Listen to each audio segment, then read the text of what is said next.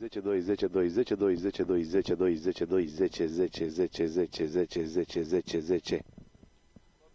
Mandarine. Clementine. Mirabele.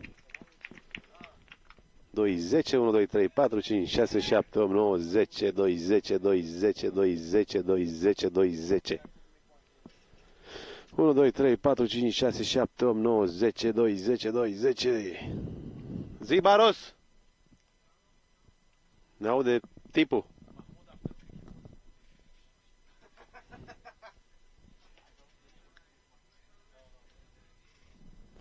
Doi, 10, 2, 10, 1, 2, 3, 4, 5, 6, 7, 8, 9, 10, 10, 10, 10, 10, 10, 10.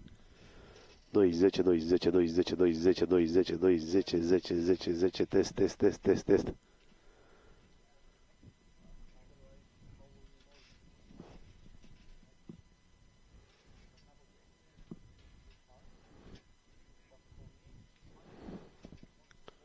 Israel. Bă! Grafica asta nu e bună, Baros. Uite, Israel și e sigla Franței și la Franța e Israel, cred.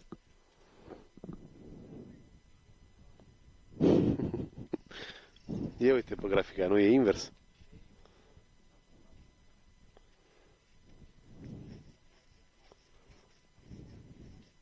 Ce?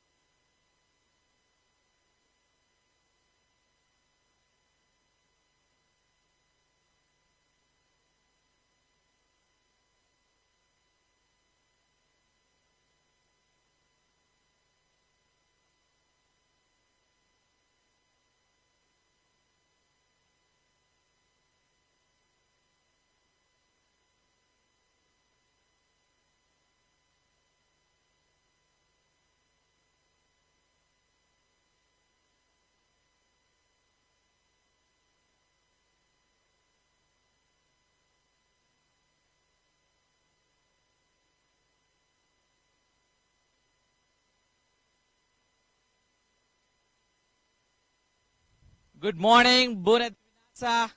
Welcome back to ECA Men's European Cup 2026 match 10. We have Israel versus France, and we have our wonderful captains, Mr. Gabriel from Israel and Mr. Mohammad Dawood from France. We have our umpire, Mr. Asad Ali. He will exchange the team sheets. Have a look and return back to the umpire. Thank you.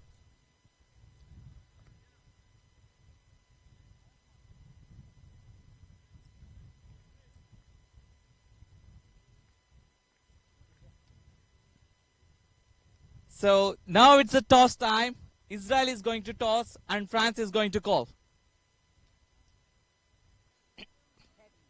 It is the call from France and it's tails. Yeah.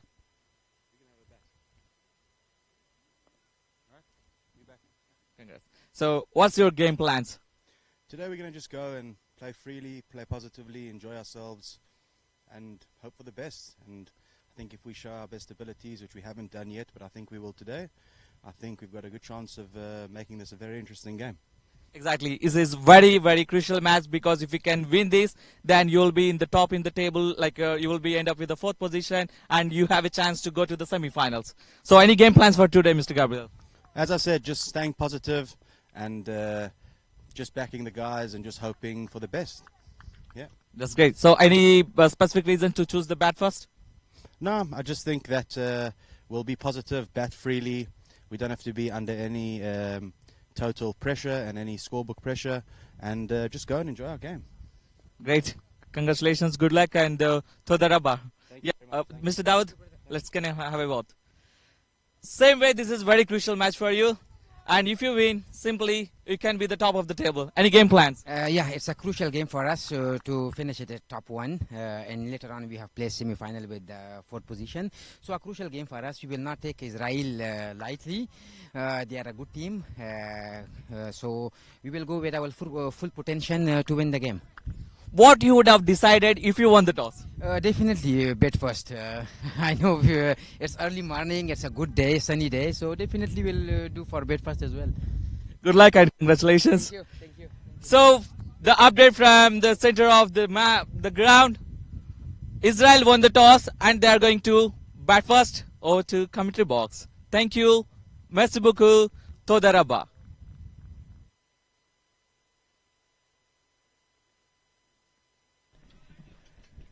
Good morning, everyone.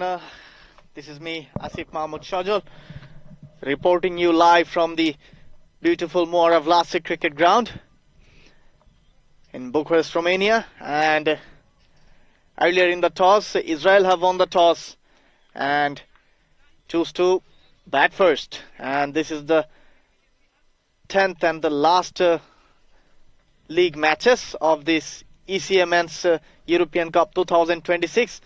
Powered by Dreamcatchers, Eurovision, IT teams and Primaria Moara Vlasiei. And the players are getting warmed up and we'll get back to you very shortly with the team sheets. And till then, please stay tuned with us.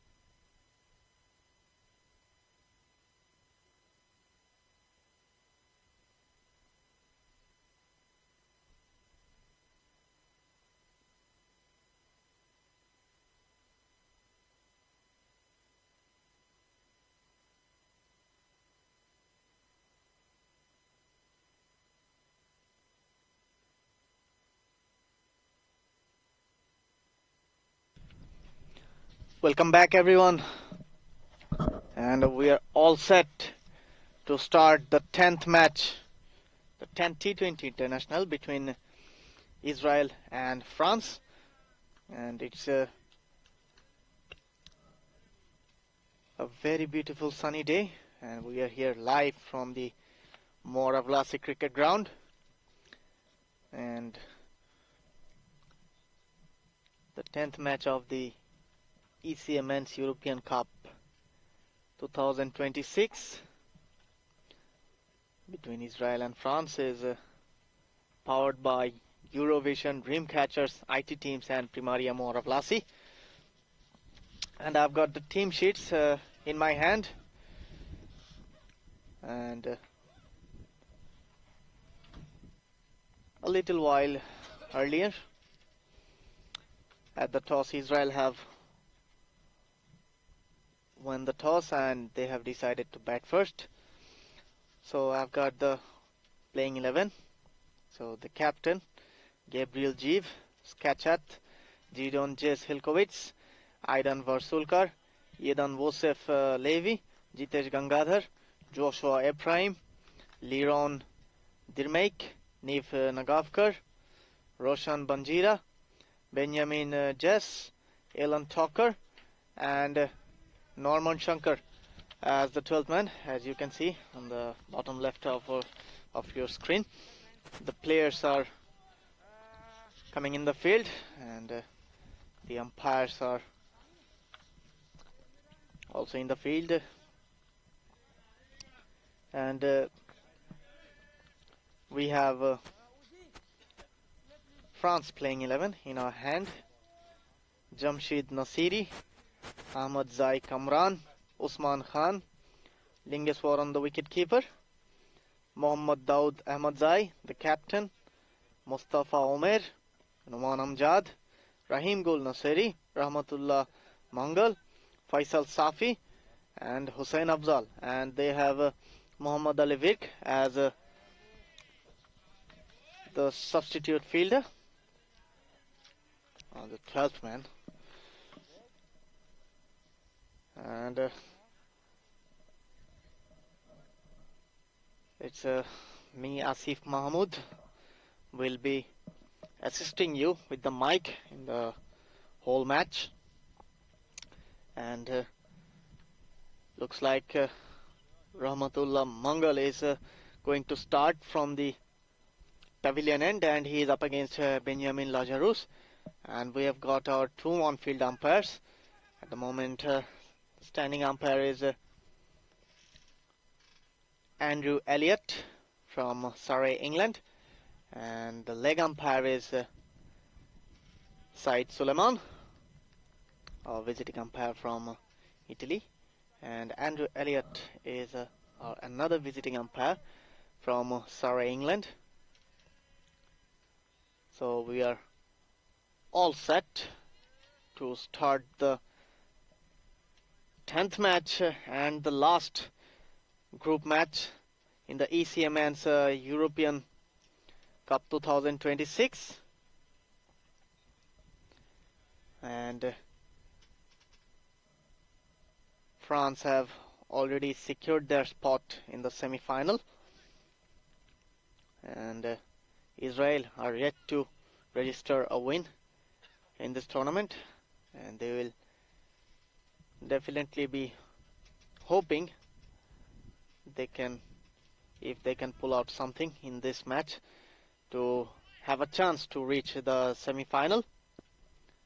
In comes Rahmatullah Mangal for the first ball of the innings. Down the leg side, and the umpire Andrew Elliott, with this extension of arm, he signals it a wide.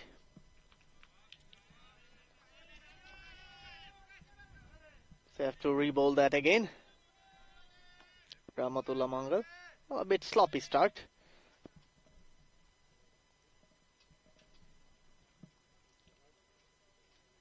Walked away from the crease the batter, Benjamin Lazarus.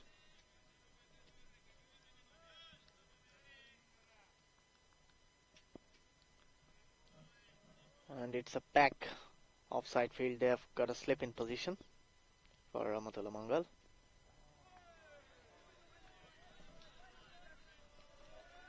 And this one just flew to the keeper. And it went quite close past the outside edge of the batsman.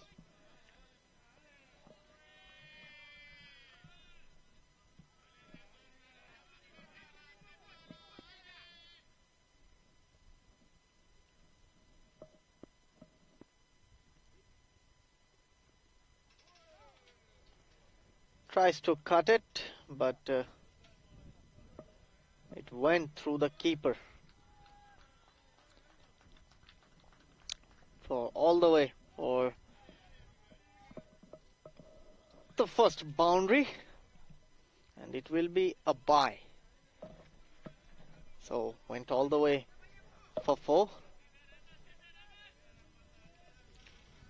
So far 5 runs has been added to the scoreboard, and all of them came from extras.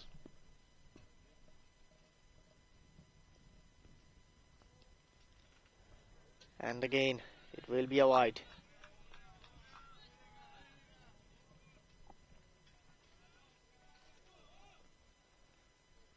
So far not a start that the Frenchman would have wanted.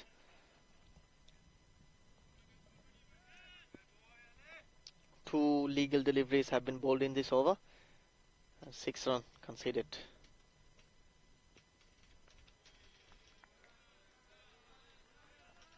Good comeback, a better line from Rahmatullah Mangal. 6 runs has been added to the scoreboard, but both these batsmen are yet to get off the mark. Benjamin Lazarus is on 0 at the moment from the 3 deliveries he faced, and on the other side Liron Dirmek.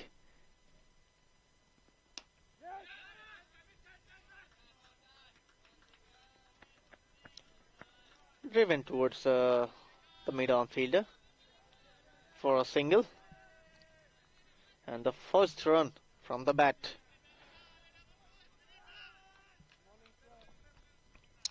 comes from the bat of Benjamin Lazarus.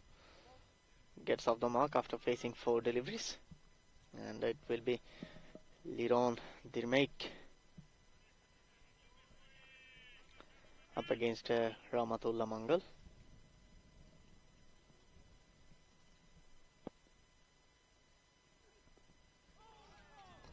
Beats past the outside edge, went to the keeper, dot ball.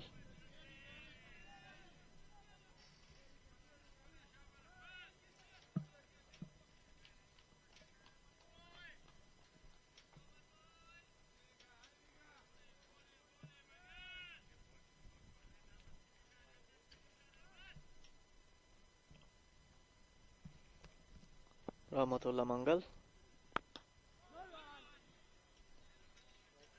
Fuller length this time, driven to straight to the mid-off fielder, but a dot ball to finish off the over. After the first over, Israel are on 7 for no loss.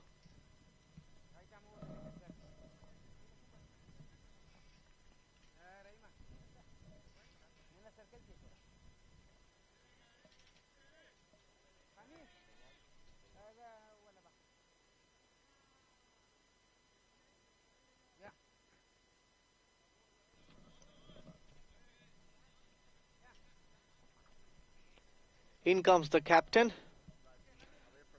Mohammad Dawood Ahmadzai. Bowled a pretty decent spell in the last match, and he will be coming from the forest end,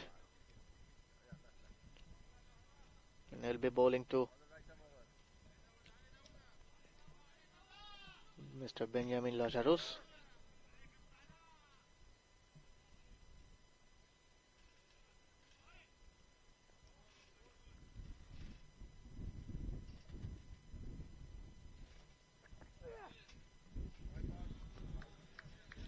A bit of sloppy start from Dawood Ahmadzai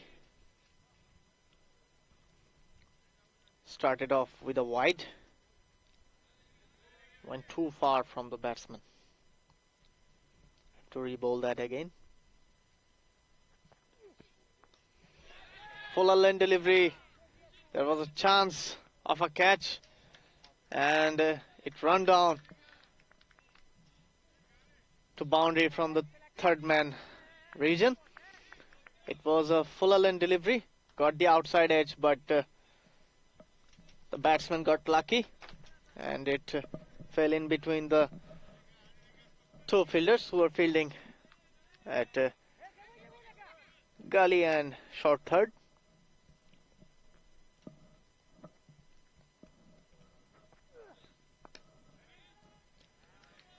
This time pulled his length a bit back, and the batsman pulled it towards the short mid-wicket fielder, resulting a dot ball.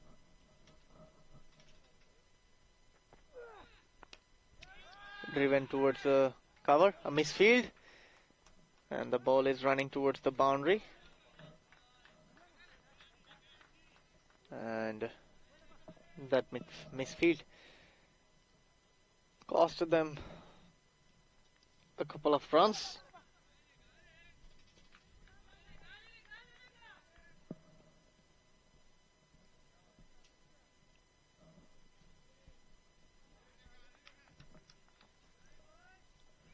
Dawood Ahmadzai already given 7 runs in this over.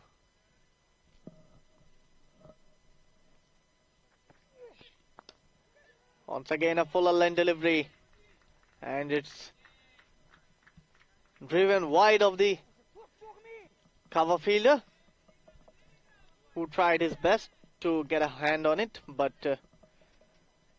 in the end it went for a very welcome boundary for Benjamin Lazarus. He moves on to 11 of 8.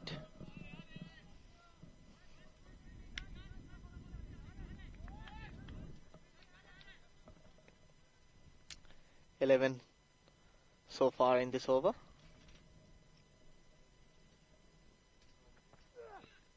Back of lane delivery. It was kind of a short pitch delivery. The batsman couldn't make any contact. In the end, hits his body, and it will be another dot. A change in the field for Dawood. He send the deep mid-wicket fielder into the boundary. Driven towards the mid-on fielder for another single.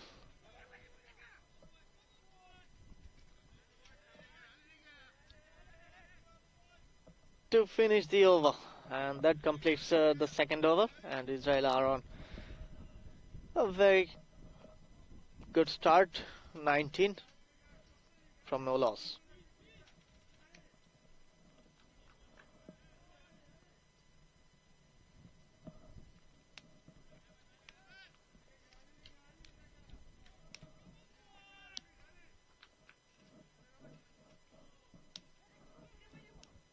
Dawood Ahmadzai finishes his first over, conceding 12 runs, and in comes Rahmatullah Mangal. Good first up delivery to start off the over, and left by the batsman.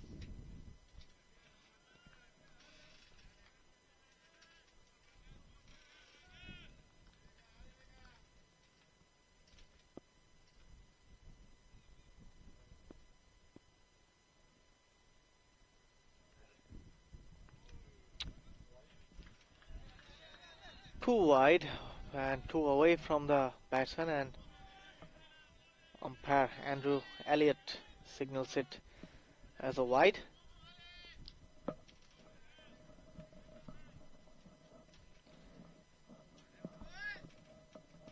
And the scoreboard moves on to 20.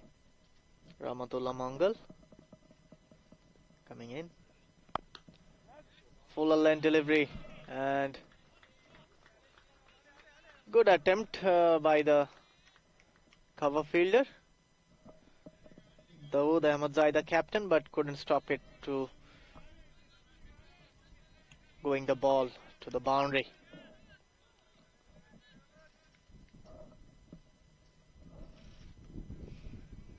Ramatullah Mangal. The scoreboard moves on to 24.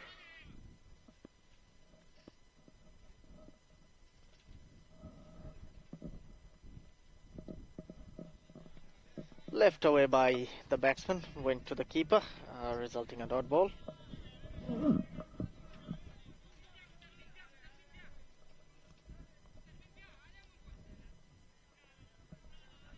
Benjamin Lazarus, he moves on to 16 of 13.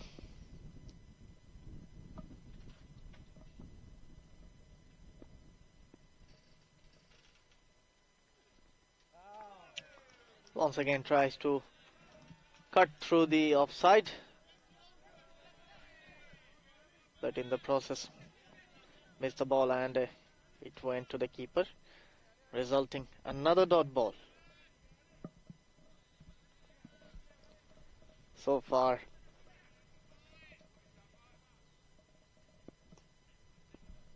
the favourites have not been able to start the way they would have liked. Another dot ball.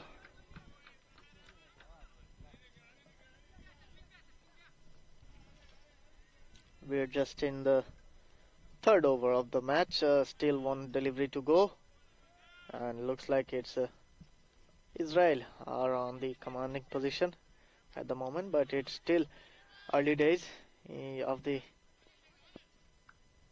innings.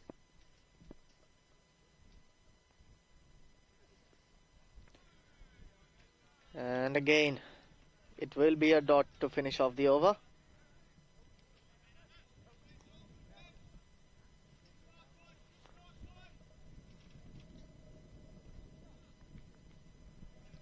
After 3, Israel are on 24 for none.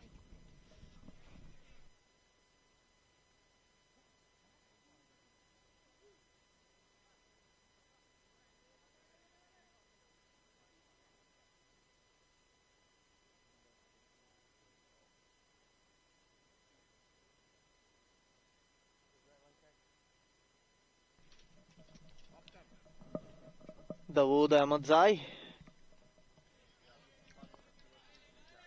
It's all set to bowl his second over, and he is up against Liron Dirmek, who is yet to open his account.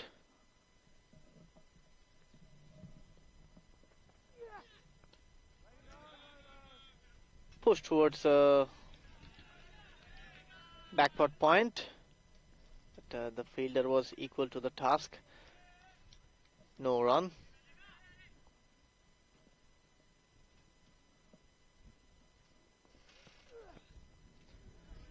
Good delivery from Dawood Ahmadzai.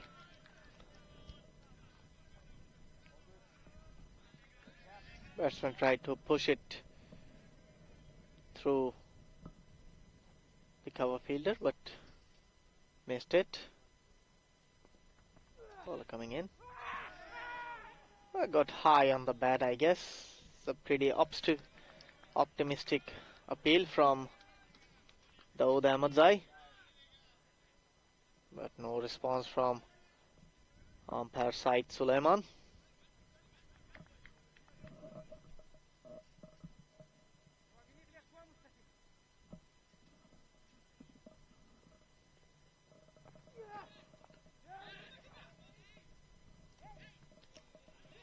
Placed between the third man and gully fielder for a single. It looks like he was quite close to the wicket, but still the batsman chanced his arms.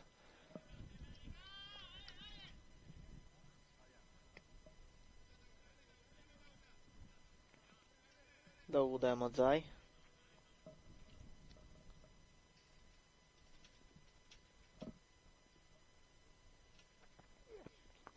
Flighted one. It was in the slot and driven over the covers for a boundary. Benjamin Lazarus moves on to 20 and the scoreboard moves on to 29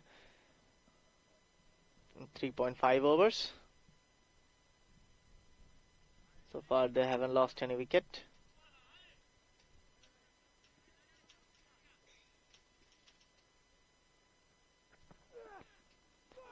Better delivery this time once again. It's a fancy appeal. There wasn't. Need to wait for the signal of the umpire. But there was an inside edge and the partnership moves on to 30 of 24.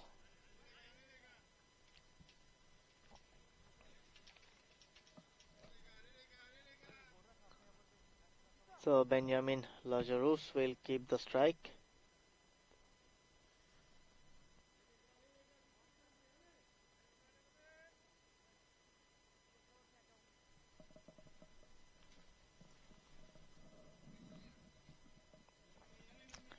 And it seems like a bowling change from France.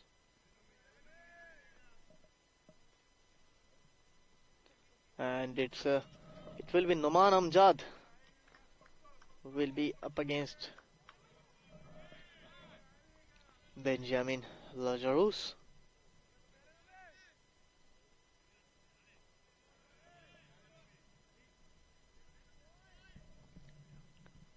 Noman Amjad bowled pretty well last match against Austria.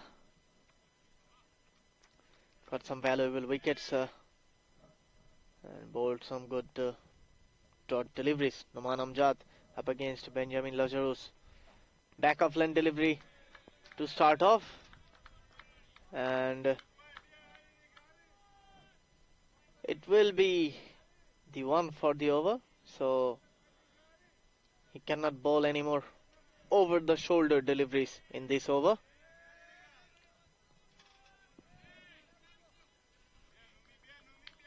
So that gives a bit hint that he is not going to bowl bouncer anymore. And once again it's punched off the back foot, running towards boundary. And it will be a boundary.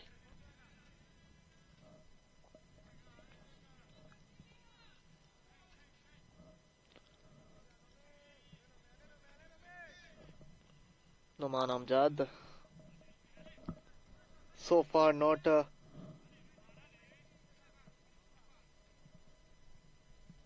an ideal start that France would have liked, but in the end it's a good start for Israel. This time hurried onto the batsman. Hits his glove and falls into the gap between the point and the gully fielder, and they have changed their ends for a single.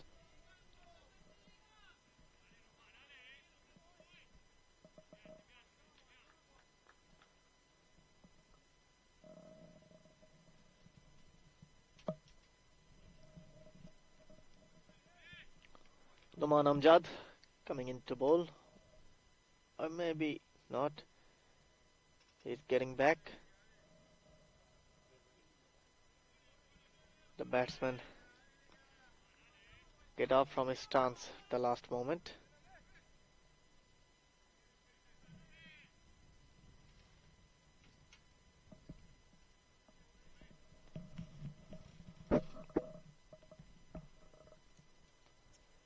Liron Dirmek to face Noman Amjad.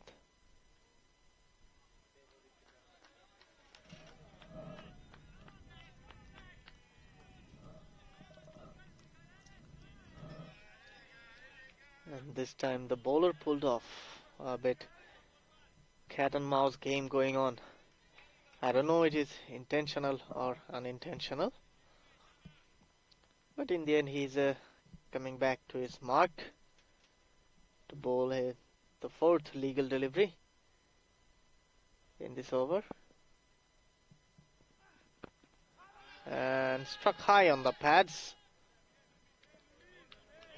Loud appeal from the French players, but no response from the umpire, Andrew Elliott. The batsman this time was beaten for pace. And Liron Dirmeik has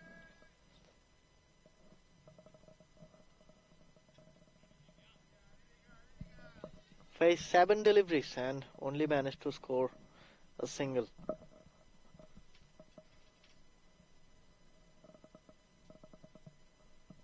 Two more deliveries to go in this over. Down the leg side, and it will be a wide. Looks like Noman is trying to bowl to the batsman's body, looking to show some aggression, but in the process loses his line, and the ball went down the leg side for a wide.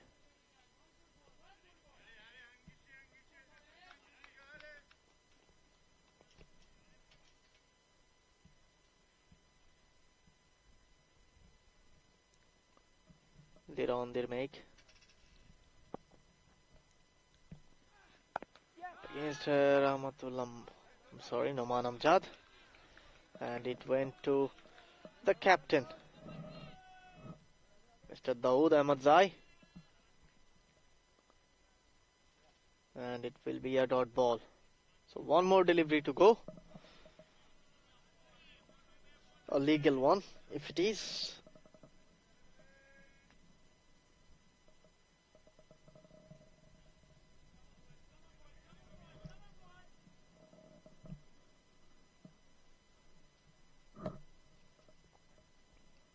And Liron Dirmeik will be facing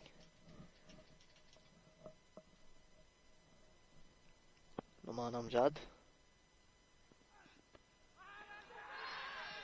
There was a sound came, but a loud appeal. All the French players was appealing behind it, but maybe it was a brush from the pads.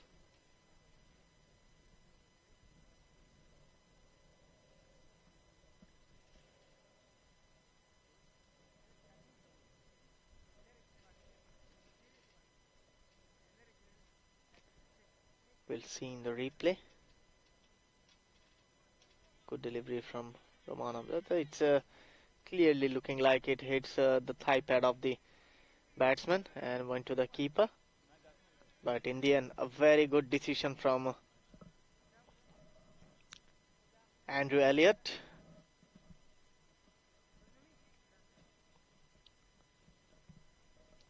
And looks like a new bowler is being introduced from the pavilion end. And it will be Rahim Gul Naseri.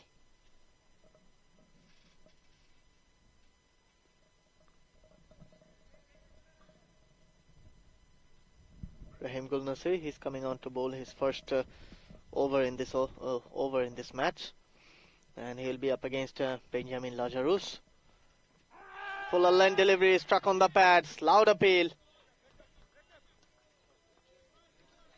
and the umpire signals it a leg by, maybe going down the leg side, and the batsmen have crossed for a single.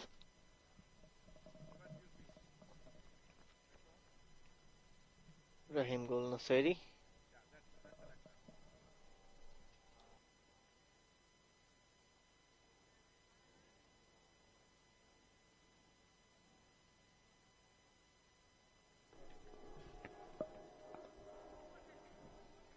Driven towards the bowler.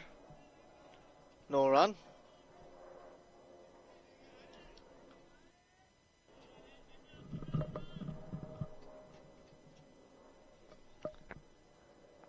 And again swung away on the leg side, but couldn't manage to get a hold of it, and the backward square leg fielder feeds the ball and sends it back to the bowler, and it will be just a single.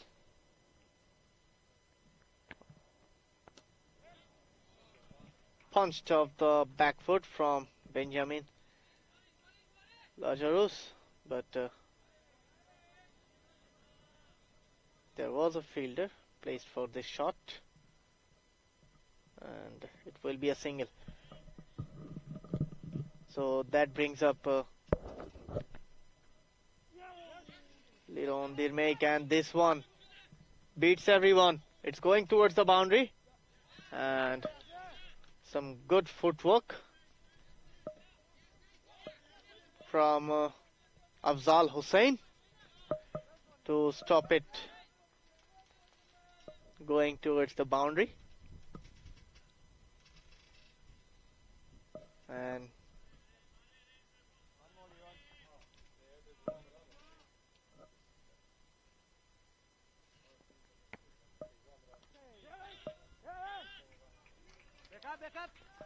now once again cut away by the batsman.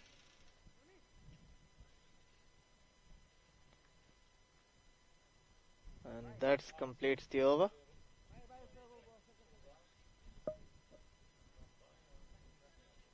After 6 overs, Israel are on 42 for no loss.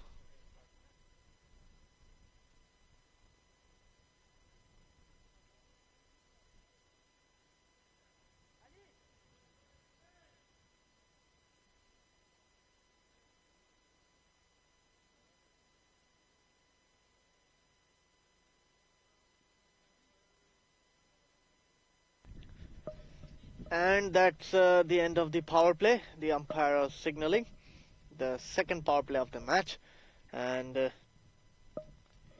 will be Numan Amjad again against Liron Dirmek, who's on 3 of 13.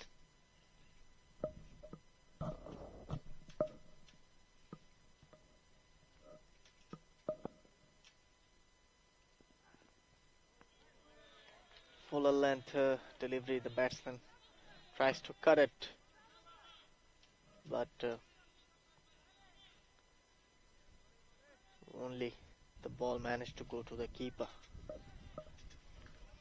No contacts with the bat, and Numan Amjad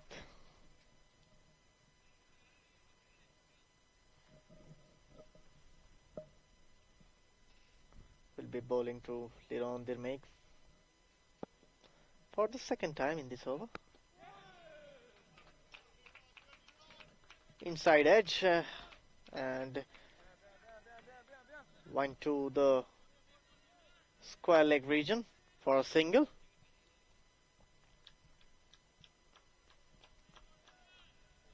Numan Amjad given away 1 run so far in these 2 deliveries that he bowled. And that brings up Benjamin Lazarus on the strike.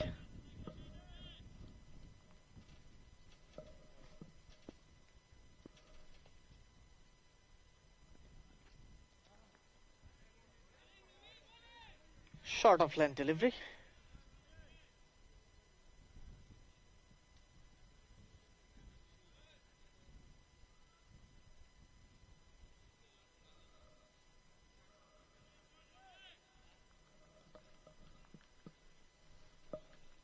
Looks like we are having some issues in the ground. I don't know what is it about. The umpire are discussing with each other. And the summary of the match so far: Israel are on 43 for no loss, and it's the 7th over going on. Tries to cut it over the infield, but a dot ball in the end. Numan Amjad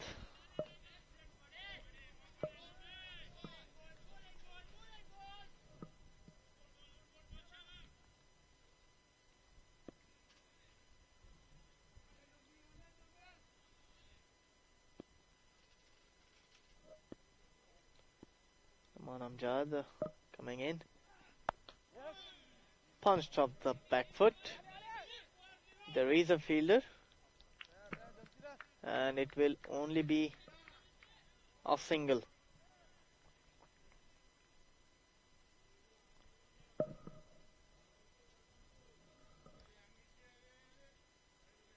Noman Amjad.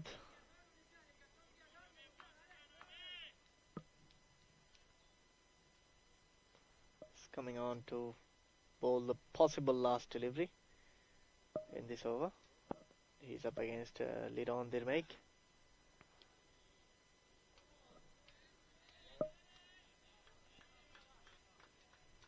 And the umpire calls it a wide. It was high and it was down the leg side.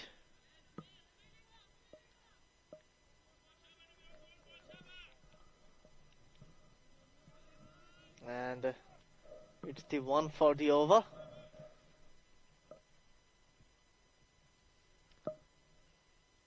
And once again, a possible last delivery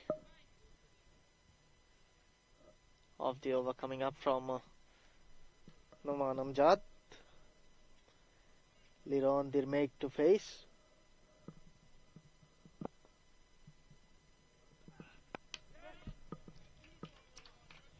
Nudged away to the square leg for another single to keep the strike. And that's the end of the over. After 7 overs, Israel are on 46 for none. Not a very convincing looking start from France at the moment. They were, looks like to be the favorites in this match, but it's a very decent start from Israel.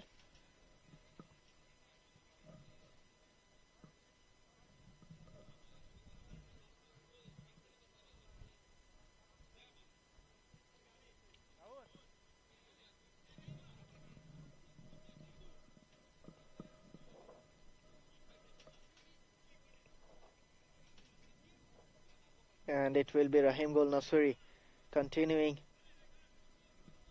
his spell from the forest end. And he's up against Liron Dirmek.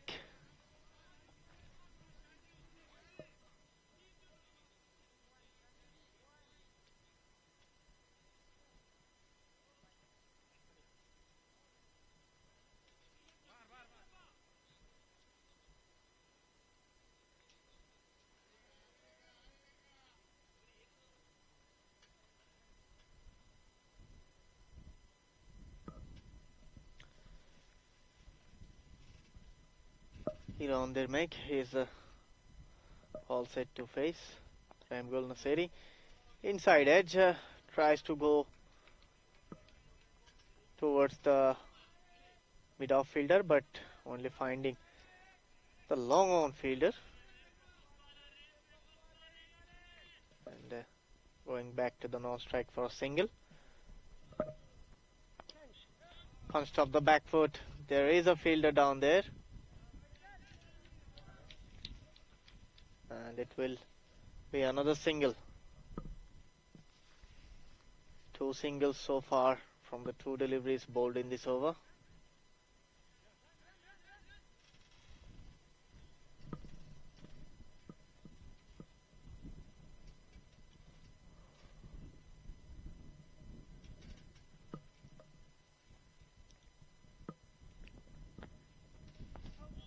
Another inside edge, but this time it's went straight to the short mid-wicket fielder. No run conceded in this over, in this ball, sorry, from Rahim Gul Nasiri, a dot ball. Another inside edge, but this time a bit right towards the short mid-wicket fielder. And an overthrow, considered an extra run. And Mustafa Omer was the fielder at mid-wicket. And the partnership moves on to 50 of 46.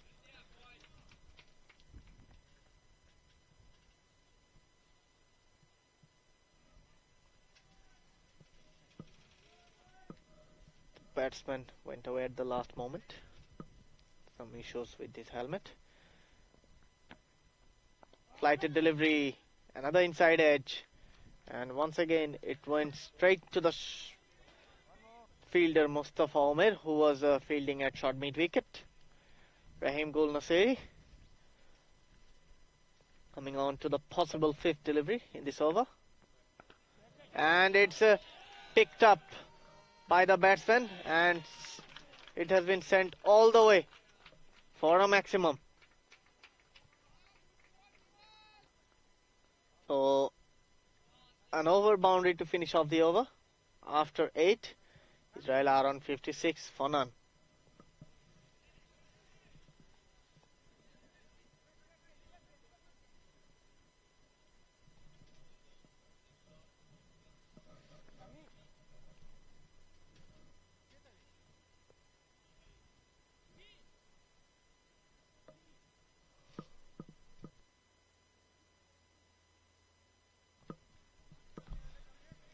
So far, no success for the French bowler in this innings.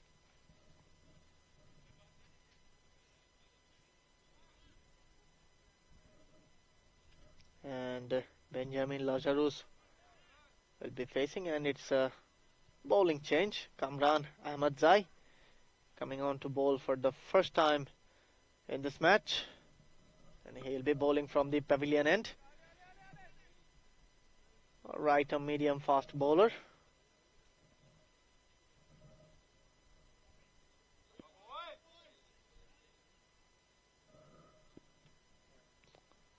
Coming in to bowl the first delivery of the over, and beats past the outside edge and went to the keeper.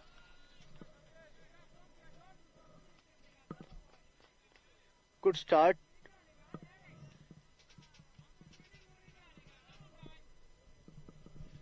Confident looking start from Kamran Ahmadzai. Down the leg side. Hits the pad and went all the way for a leg bye. So 4 runs added to the tally. The score is 60 after 8.2 overs. As you can see on the graphics, the projected score is about 144 at the moment, and another extra run added in the scoreboard for Israel.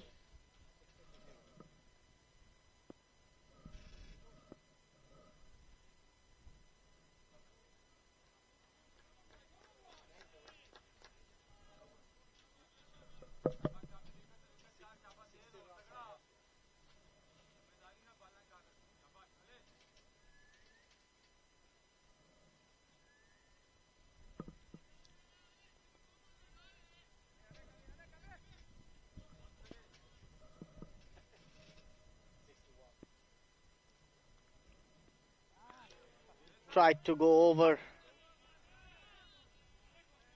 the cover and the mid-off boundary, but beaten by pace. Beaten for pace, I guess. Kamran Ahmadzai is bowling quick at the moment. And again, looks like the bowling is coming better from Kamran Ahmadzai. He has corrected his line after that 4 by and a wide. And I think he's getting some swing on offer from the wicket keeper. From the wicket, beg your pardon. And this time driven square on the offside for another single.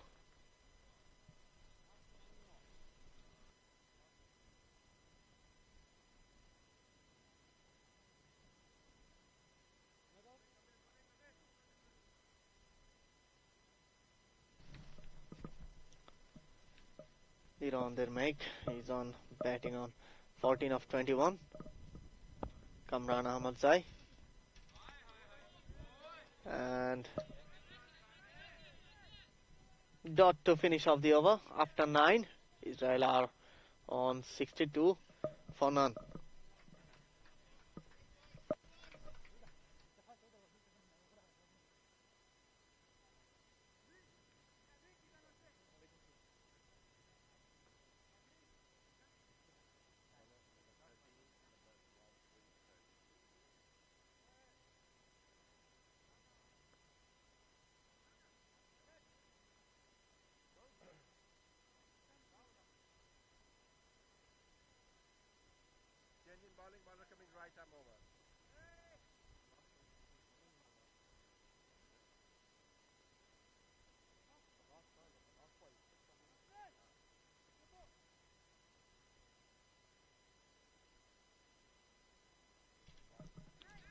And it will be Jamshed Naseri.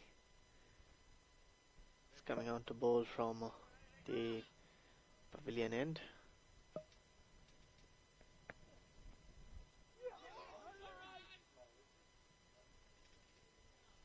I'm not quite sure what happened there. Good delivery to start off the over. Is the new bowler introduced from the Forest end. Cut away towards the extra cover fielder. Only for a single. In comes Liron Dirmek.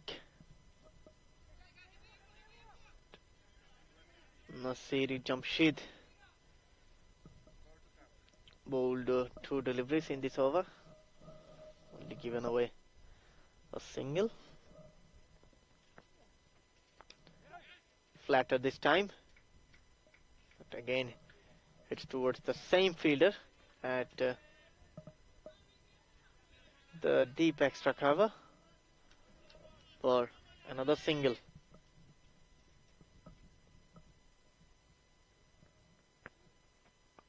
Fuller length this time. Upishly played. The mid-wicket fielder thought he might have a chance, but in the end it was pretty far from him and went to the deep mid-wicket fielder for a single. Once again punched on the offside, but fell short of the fielder at deep extra cover. One bounce to him, and in the end a single for the batsman.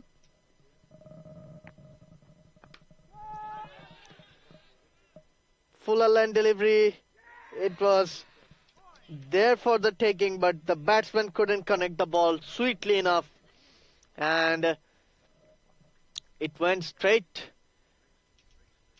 to the longer fielder.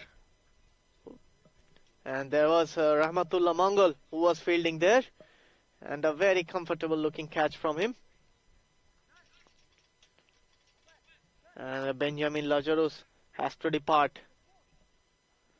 So a wicket to finish off the over, as we can see in the replay. It was a flighted delivery. It was in the slot, but the batsman got the height, not the distance.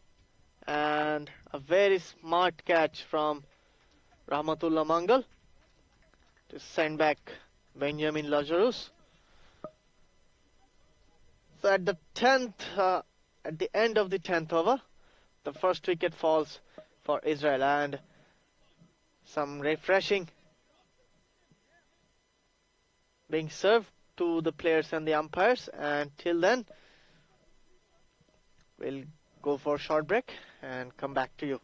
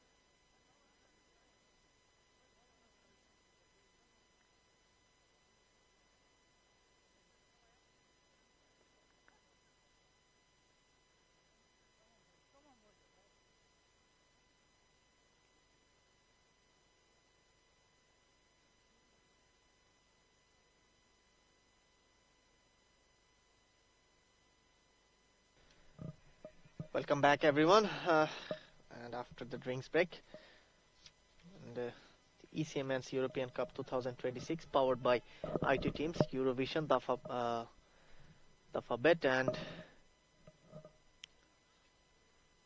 Dreamcatchers, and Primaria Moara Vlasiei, and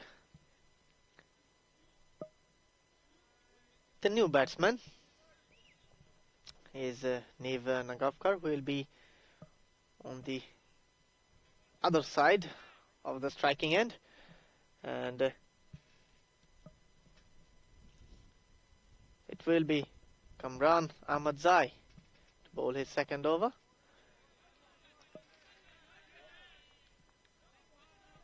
A dot ball to start off the over, and it's the last league matches in this tournament. France are already in the semi-final. As I speak, a good delivery again from Kamran Ahmadzai, full and straight outside the off stump.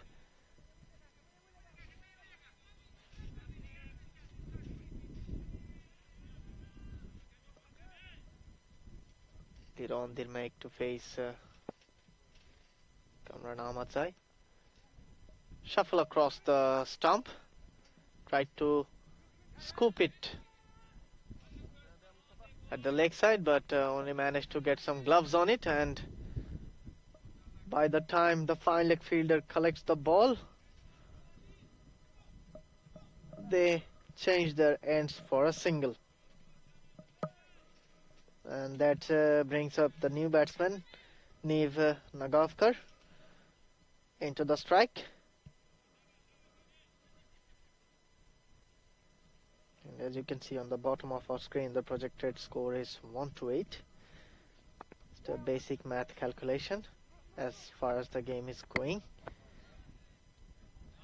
A quick run taken, but a late direct hit from the fielder.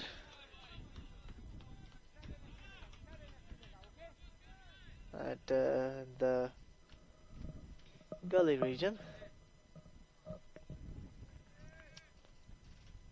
4 runs came from the 4 balls bowled in this over, and Liron Dirmek is back on strike again for the 4th time in this over. Kamran Ahmadzai driven towards cover. Good fielding from Dawood Ahmadzai, but couldn't stop the batsman from taking a single.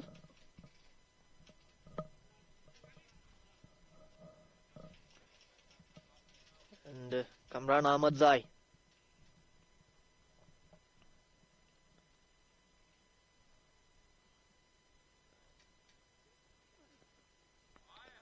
lovely bowling, lovely delivery to finish off the over.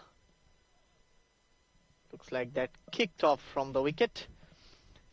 And 11 over completed. Israel are on 69 for 1.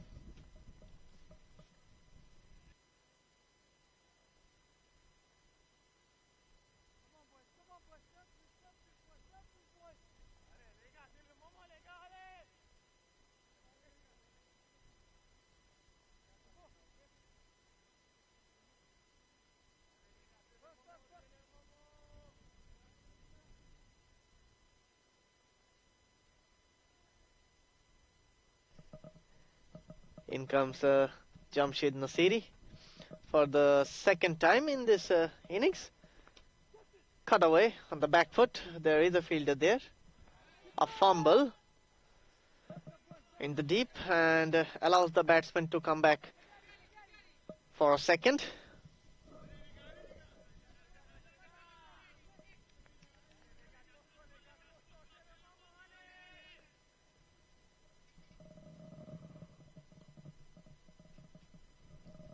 Liron Dirmek to face Jamshid Nasiri. Outside edge. Fielder running behind it. And another 2 runs has been added to the scoreboard, and a conclusion we can see with the keeper and the batsman.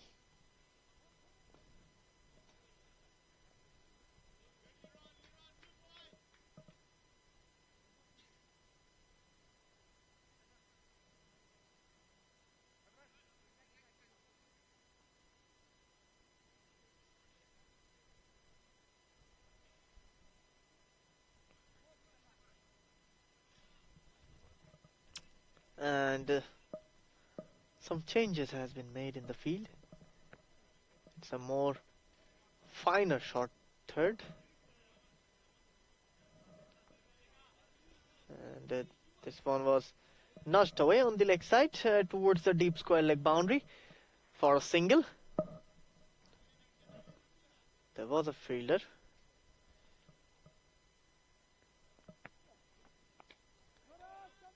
Driven beautifully, but went straight to the fielder at backward point.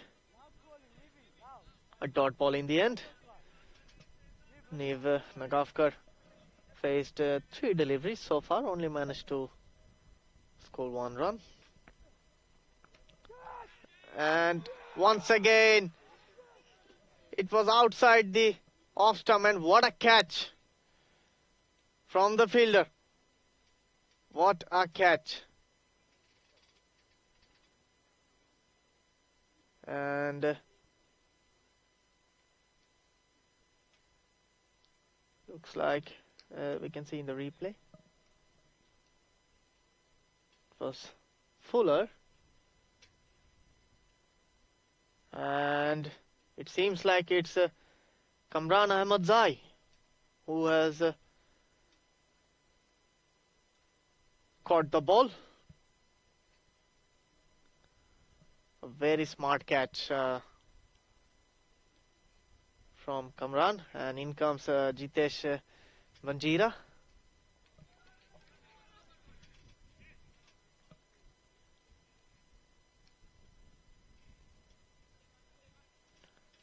Good smart catch from the fielder.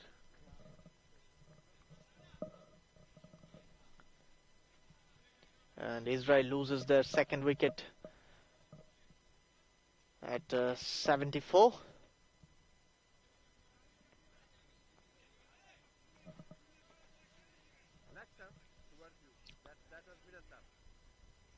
Jitesh Banjira will be facing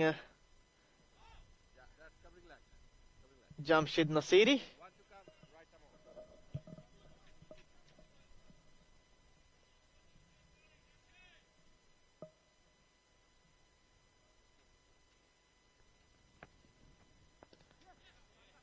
Good delivery, but beautifully worked away on the onside from Jitesh Banjira for a single to finish off the over. After 12, Israel are on 75 for 2.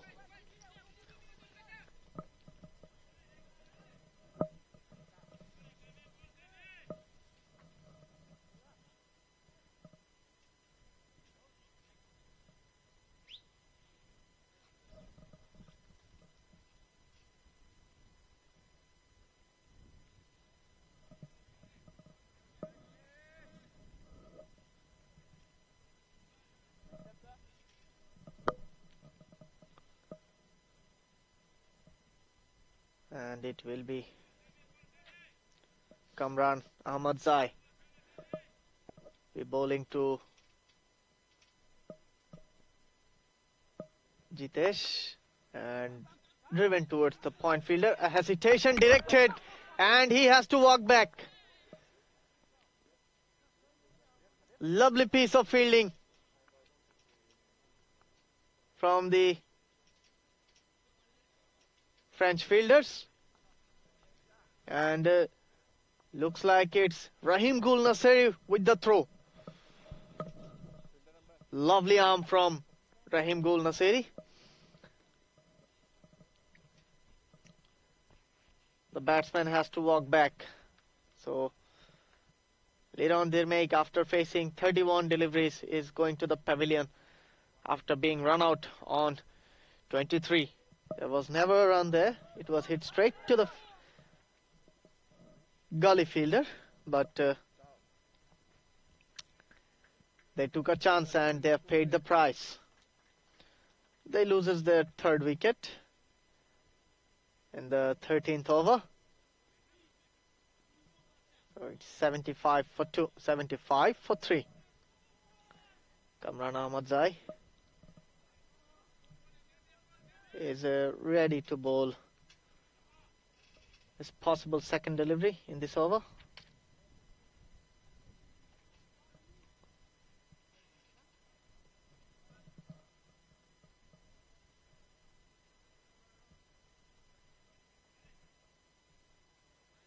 And it's Joshua Marks who comes into the crease.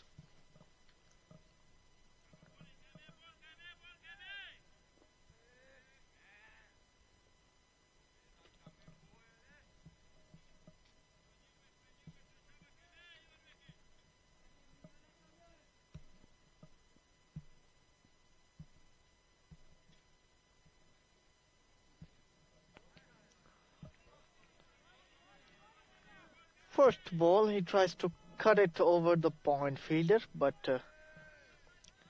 it's a dot ball. Good pace from Kamran Ahmadzai.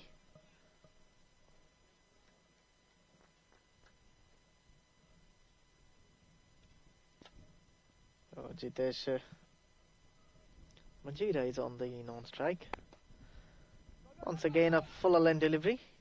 Got the inside part of the bat. And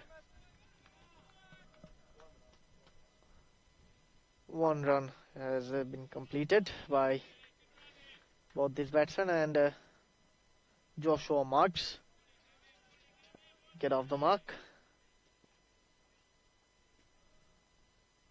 We're having some graphics issue at the moment.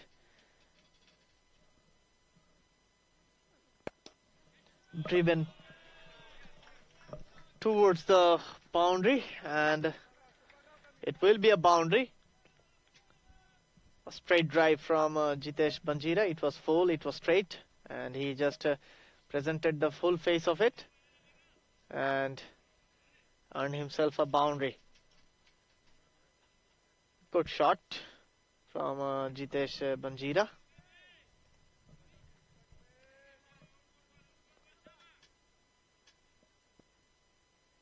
Driven back past the bowler this time. Coming in for the possible fifth delivery in this over. In the block hole, the batsman somehow managed to place it in the gap for a single.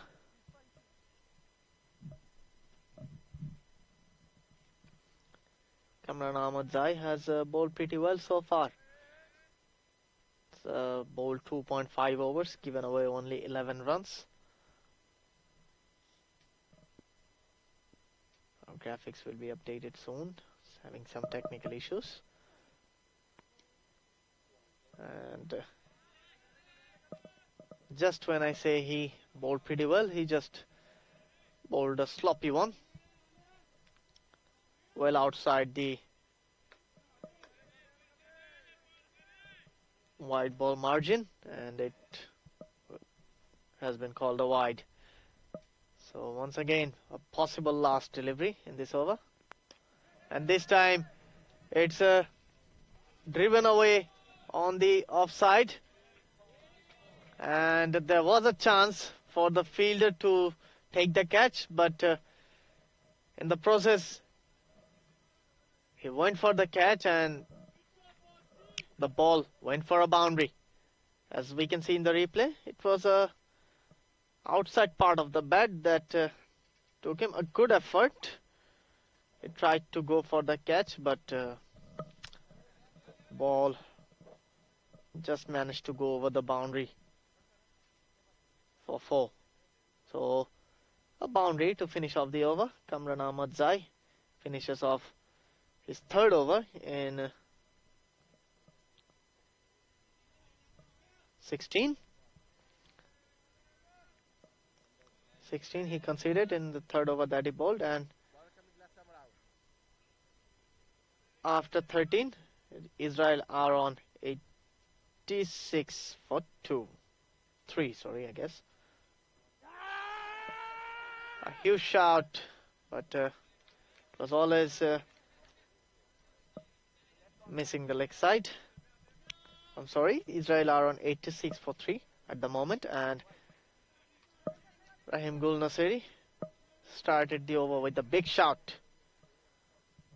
It was going down the leg side, driven towards the extra cover for another single.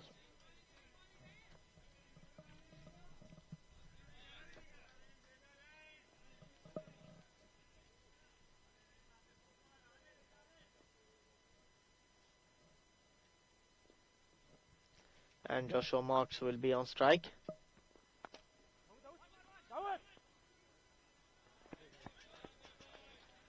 Was a hit just a bit right side of the cover fielder, the captain,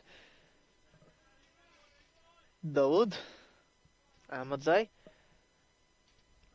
It couldn't stop the batsman to go for a single. Cut away again in the deep extra cover region for another single.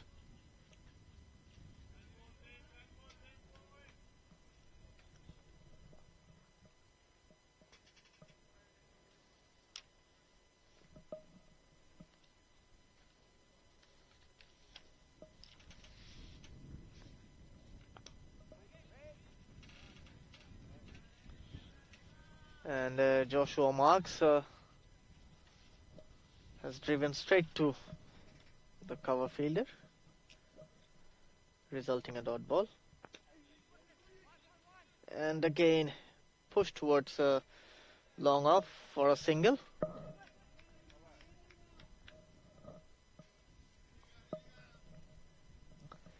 That completes the over after 14, 90 for the loss of 3 wickets.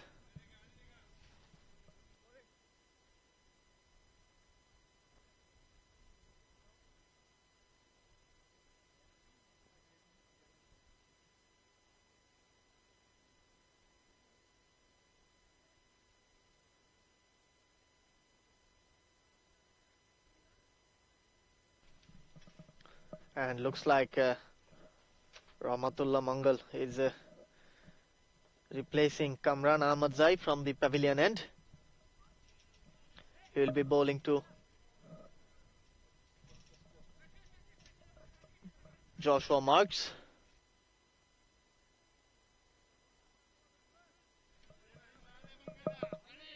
And 6 more overs to go in this match.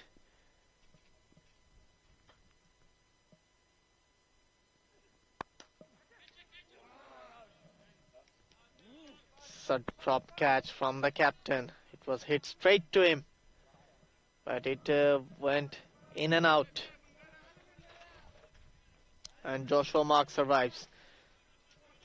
So 5 more overs to go after this over in this innings.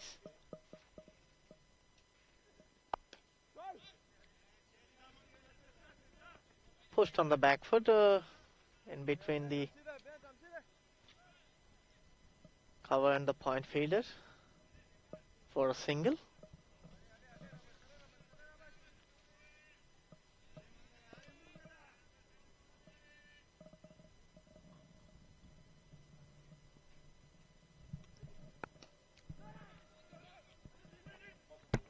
Once again placed into the gap.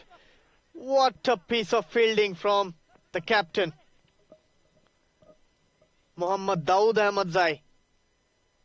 It was pushed towards him. The batsman tries to go for a single, but he has to walk back. It was a direct hit, and he had no chance. The umpire raised his finger. Said Suleiman, the leg umpire, as we can see in the replay. It was a good delivery from Rahmatullah Mangal. Played softly to Dawood Ahmadzai, but he had no chance. It was a direct hit, and he has to walk back. In comes Gavi Skachet, the new batsman.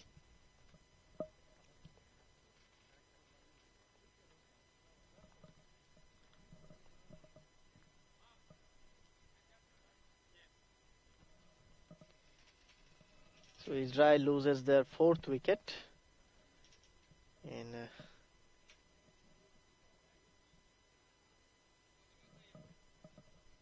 91.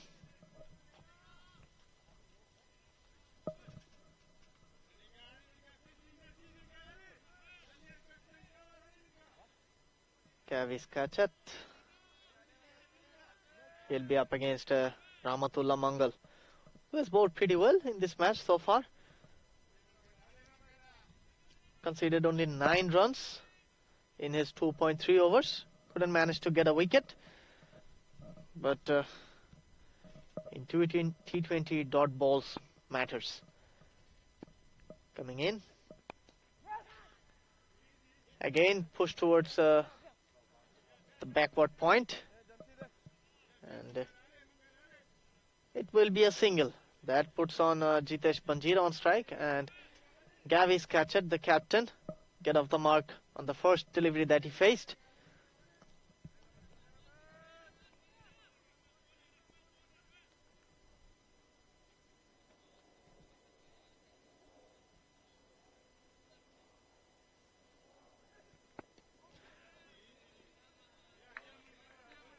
Hit on the gloves, came on the front foot.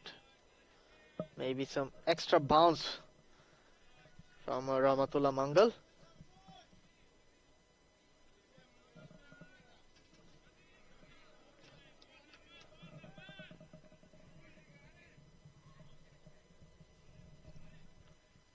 Jitesh Banjira is on 8 from 9. And again, it's worked away on the leg side.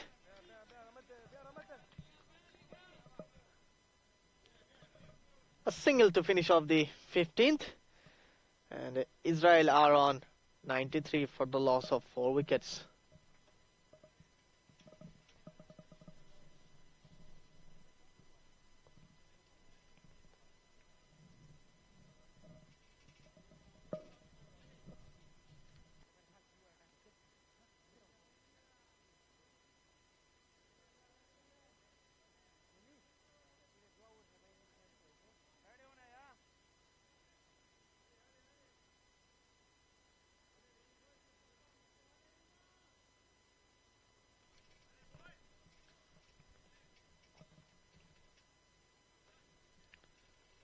Rahim Gol Naseri coming on to bowl. And he is bowling from the forest end. A lovely first up delivery. Flighted one again. It's played a bit loftedly towards the long on fielder. A couple of bounce and went to his hands. Single in the last ball.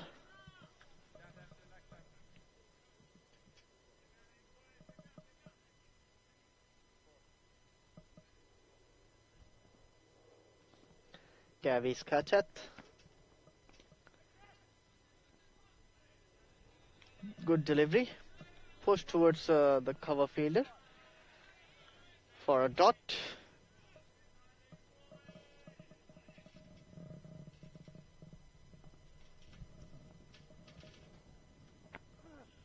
Flattered this time from the bowler. And there was a mix-up, but maybe the throw was on the wrong end. Throw at the keeper end would have made things more interesting. Single in the end. Rahim Gol Naseri. Flighted one this time. Driven to the long off fielder for a comfortable single.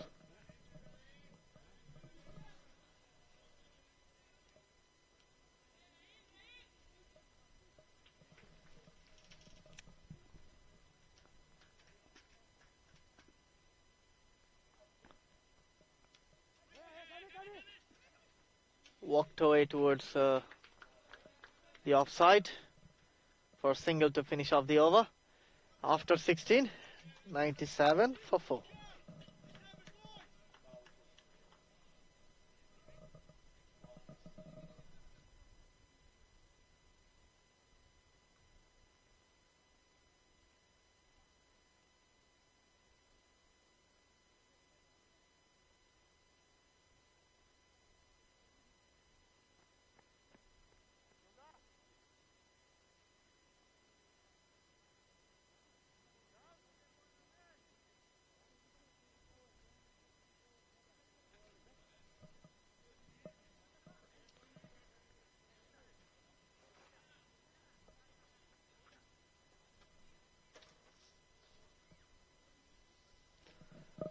So Numan Amjad is coming on to bowl,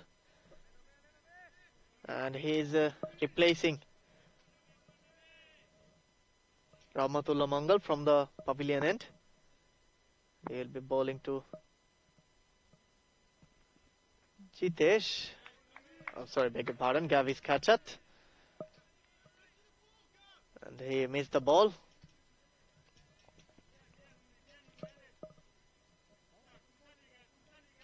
It will be a dot ball.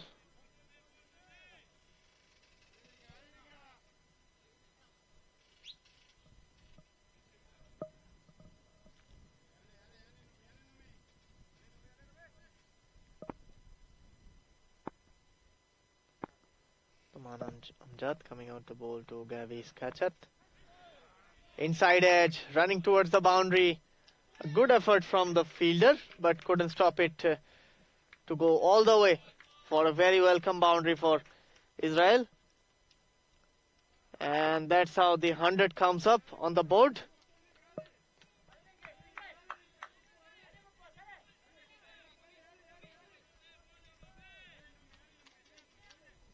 $101 for 4. They reaches their 100.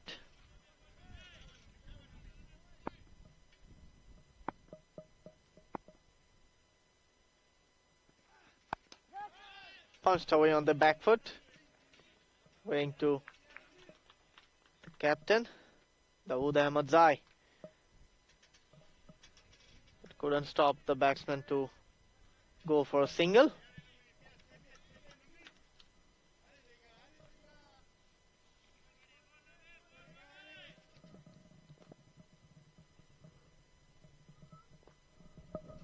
That brings up Jitesh Banjira on strike. Numan Amjad is coming out to bowl for the 4th time in this over. Tries to go over the leg side, but got beaten for pace.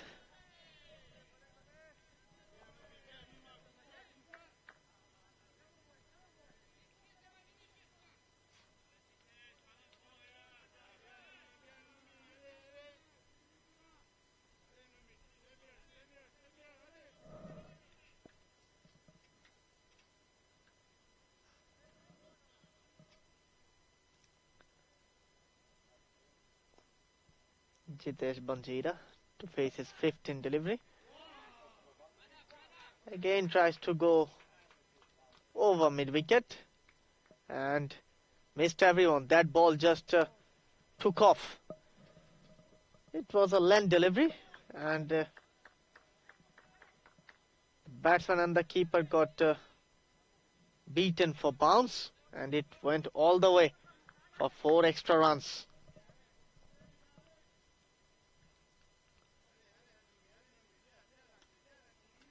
Jitesh Banjira is about to face the possible last delivery in this over.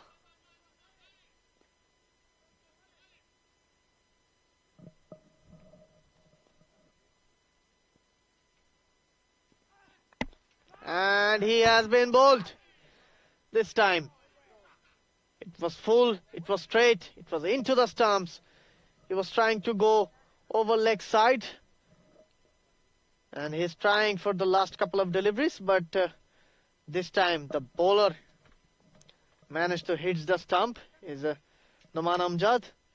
He finishes the over with the wicket, and after 17, Israel are on 106 for the loss of 5 wickets. we can see in the replay. An inside edge in the end from the batsman. We have got a closer look. There was an inside edge. And in comes GD Hilkovits into the strike.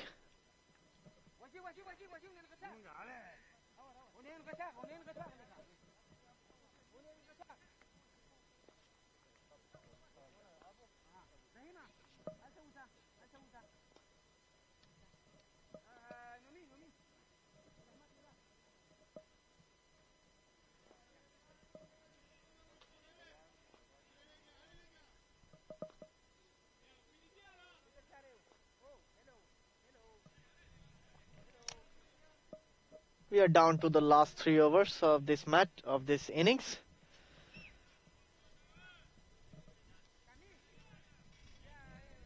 And GD Hilkovits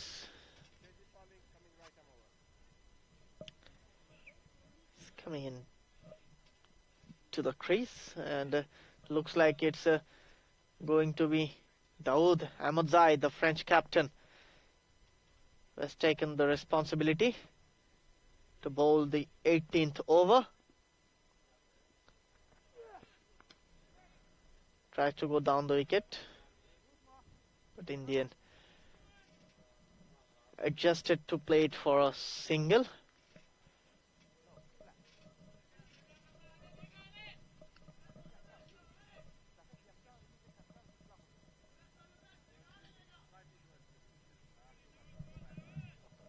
Daoud Ahmadzai, a very smart bowler and a very smart player.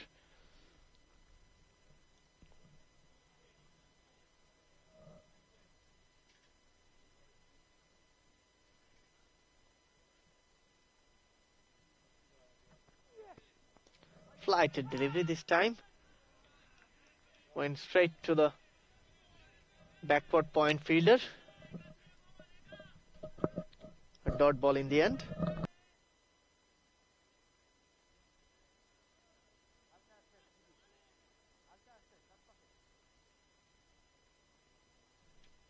Daoud Ahmadzai. Inside edge onto the pitch. A dot ball. So far turning out to be a very good over for Daoud Ahmadzai.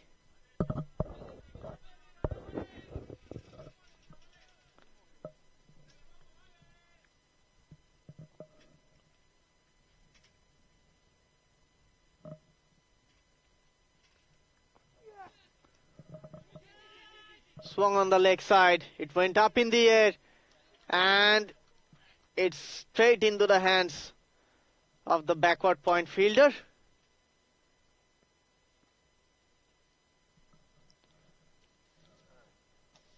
And that's Faisal Safi who got hold of it. And a very good delivery from Daoud Ahmadzai to dismiss GD Hilkovits.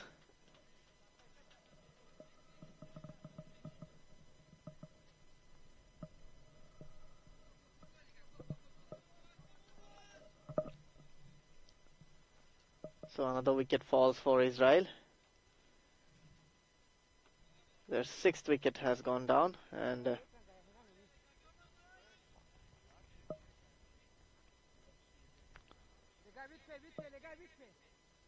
looks like it's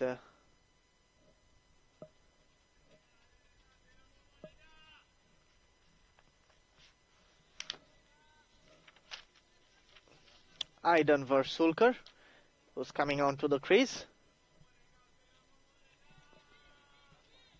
And so far Daoud has conceded only 1 run in this over and taken a wicket. New batsman get onto the crease.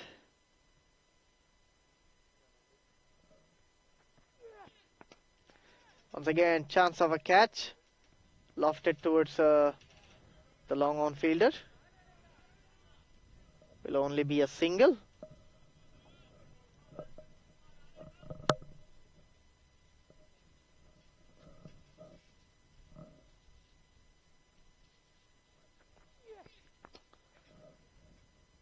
driven towards the long on fielder. And a single to finish off the over. And after 18, the scoreboard moves on to 109 for the loss of 6 wickets.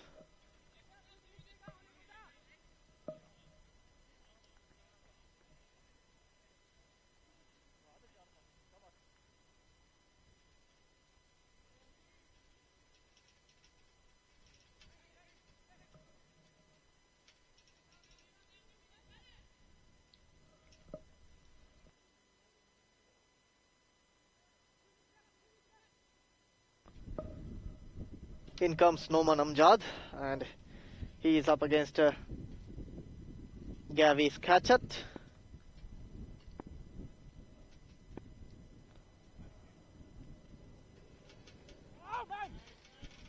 A good length delivery, pace on delivery.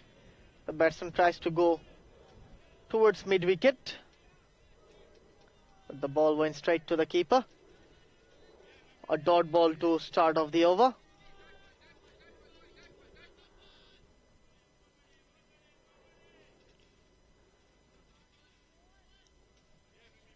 Noman Amjad so far bowled 3 overs. It will be his last over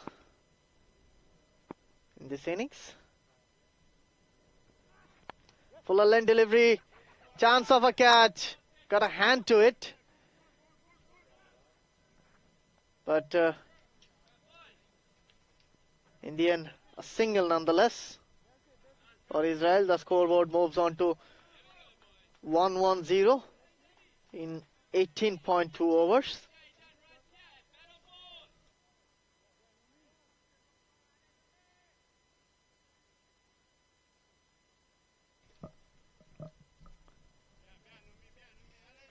Noman Amjad is coming in. Lofted towards the long off fielder, Rahmatullah Mongol, who was fielding at the long off boundary. And that will be just a single.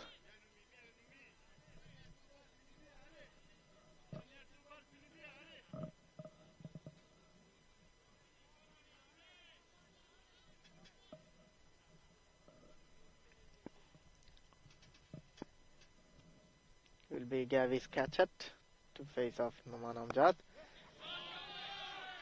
And a good shot from the batsman to get it over the cover fielder for a boundary.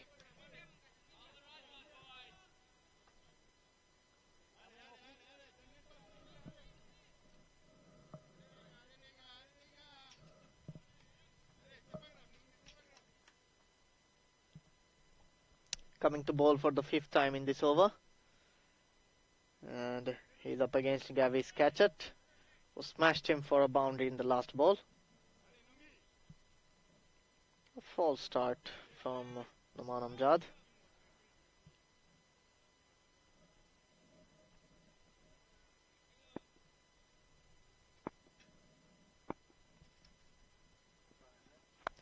Fuller length delivery this time, and it swung on the leg side and it went all the way. It went over the head of the waiting long on fielder for a maximum. So far 12 of this over.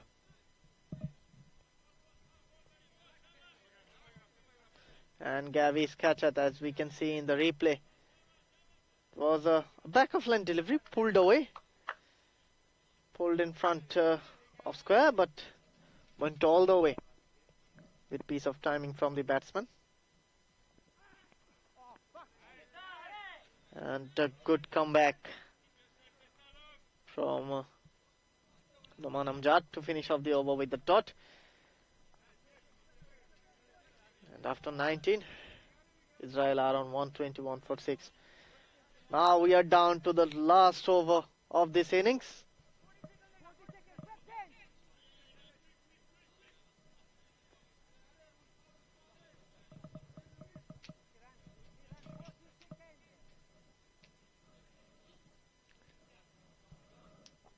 and looks like it will be the French captain, Daoud Ahmadzai. And he will be up against Aidan Versulker. Flighted delivery. There is a fielder down there, and he missed it. And the worst part is he helped it to go to the boundary.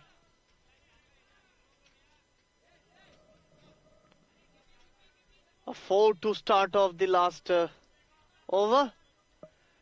It was a straightforward chance. Went straight to him, but he completely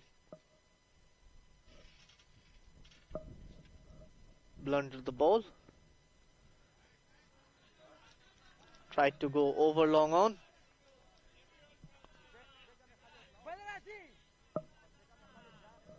Dot ball in the end. Daoud Ahmadzai is coming into bowl for the third time in this over. Flighted delivery comes down the wicket. Only managed to get the ball on his pads.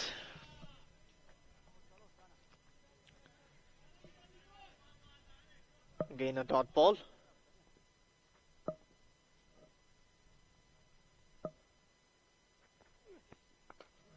And again it swung away on the leg side.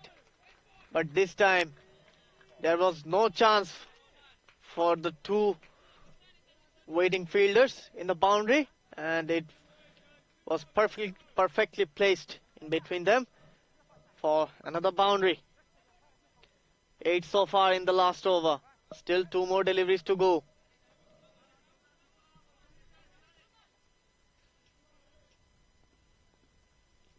Daoud Ahmadzai coming in. Flatter this time. And quicker. Safely collected by the keeper. Dot ball.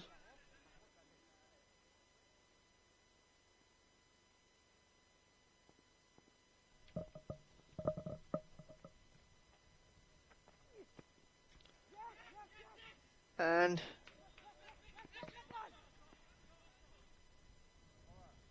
quicker delivery again from Daoud Ahmadzai, and a fumble from the keeper allows the batsman to steal a single, and a bye to finish off the over. And that completes the Israel innings. They have managed to score 130 after losing 6 wickets in their 20 overs, and the Frenchmen need 131 more runs to win in their 120 legal deliveries. So in the beginning, Israel have won the toss and they have decided to bat first, and they managed to score 130 runs in their limited 20 overs. And that is the first innings summary of the ECA Men's European Cup 2026 10th match and the last group match between Israel and France. And this match is powered by Eurovision, IT Teams, Dreamcatcher and Primaria Moara Vlasiei. We'll be back in a shorter amount of time with the second innings action. Till then, stay tuned with us.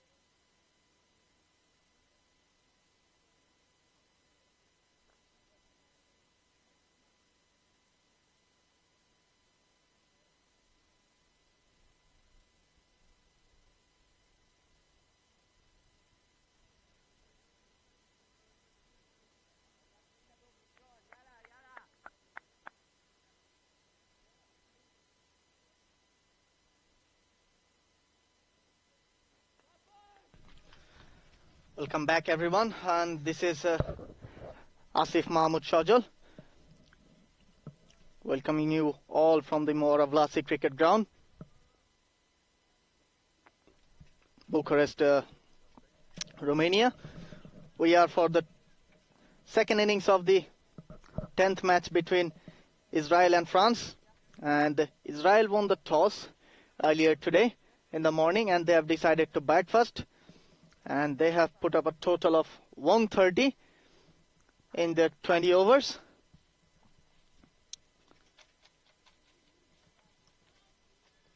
And France needed 131 runs to secure this match. They have already have a foot in the semi-final.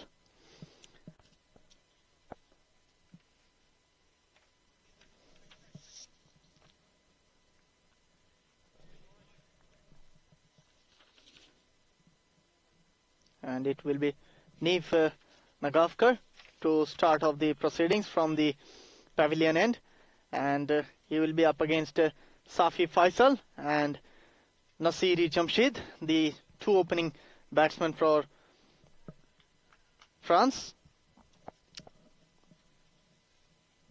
We are all set to go for the first delivery of the second innings.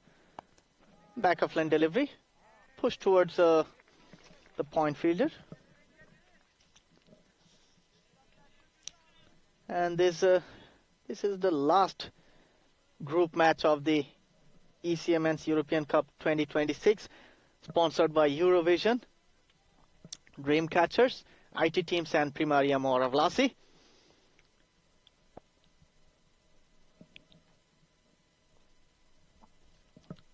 Neve Nagavkar to bowl again to Safi Faisal, and has bowled a wide. So the first run on the board for France.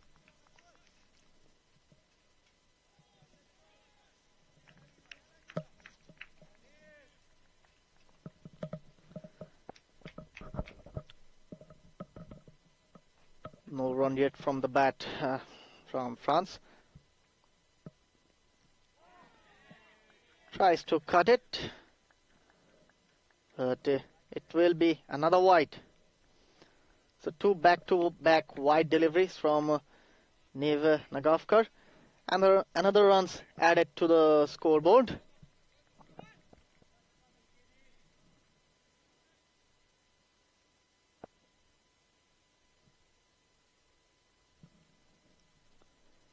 Safi Faisal. And this time he goes down the leg side, but again it's a wide, so 3 extras in a row. And also they have run an extra run, so 4 runs in total. And so far it's only 1 deliveries that have been bowled. Safi Faisal, the right-handed batsman, comes to the strike.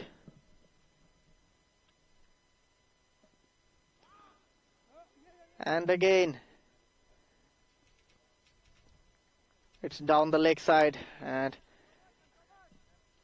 the standing umpire, Andrew Elliott, extended his arms and signals it as a wide. And the batsmen have also crossed for a single. So 2 more runs added to the board.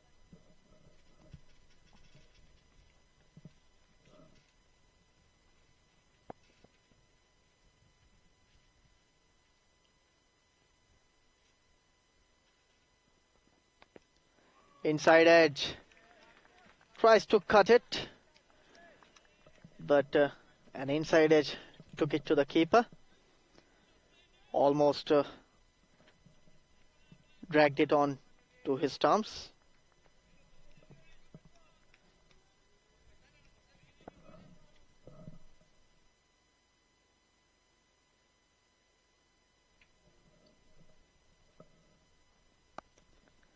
And this time he succeeds to put some bat on the ball running towards boundary. Eventually it's slowed down.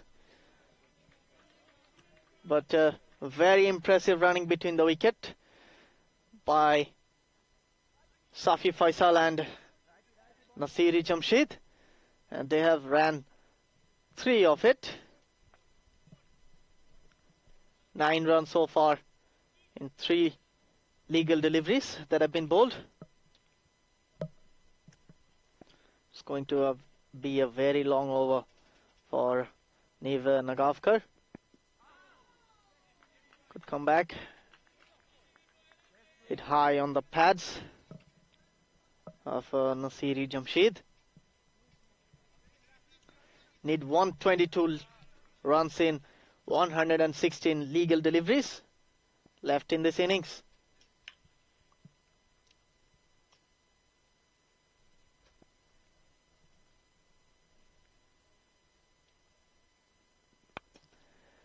Lofted beautifully over the middle fielder, and it went all the way for the first maximum of the day, of the innings, beg your pardon.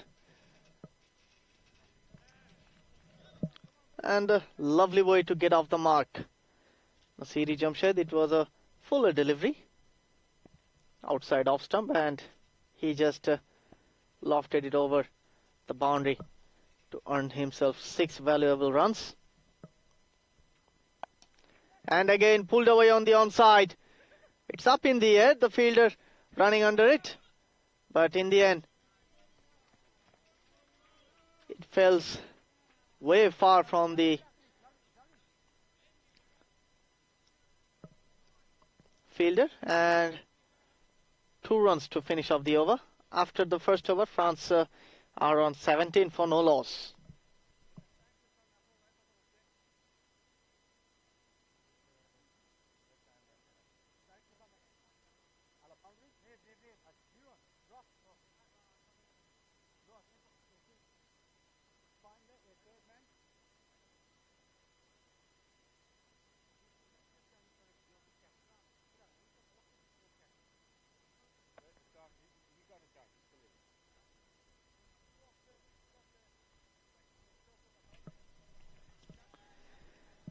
And Alan Tucker is going to start the proceedings from the other end. And he's coming from the forest end to bowl the second over of this innings.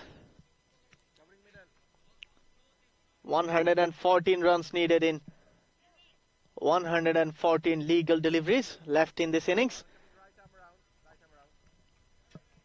And Safi Faisal will be up against Alan Tucker.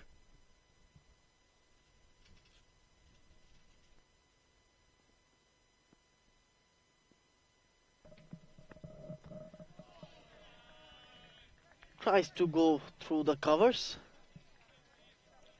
Safi Faisal, the left-handed batsman. Beaten this time by the bowler.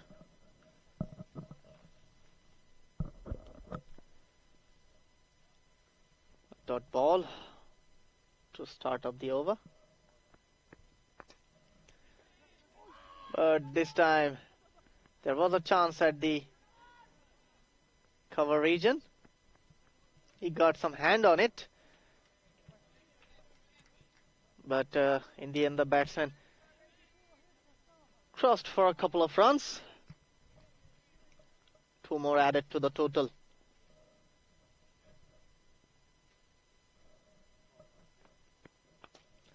It's up in the air. Once again it's a chance for the fielder, but he has dropped. So 2 opportunities in 2 deliveries. He was never looking in control to catch the ball. It went quite high in the air. As you can see, he shimmies down the wicket, tries to go over the bowler's head, but as you can see, he was circling under the ball. But in the end, only managed to grasp it. Back of line delivery. Push towards the cover fielder. Another dot ball.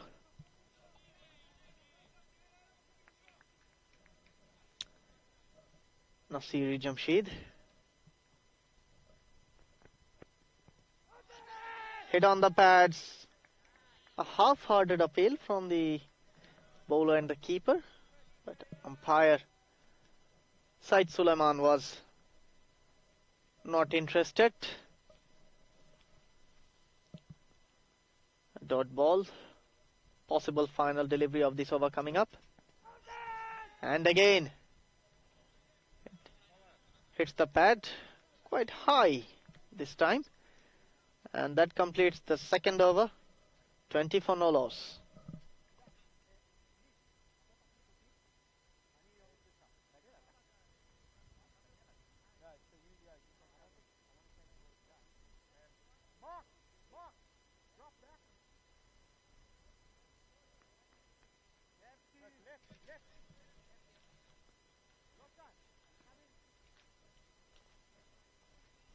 And looks like we have got a change in the bowling.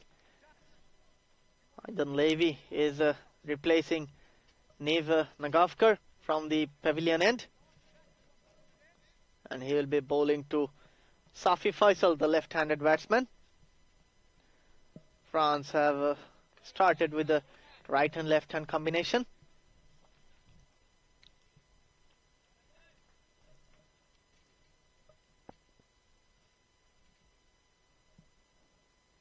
Coming from over the wicket.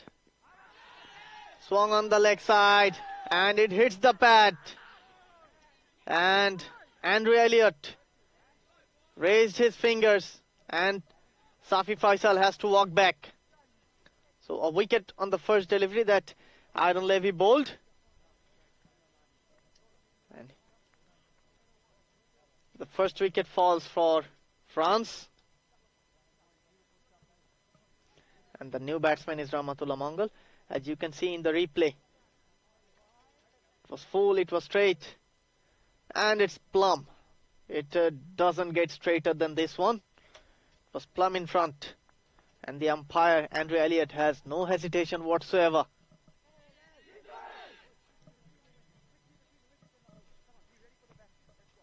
Straightforward delivery. Missed by Rahmatullah Mangal. And Aidan Levy got a wicket on the first delivery that he bowled.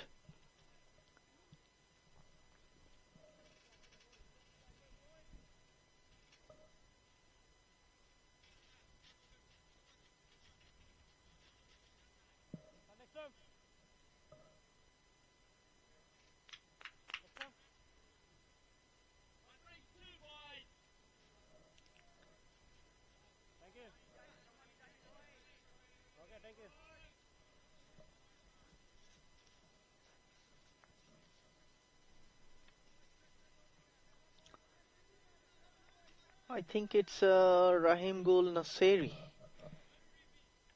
the batsman.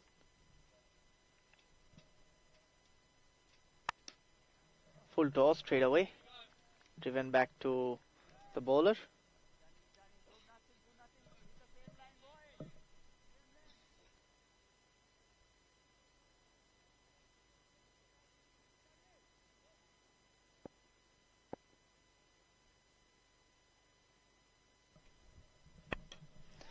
Once again, there's a chance of a wicket, and he has to walk back. It was a low full toss outside the off stump, hit the toe end of the bat, and the second wicket falls for France.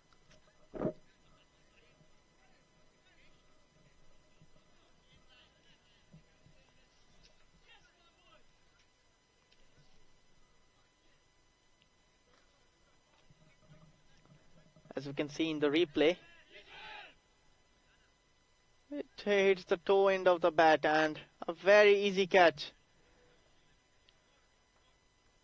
for Neve Nagavkar to dismiss Rahim Gul Naseri.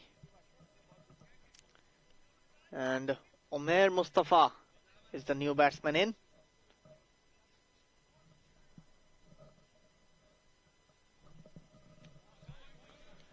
So far, Aidan Levy, what a start from him.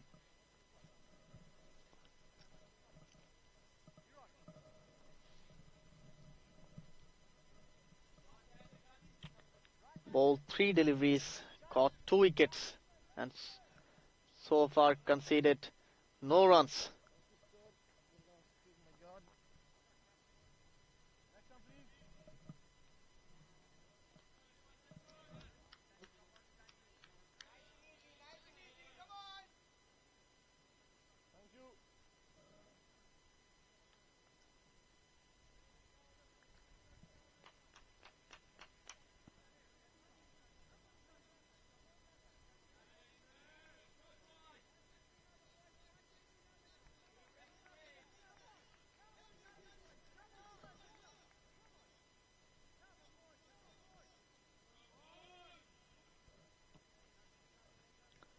Umair Mustafa to face Aidan Levy.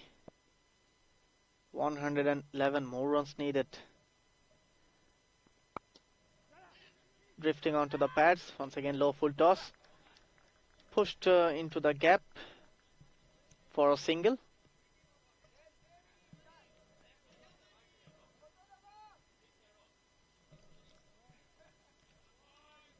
Brings back Nasiri Jamshid onto the strike.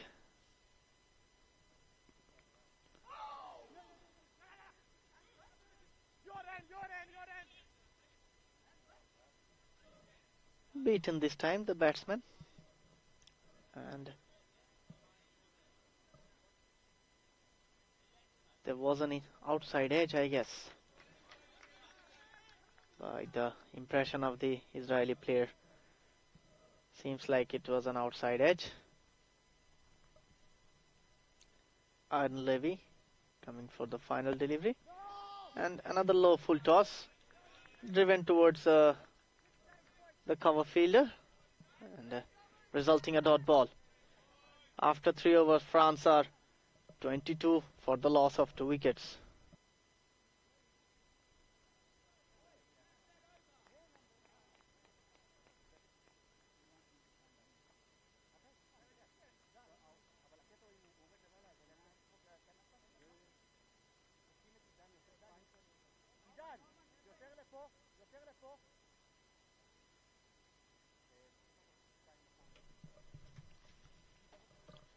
A good start so far for Israel, and we are into the halfway of the power play.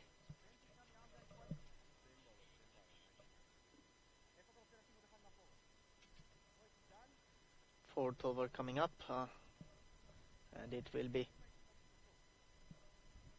Elan Talker will be bowling his second over.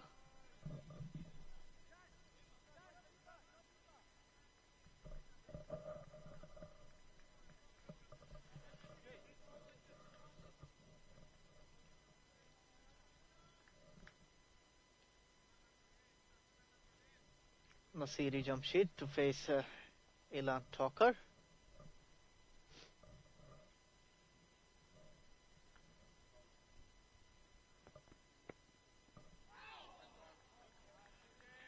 And that will be called a wide by the umpire side, Suleiman. It was down the leg side.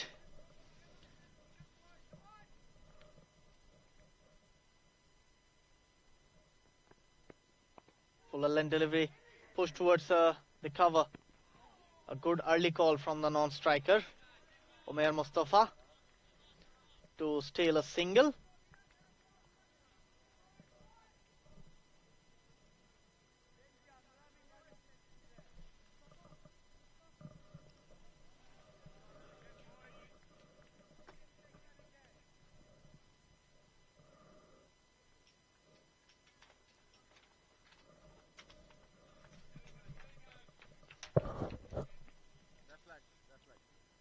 Elan Talker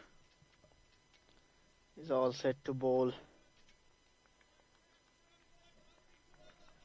his second delivery, if it's legal, and he'll be up against Umair Mustafa.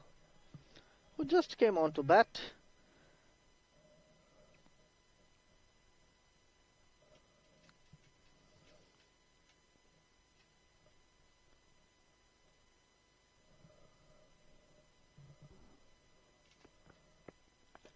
Fuller length delivery, driven through the cover,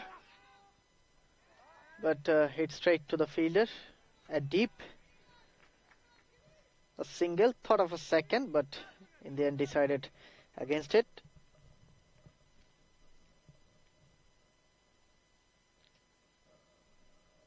Nasiri Jamshed flicked on the onside, running towards the boundary, and 2 runs taken from the batsman. Scoreboard moves on to 27.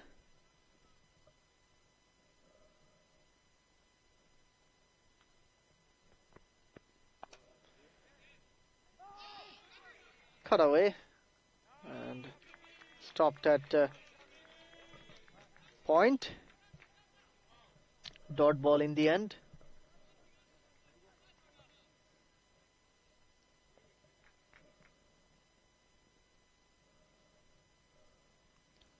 Two more deliveries to go. This time it was cut away towards the deep extra cover fielder. Another very comfortable looking single.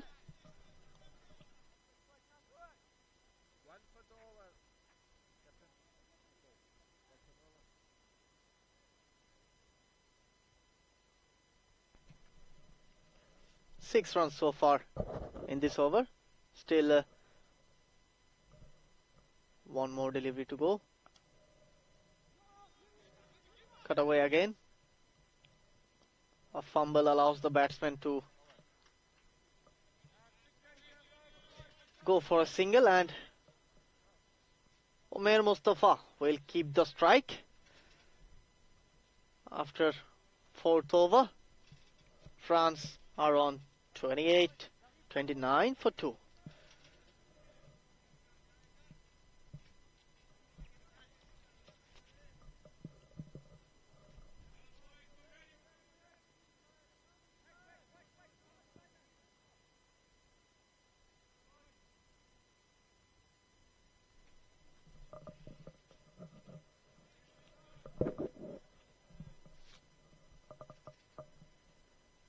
Aidan Levy comes back to bowl his second over.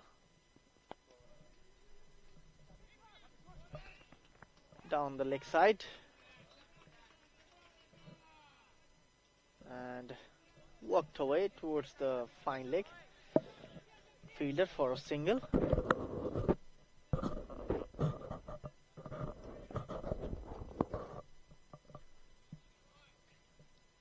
Brings back Nasiri Jamshed on strike.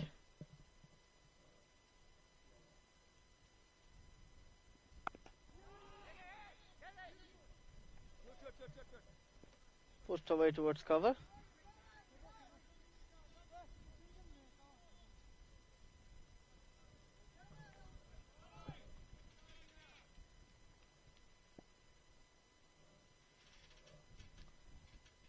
Bowler coming in. Down the leg side, and it will be called a wide.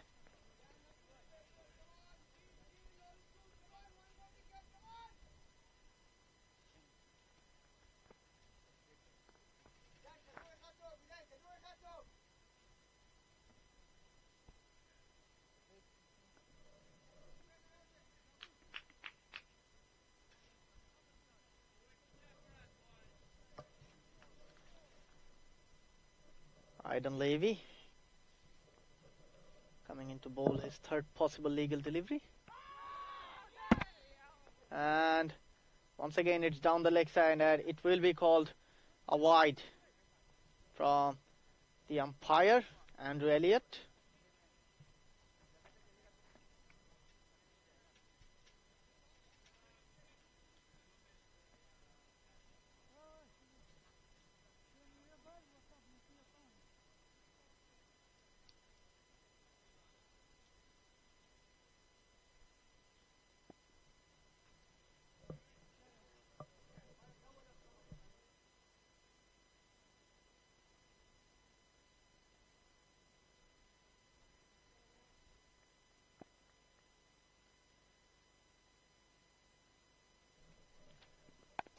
comes this time.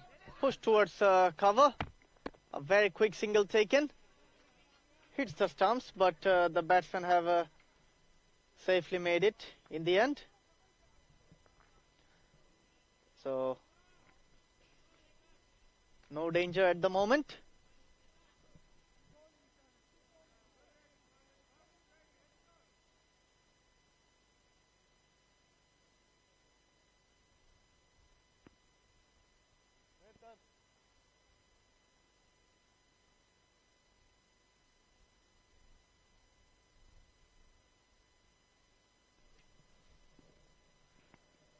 Again down the leg side, and it will be called a wide.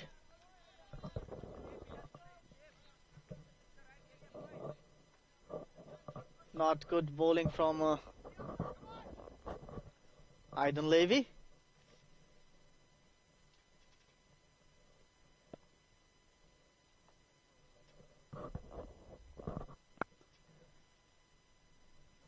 Driven between the third man and point fielder, and it will be a boundary. A very well placed shot from Umair Mustafa. A good shot to earn himself a boundary. Placed perfectly in between the point and the short third fielder.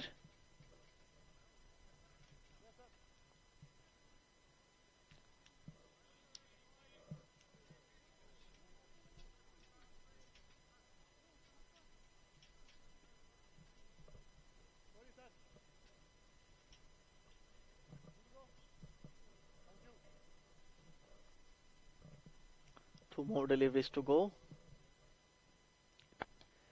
And again, it's going down to the same region as the last one, but a different shot. This time it was an outside edge. And that ran down to the backward point boundary for 4.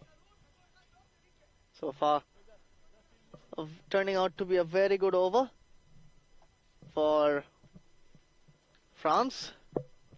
One more delivery to go.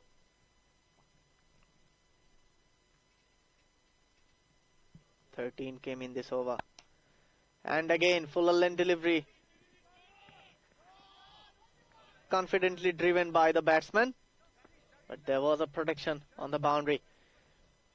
And he will retain the strike. After 5, France Cricket 11 are on 43 for 2.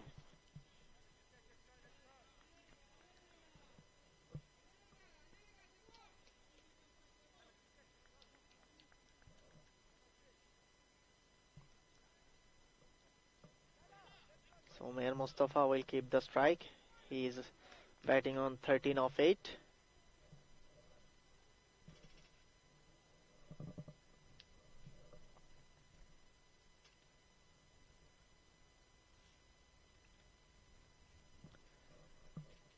And it will be Ilan Talker to bowl his third over in this innings. Push towards cover.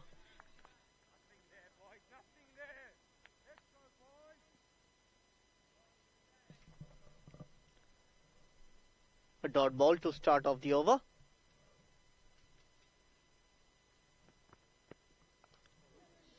Outside edge, fell into the gap, and it went to the boundary through the deep third man region.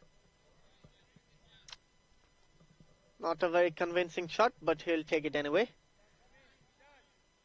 It's a lucky boundary for Umair Mustafa.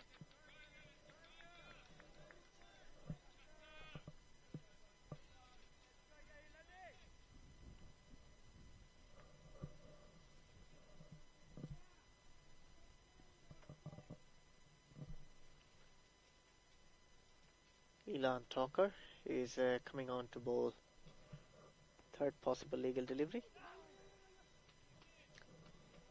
Pushed into the gap for a single. Sensible cricket from Umair Mustafa. Got a boundary on the last ball, and On the very next ball he get off strike, giving the strike back to Nasiri Jamshid, who's batting on 14 of 13. Tried to pull it on the leg side. Got an inside edge and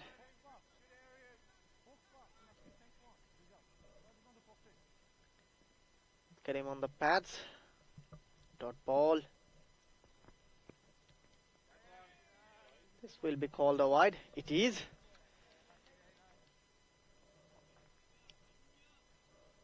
Another wide ball.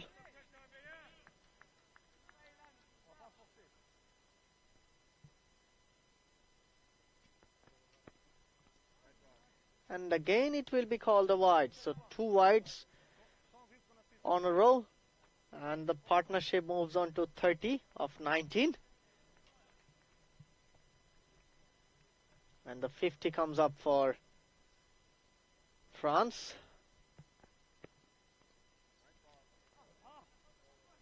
And again it's a wide. Looks like Ilan is struggling with his line at the moment.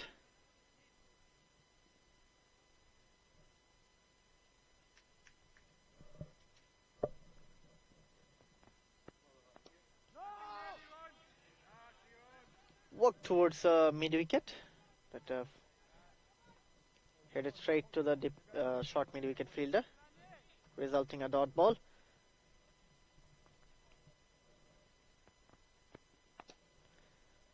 Cut away over the cover, but there is a fielder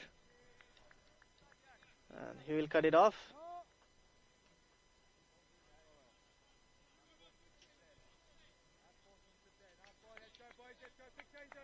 And a single to finish off the over. After 6, France are on 52 for the loss of 2 wickets.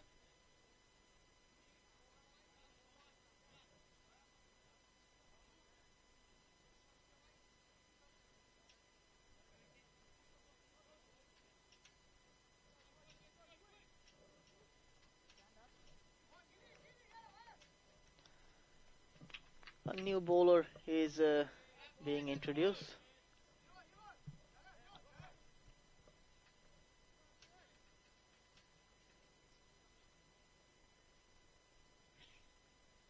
Looks like it will be G.D. Hilkowitz, who's coming on to bowl from the pavilion end, and that's the end of the power play.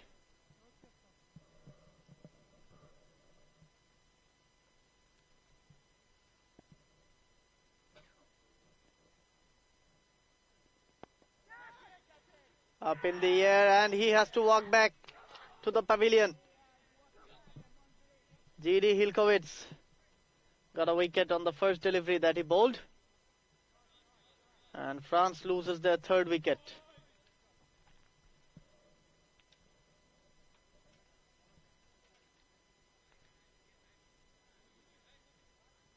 As you can see in the replay, he tries to play it on the up, but an outside edge and went straight to Ilan Thakur, who was fielding at point.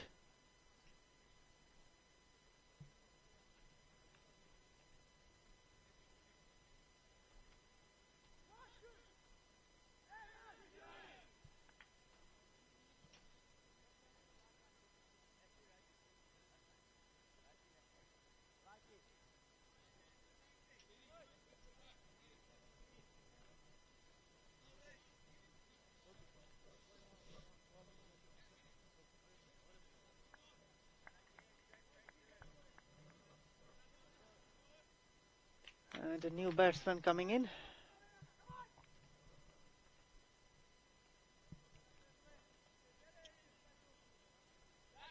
And it's Kanesani Lingeswaran, the new batsman.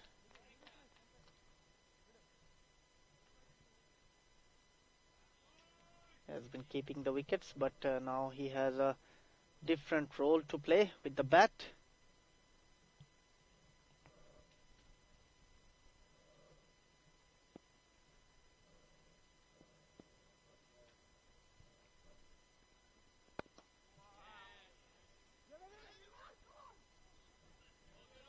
Push towards long off.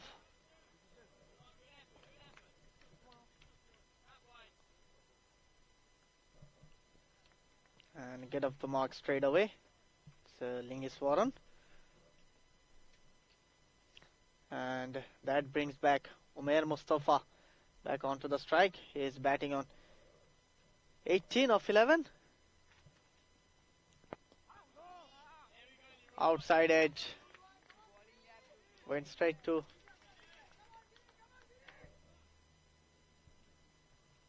the extra cover fielder for a dot.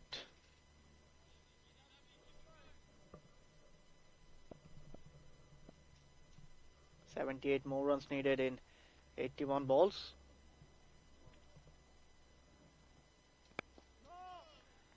Once again tried to push it behind the bowler, but went straight to the cover fielder.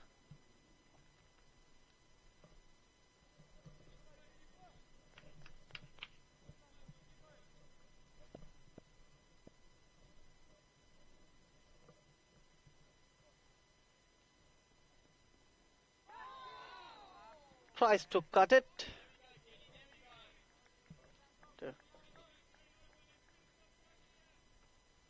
Couldn't make any contact with the ball.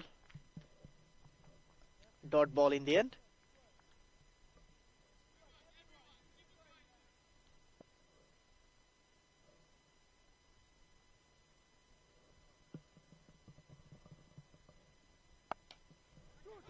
This time he succeeds to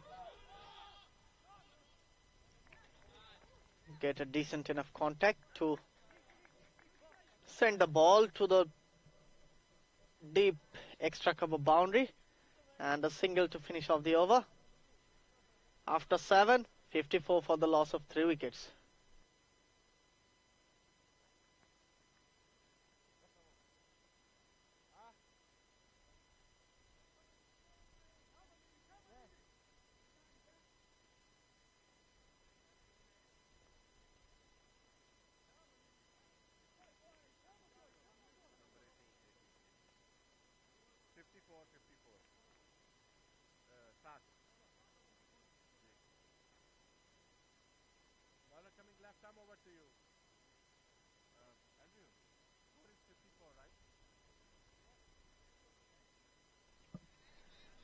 Looks like a change of hands for Neve Nagavkar. He is coming back for his second over from the forest end.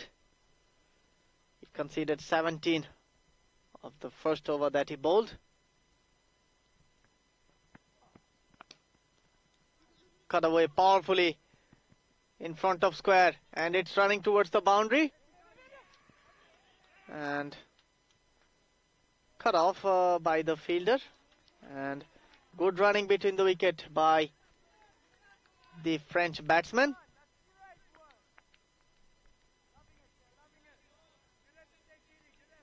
They have run 3 from it.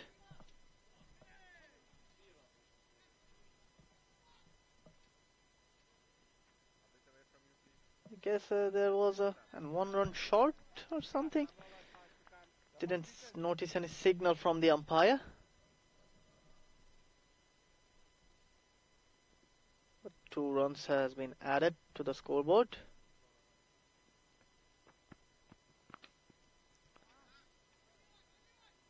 Punch towards the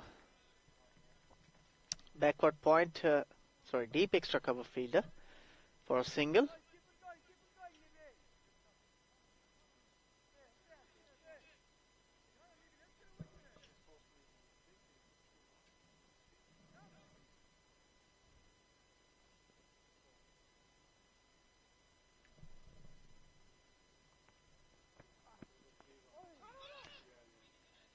Flick towards a short fine leg.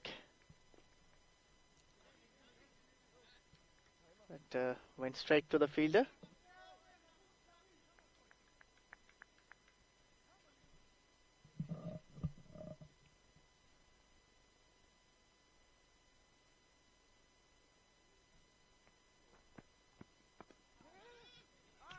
Once again, nudge in the leg side for a single.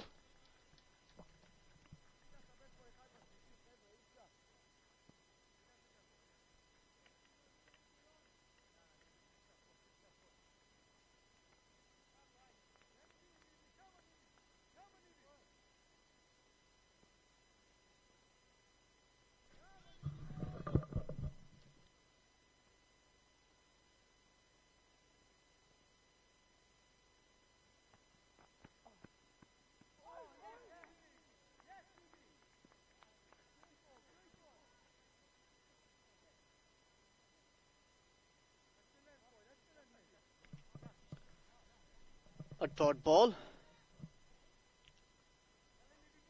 So far it's a good over from Neva Nagavkar.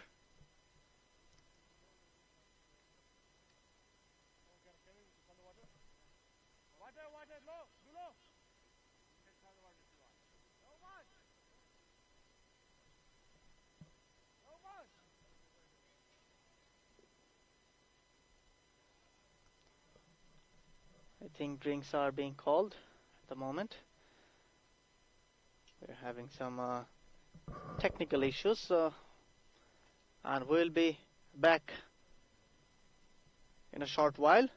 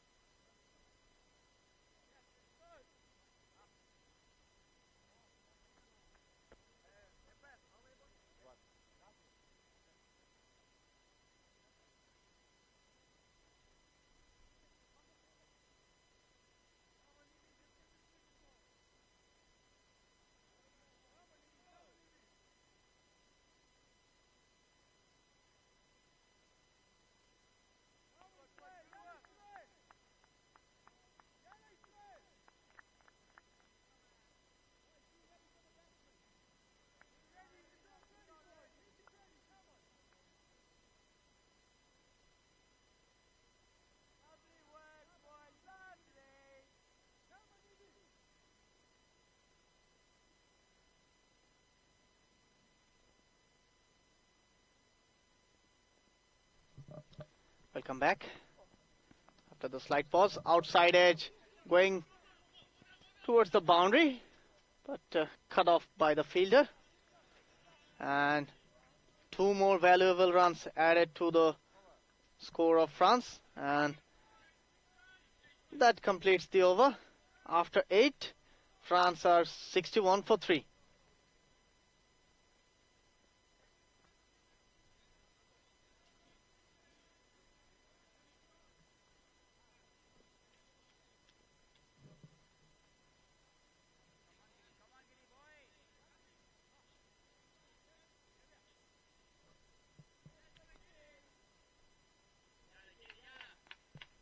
Giri Hilkovic coming on to bowl his second over.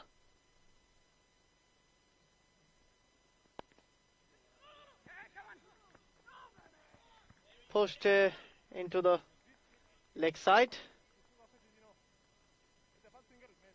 for a dot ball.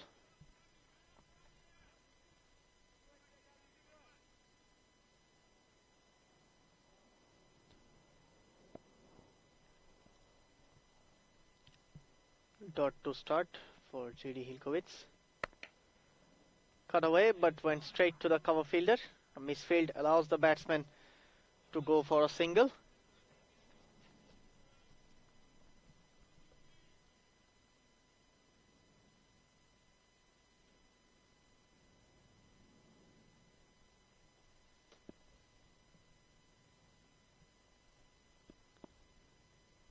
Ziri Hilkovic. Cut away powerfully towards the boundary, and it will be a boundary. The fielder thought for a while that he might have a chance, but in the end, it's a beautiful shot from Lingaswaran.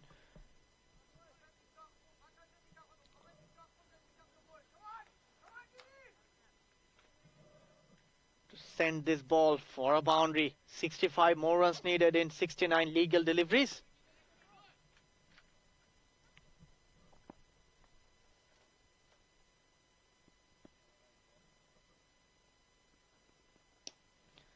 And again, powerfully driven towards a long off. And a single.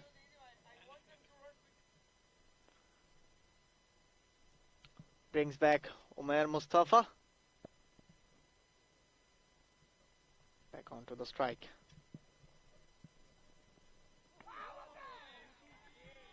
Beaten completely in that ball is Umair Mustafa.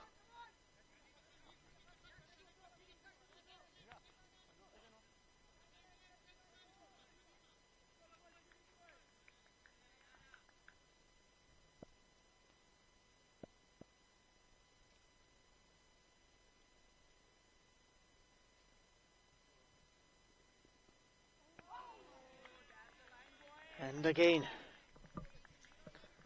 good back-to-back deliveries to finish off the over. And the total moves on to 67 for the loss of 3 wickets.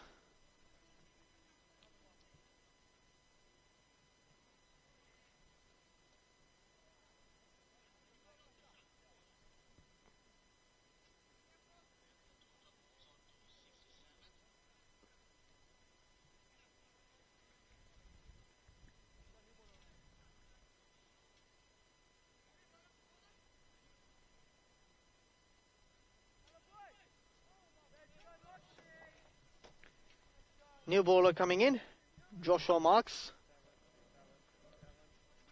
He'll be bowling to Kanis Lingaswaran. Kannisani Lingaswaran, beg your pardon.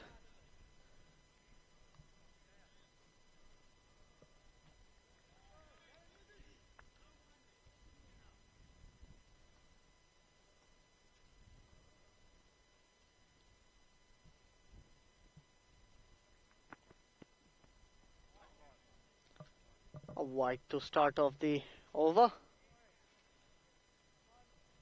An extra run added to the tally.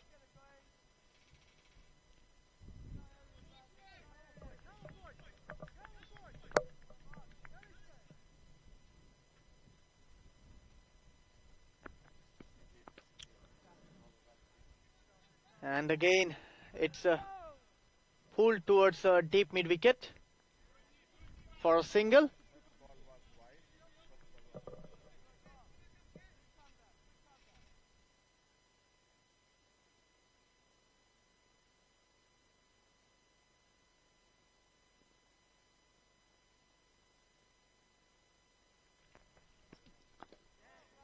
Dot ball again.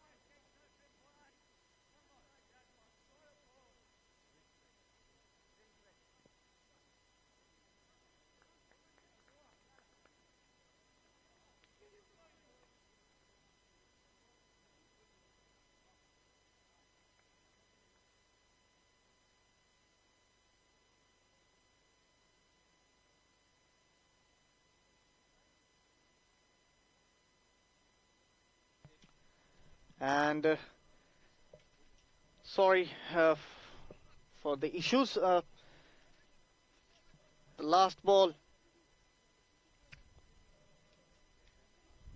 Umair has to go back to the pavilion thanks to A lovely delivery from Joshua Marks to send him back, and in comes Noman Amjad, the new batsman.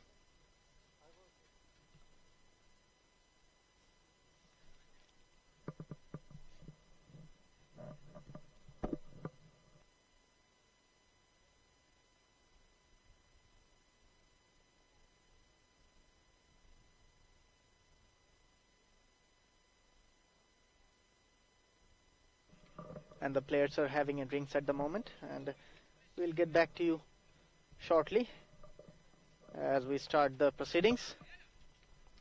Till then, stay tuned with us.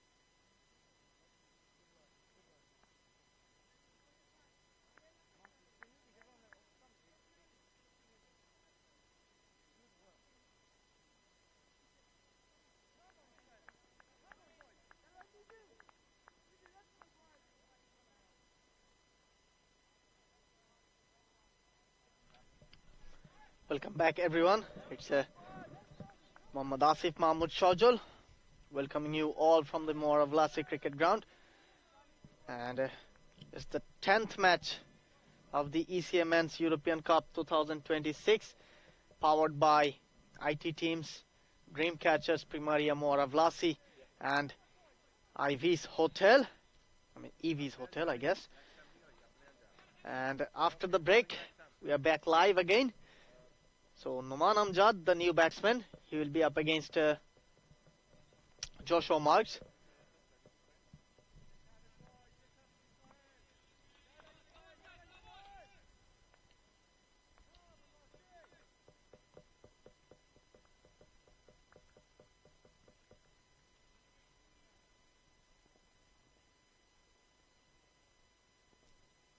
Bowler running in. Cut away towards the deep third man fielder for a very comfortable looking single. That brings up Kanisani Lingeswaran to the strike. And Noman Amjad get off the mark straight away.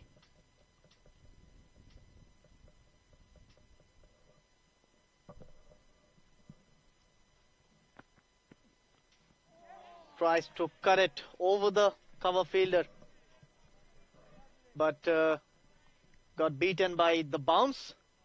Dot ball.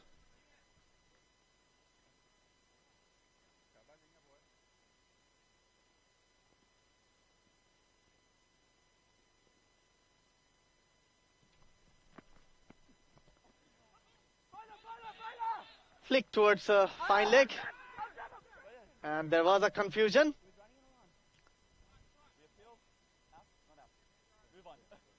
That the non-striker wanted to get back the strike, but sent off by the strike batsman. In the end, he was able to safely reach the crease, and that completes the 10th over. After 10, France are on 70 for 4. Need 61 more runs from 60 legal deliveries.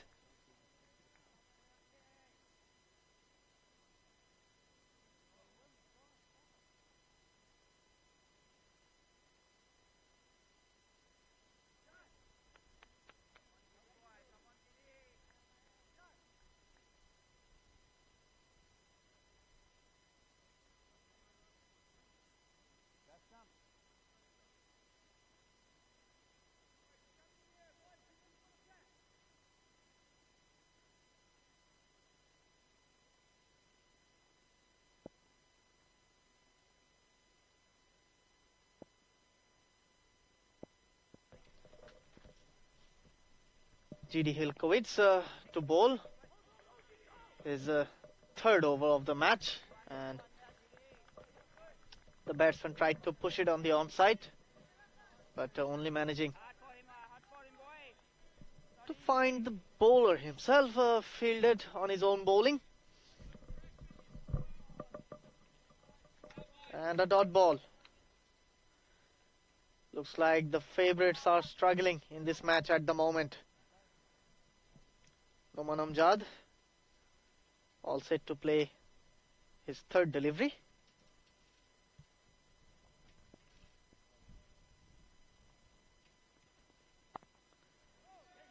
Cut away towards a point, and a misfield cost Israel another 1 run. So Kannisani Lingaswaran come to the strike again.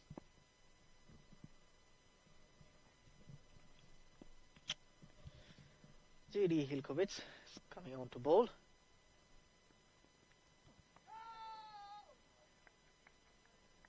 Was well outside the tram line, and it has been called a wide by the English umpire, Andrew Elliott. Need 59 more runs from 58 balls.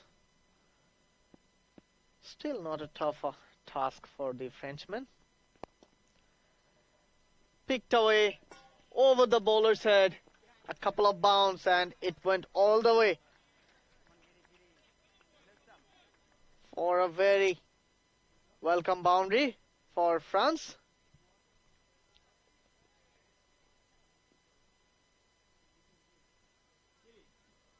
Was pitched up and very well struck by the batsman, Kannisani Lingaswaran.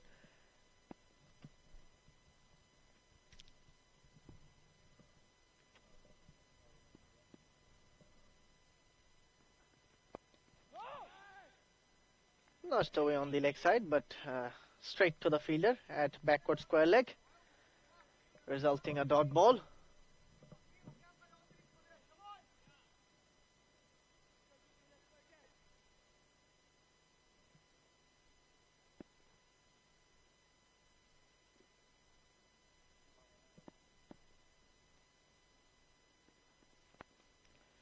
This time it went over the square leg fielder. Very good shot. Risky work from the batsman to send it all the way for another boundary. It's a very good over for France at the moment.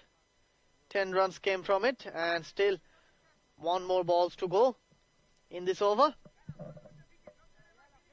And Kannisani Lingaswaran moves on to 18 of the 12 deliveries that he faced.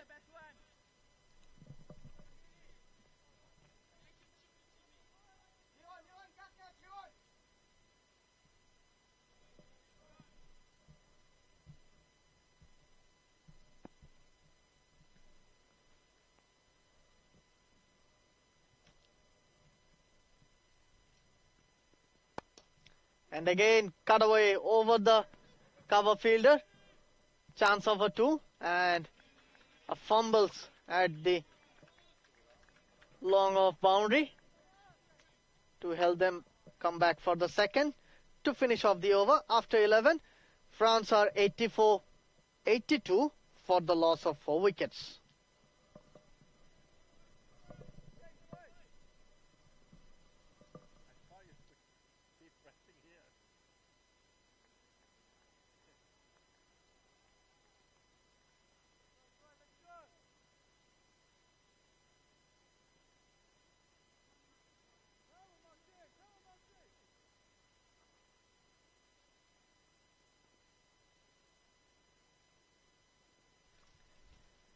Joshua Marks coming on to bowl his second over, and guided away towards the backward point, and excellent running between the wicket.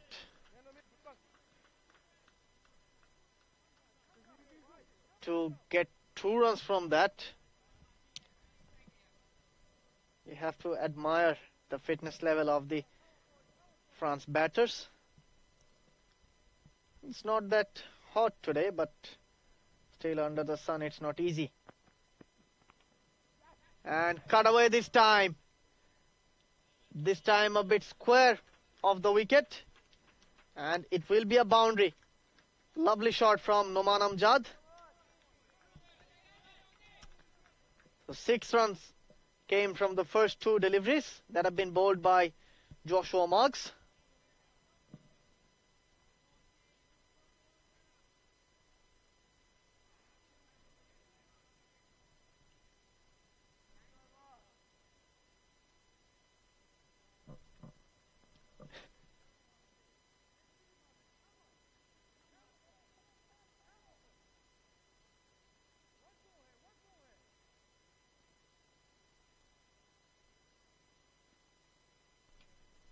Noman Amjad will be facing Joshua Marks. And again, it's a beautiful cut shot. And a misfield from the backward point fielder.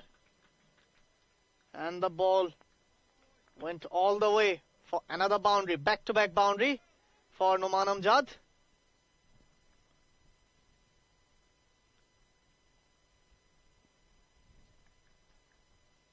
Good batting from him.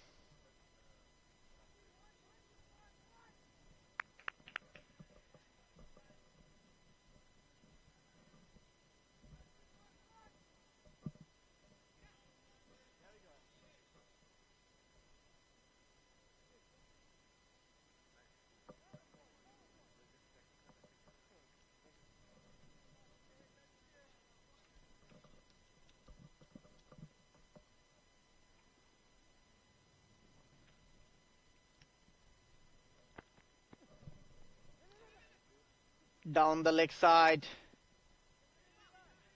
We have to wait for the signal of the umpire. And there is a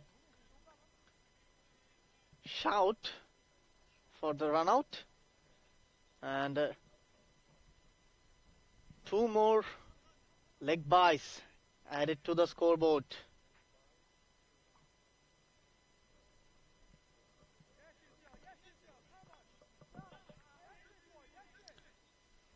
Was a very quick second run they have taken. First one was always on the card, but it was the second which was looking difficult, but they made it safely in the end.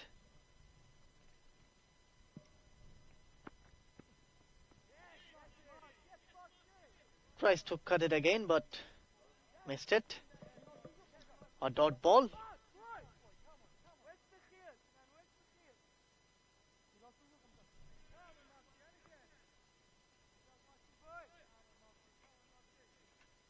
So far, 12 runs in this over. Driven beautifully, but straight to the sweeper cover fielder for a single. And a single to finish off the over. After 12, France are 95 for the loss of 4 wickets.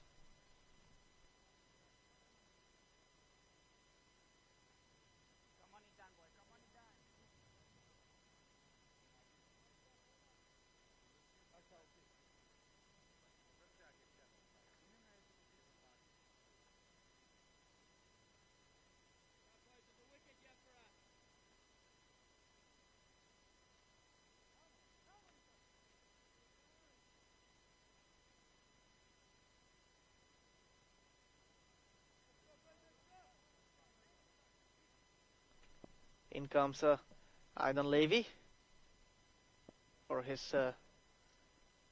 3rd over of the match, and he started with a wide.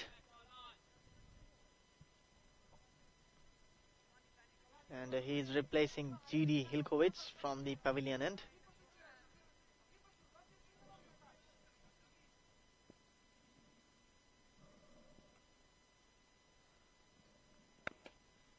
And again,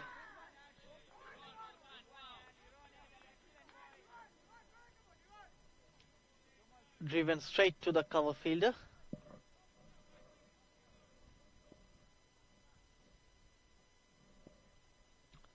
Aidan Levy. This time it's into the gap, straight to the extra cover fielder for another 2 runs. It's lovely running between the wicket from both these batsmen.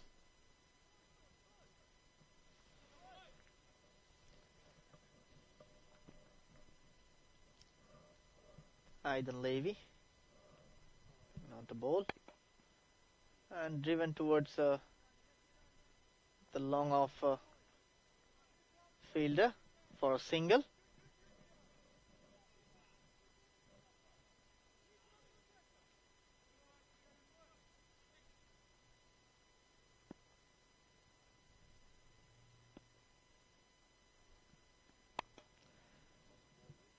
Lofted over the long off fielder for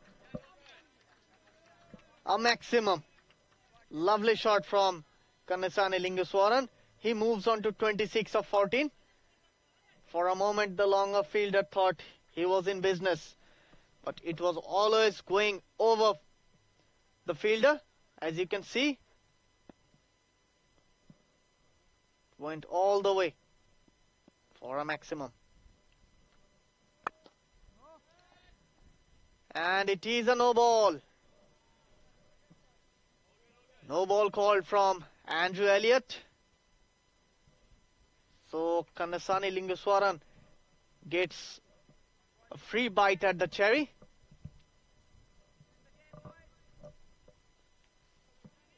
And fields cannot be changed. The batsman strike was not changed. Fade coming up. Was in the block hole, dug it out and managed to place it wide of the sweeper cover fielder for a couple of runs.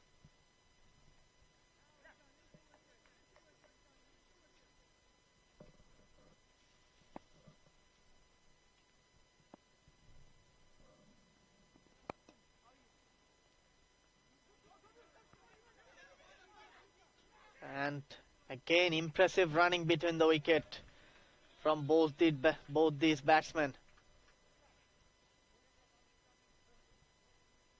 Lovely intent shown by the batsman. And 2 more runs to finish off the 13th over. After 13, France are on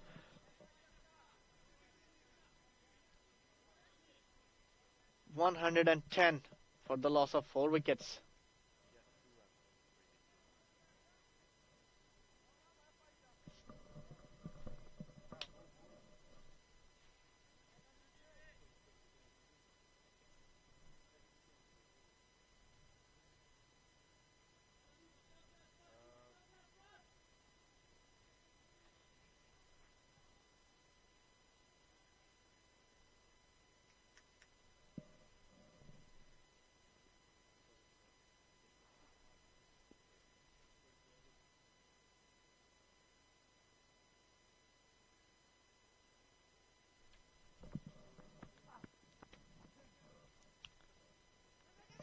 Cut away into the gap, and again they have ran 2.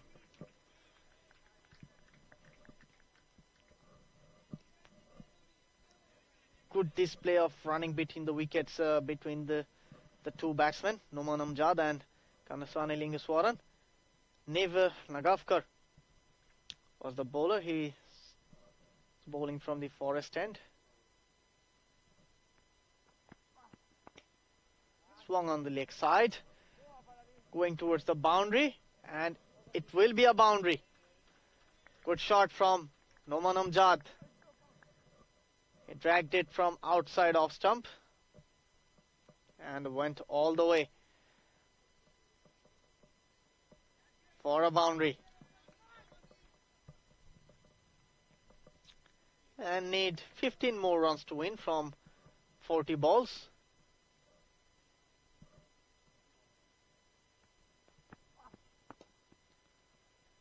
Push towards long on, only for a single this time.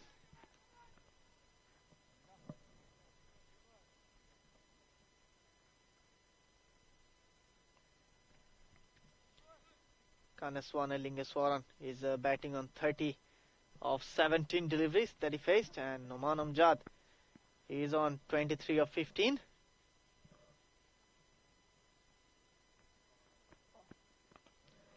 Swung away on the leg side, going towards boundary, and it will be a boundary for Kanaswani Lingeswaran, and the scoreboard moves on to 121. And 11 runs so far in this over, and still 2 more deliveries to go. So looks like the French batters are on a mission to finish it as soon as possible. Lingeswaran moves on to 34 of 18.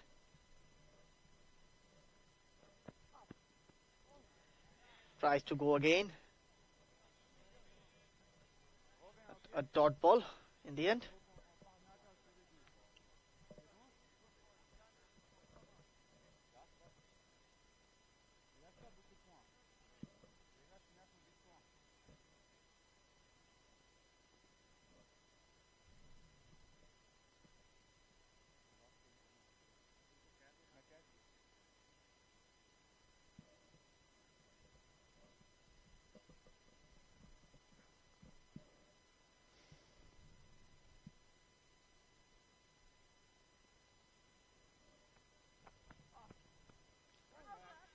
Down the leg side.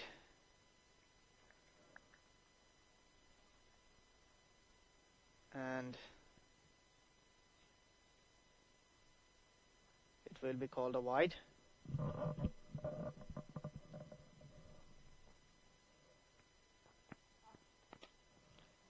Pulled away on the leg side.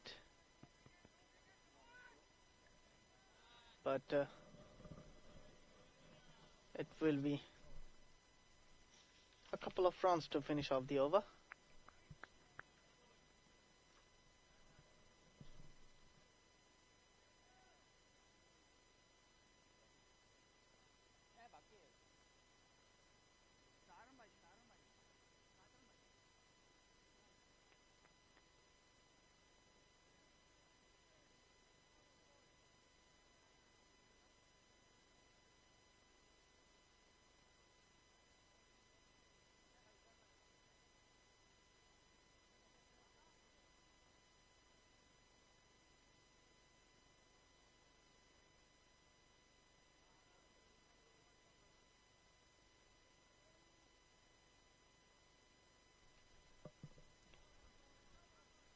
Seven more runs needed in 36 legal deliveries. And looks like Aidan Versulker is coming on to the attack for the first time in this innings. He's coming on to bowl from the pavilion end, and he's up against Noman Amjad, who's batting on 23 of 15 deliveries that he faced. 7 more runs needed. Fuller length delivery. Took an outside edge. And it will be a boundary. A welcome boundary for Noman Amjad. And 3 more runs needed for France to secure the victory. As you can see in the replay, it was full outside the off stump. The batsman tried to have a go at it, but only managed to get an outside edge and run it down towards the deep third man boundary for 4 runs. He moves on to 27 of 16. Flicked away on the onside. A misfield, and a couple of runs to label the score. 1 more run needed to register their 3rd victory for France.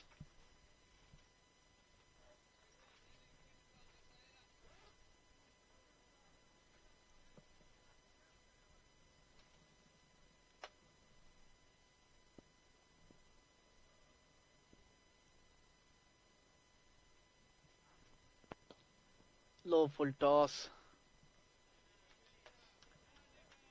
And that's how France registered their third victory in the tournament. They beaten Israel by 6 wickets and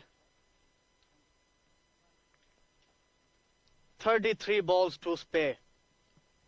Lovely batting from both these French batsmen, Karnesani Lingeswaran and Numan Amjad. Both of them has done the job for them. And Nasiri Jamshid is the man of the match. And the summary of the match: Israel earlier today won the toss and they have decided to bat first. They have only managed to score 130 in their limited 20 overs. And France in the second innings came on to bat with the target of 131, and they have comprehensively and quite easily overpassed the score in 14.3 overs with 6 wickets to spare. So that's for now from Moara Vlasiei cricket ground in Bucharest, and we'll have a very exciting semi-final coming up. It's going to be France versus Turkey in the first semi-final of the ECA Men's European Cup 2026, sponsored by Dreamcatchers, IT Team, Eurovision, EV's Hotel, and Primaria Moara Vlasiei. Till then, see you guys, and we'll be back soon with the first semi-final of this tournament.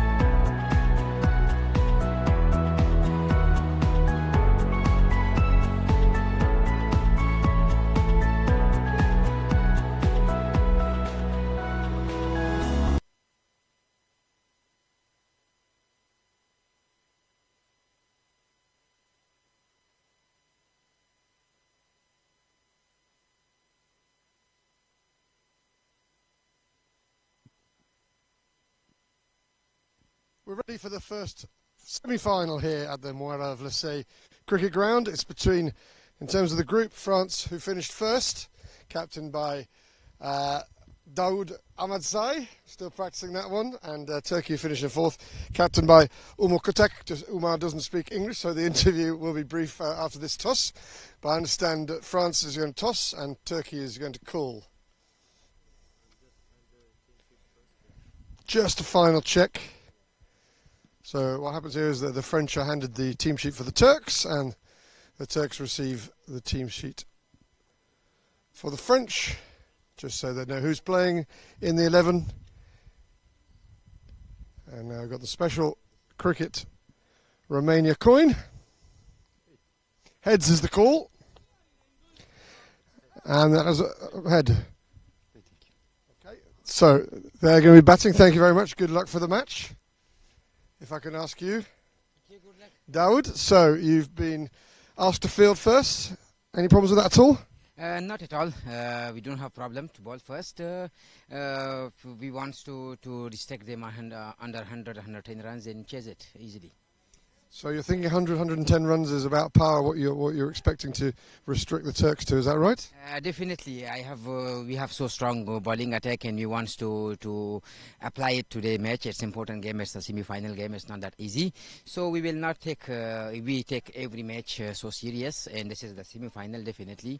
So we want to restrict them as early as we can.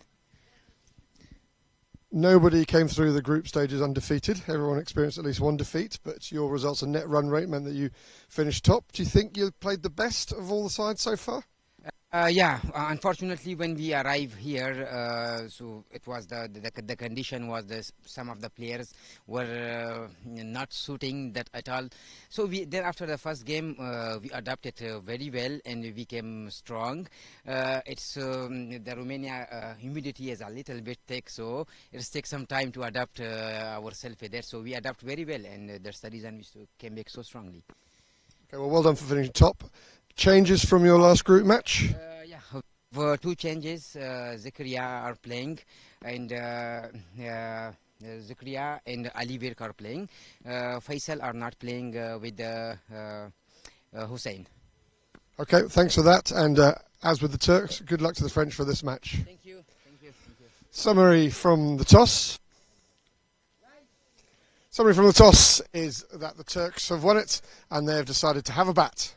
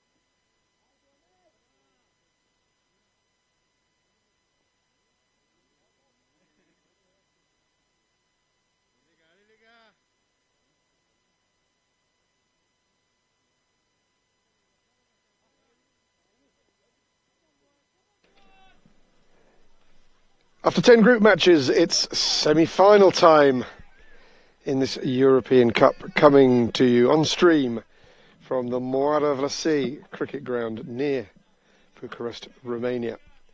We've got our first semi-final. It's the first versus fourth playoff. France, who finished top, Turkey, who finished fourth.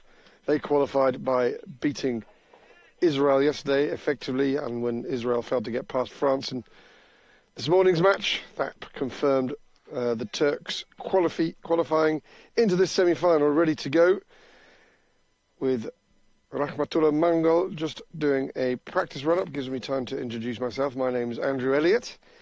We're bringing you commentary through these finals. This is the second and last match of the day, and tomorrow we'll have the second semi-final between hosts Romania and Austria. That will be the morning match, and then in the afternoon we will have the final. So we've got that to look forward to. Asad Ali, the umpire at the pavilion, calls play, and we're ready to go. Tentatively pushed into the offside.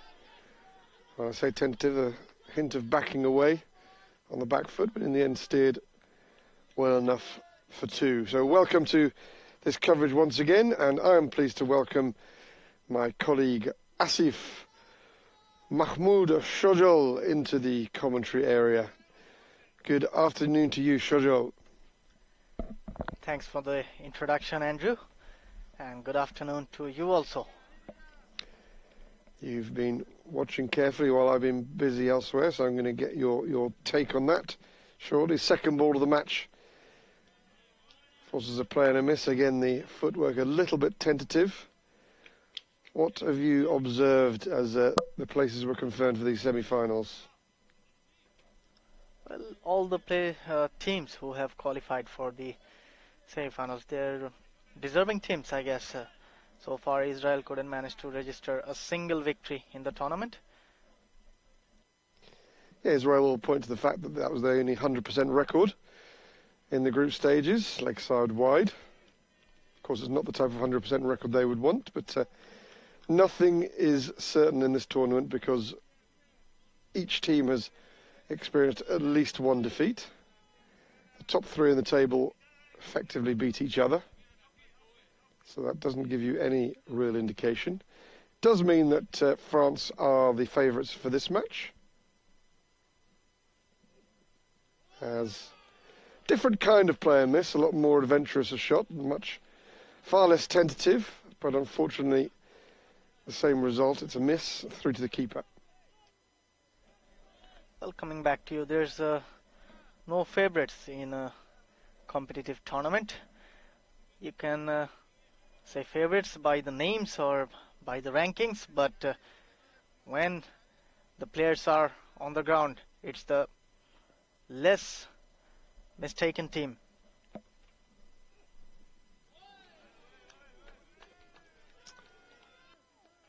Still issues in this over.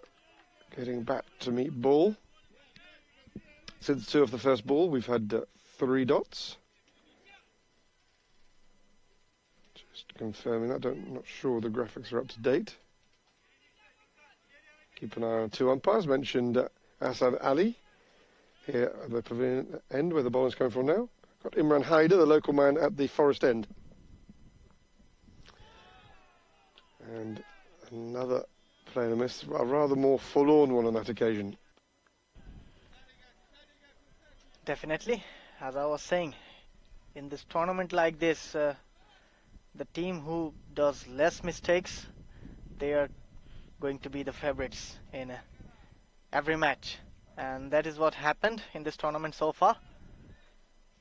By rankings, Austria are the strongest team in this tournament, but they got beaten, and quite comprehensively beaten, by France yesterday. Over is completed by a familiar scenario where there's a play and miss outside the off stump. So just the 2 off the first ball and the wide in that over means the score, the Turks are on 3-0 at the end of the first.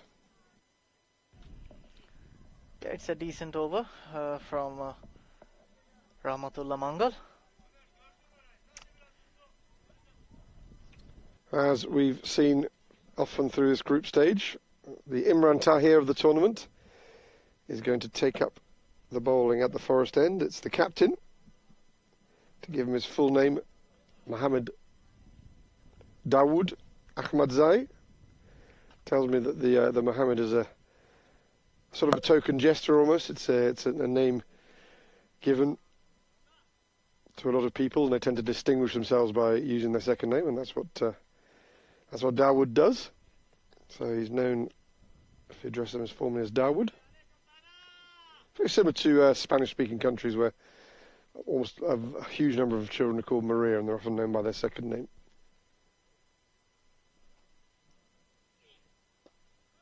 It's short on leg and rather uncomfortably played by the captain, Umar Katuk. He was only able to watch from the far end during the entire first over, other than run a couple, as Gurkan Tuskan took all the balls. He also gets off the mark at the first time of asking. So the attention focuses back on the right-hander, Gurkan Tuskan. Really struggled against seam in the first over. Let's see how well he goes against the leg spin of Ahmadzai. It's chipped in the air and rather fortuitously loops over the infield between two fielders.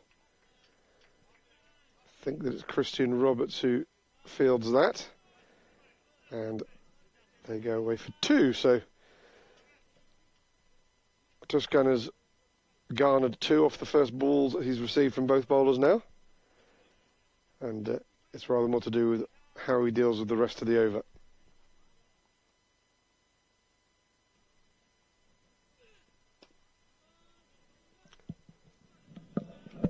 Thinks of a single, decides against it.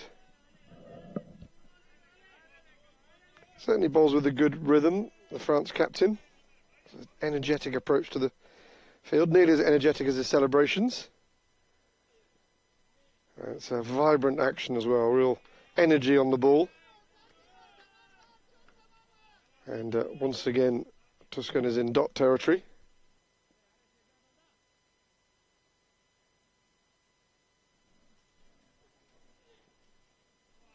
Playing a miss. It's becoming a feature of his innings. Goes to 4 off 10 balls. So really struggling. Definitely looks from the body language he's struggling a bit. And let's see what he makes of the last ball. Gets bat on it finally. Chips it into the leg side. Will steal the strike. I don't know whether that's the better option for the Turks, but they'll take whatever they can get at this stage. 7 for 0 off 2. Another good over from France, and Dawood Ahmadzai finishes his first over, conceding only 4 runs. And so far,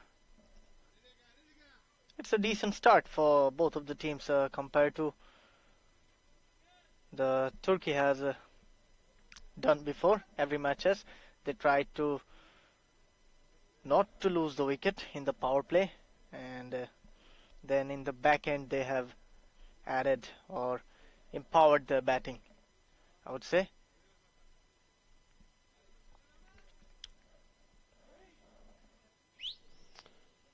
Discussion, not too sure what that was about. A lengthy discussion between the two umpires between overs.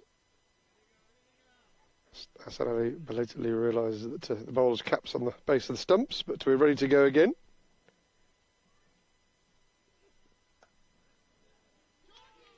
And it's chopped away. Once again, Tuscan gets a run off the first ball he receives an over. This time it's only a single, so finally his captain will get to face his second ball of the innings. All change for the left-hander. Absolutely, he has been like a spectator since the last 2 overs, faced only 1 delivery, and now he gets to have a bite on the cherry. As Mr. Rolex runs away from us, short this time. takes it, I think, on the glove. Punched straight into the ground. Tuscan was interested in the single, his captain less so, indicating maybe that it hit him on the chest, which probably would have distracted him from the possibility of a run. Getting hit in the solar plexus, or the diaphragm, somewhere around there.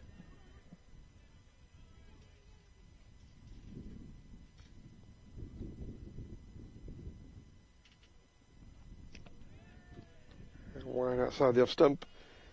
Noticed from this commentary position that Rahmatullah Mangala's got one of the better run-ups amongst the seam bowlers that we've had in this competition. But I did notice on sound effects only when I was out there umpiring this morning, there was a little bit of a stutter when he's about half a dozen paces out. Don't know if we can pick up on it from this far away. It's not so obvious from this distance, but audibly it is when you're out there. I think maybe he just scrapes one of his strides, just getting ready to get side on. Perhaps his boot remains in contact with the ground. Perhaps that gives the impression that there's a stutter in the run-up. But he's back on line after that wide ball.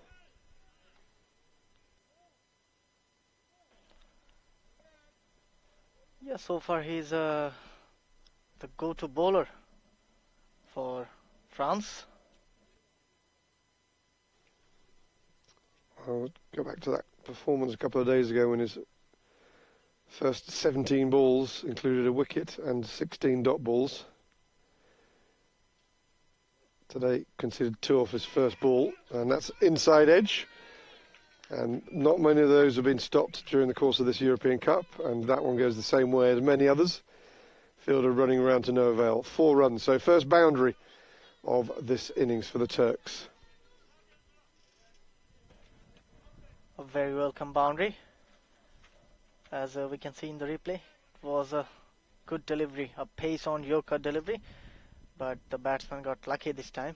Tried to swing it on the onside, but getting an inside edge to rolling it down to the boundary. He'll claim it went onside. This time something rather more aggressive and less elegant, but thick inside edge. Picks up a single behind square. Again on the leg side. Looking forward to him unfurling his offside play later, if he indeed has got that in the locker.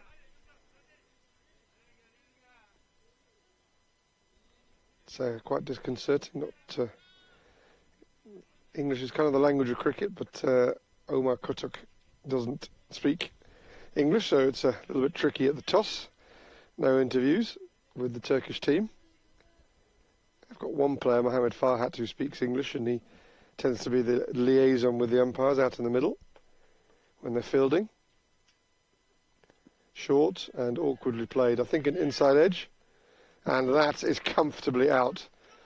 So no need for a decision on whether that was a run to the bat or a leg by, because the run isn't completed. And that started off with an awkward back foot shot, which left Tuscan slow in setting off, getting the momentum to get forward. Grabbed by the bowler, Rahmatullah Mangal. Plenty of time to take aim, and he didn't miss. Yes, indeed, as we can see in the replay, it was a back of line delivery. There was no run there. I don't know what he was thinking. We also see that the bowler, Rahmatullah Mangal, was first to get to the line of the ball, and there was a collision between him and the Turkish captain, Omar Kutuk, but didn't cause any serious issue because Mangal was only interested in the other end.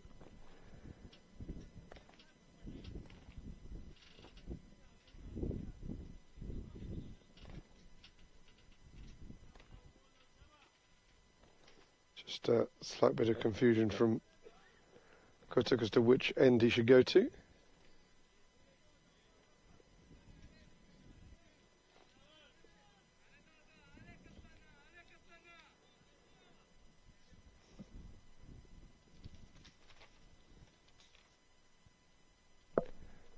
It's Mustafa Balkis who faces up to his first ball.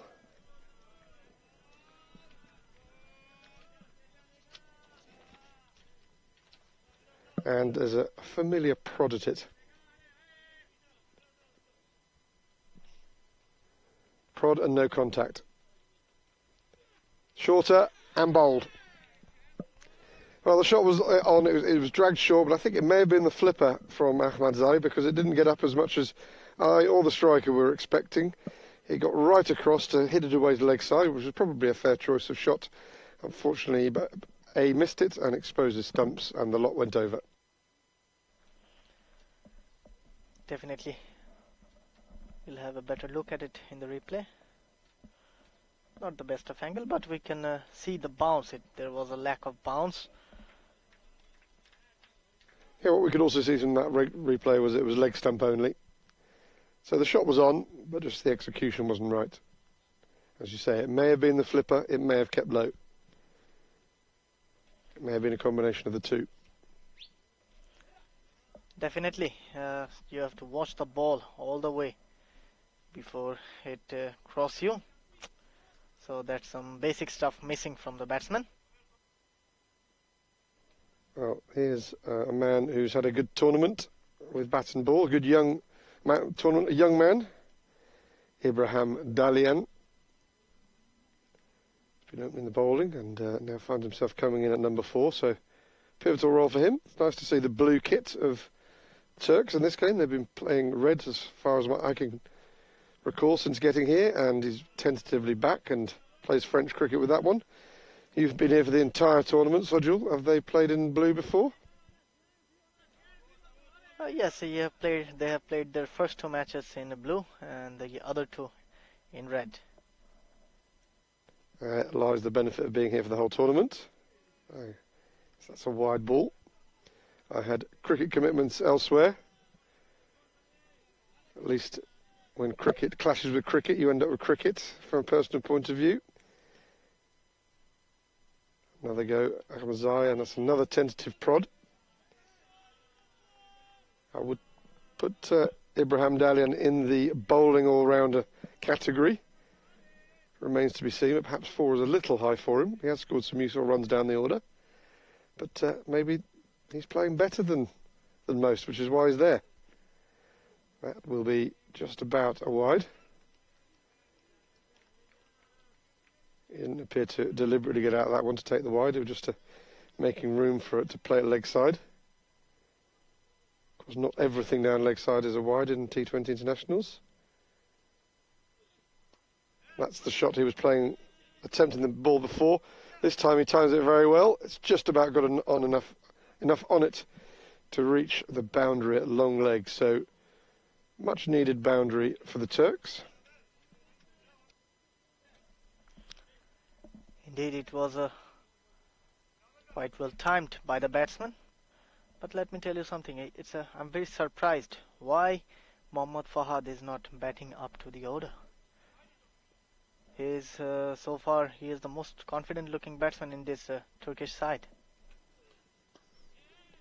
Last ball of the over is prodded aerially by Dalian. Ends that 4th over. So going at 5 runs and over at the moment. So not a disastrous run rate by any stretch of the imagination.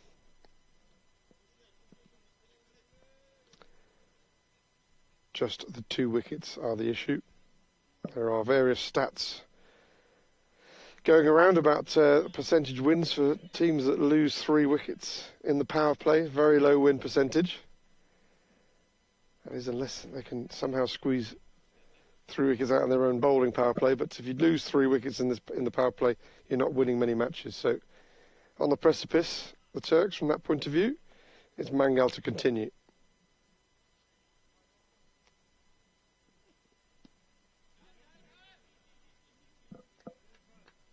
Taken on the hub on the thigh pad. No run attempted. So tried to go over the short square leg boundary, but got it on the thigh pads. Got a bit higher than he expected. Still operating around the wicket to the the Turkish captain. This is lofted in our direction. It's going to plug slightly, and it gives the fielder enough time for a sprawling stop. They take 3 anyway. And that was Noman Amjad who nearly joined us in the gazebo. Just had to, his momentum took him over to the boundary into our general area. Well, that was a chip more than a solid strike, but it nearly went all the way for 4. So although we have the pleasure of a very lush outfield here at the Moara Vlasiei cricket ground, it doesn't mean that the ball plugs entirely. There is some run on the ball. That's good for cricket, from a viewing point of view, and playing. Shorter ball, played with a little discomfort by Dalian. You're right, Andrew. He was never looking confident against the last ball. But coming back to the point that I made, why Mohammad Fahad is not batting up to the order? I haven't got an answer, but I think it's a good question. As you say, he's been. You've seen all of the games. He's looked fairly solid in the middle order. Dalian not looking so solid with that shot. It's a curious one. There was also a bit of confusion before the match that. The rather unusual step from my point of view that he was due to replace Omar Kutuk as captain, and then there was a last-second decision to change it back. So I thought that was a bit odd. As I mentioned earlier, in the field he's the sort of conduit, Mohammad Fahad, because as the only fluent English speaker, he's the conduit between the Turkish side and the umpires. And we're getting again a pattern developing here of a rather odd footwork from Ibrahim Dalian, and not getting particularly close to the ball. Yes, Mohammad Fahad is the only English-speaking guy. He's connecting 2 continents, I would say, because the Turkish don't know much about English. I would like to point out that the Turkish nation does actually physically connect 2 continents, because it's partially in Europe, majority of it in Asia, but partially in Europe. Another bit of curious footwork from Ibrahim Dalian. I think I remember reading somewhere between 3 and 5% of the nation is within Europe, including Istanbul. So population-wise, it's probably a lot higher than that. Istanbul being, I believe, the most popular city, but geographically, the majority of it is in Asia. So therein, the nation connects those 2 continents, those 2 great continents. We're through 5 overs at the Moara Vlasiei cricket ground. Score just waiting to update is up to 23 for no wicket. I'm Andrew Elliott, and for the next few overs I'm going to let my colleague Shojul run the show. Thank you for the opportunity. Over pitch delivery, tried to go over mid-off, and what a grab. What a grab from, I think it's Kamran. Yes, agreed. I believe it's Kamran. Ahmad Zai Kamran, number 24, solidly built. A very well judged catch from Kamran, as there's a strong wind, quite a strong wind going across the ground, and under a bright sky it's tough to judge, but looks like he judged it to perfection and got hold of it.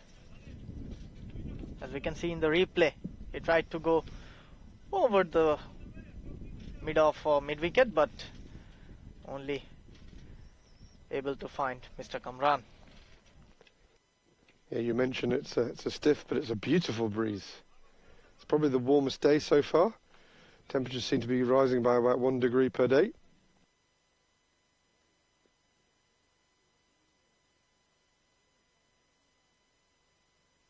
Just got some sound issues. I hope you're receiving us loud and clear. If you're not, then you won't be hearing me saying this. New man in. It's Mohammed Khan.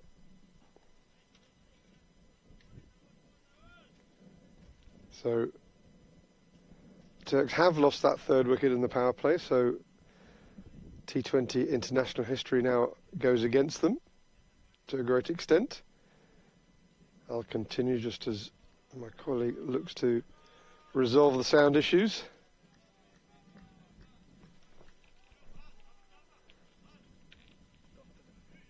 Reached the semi-final stage of this European Cup, hosted by the European Cricket Association.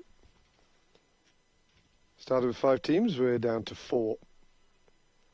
So, lengthy, involved round-robin phase.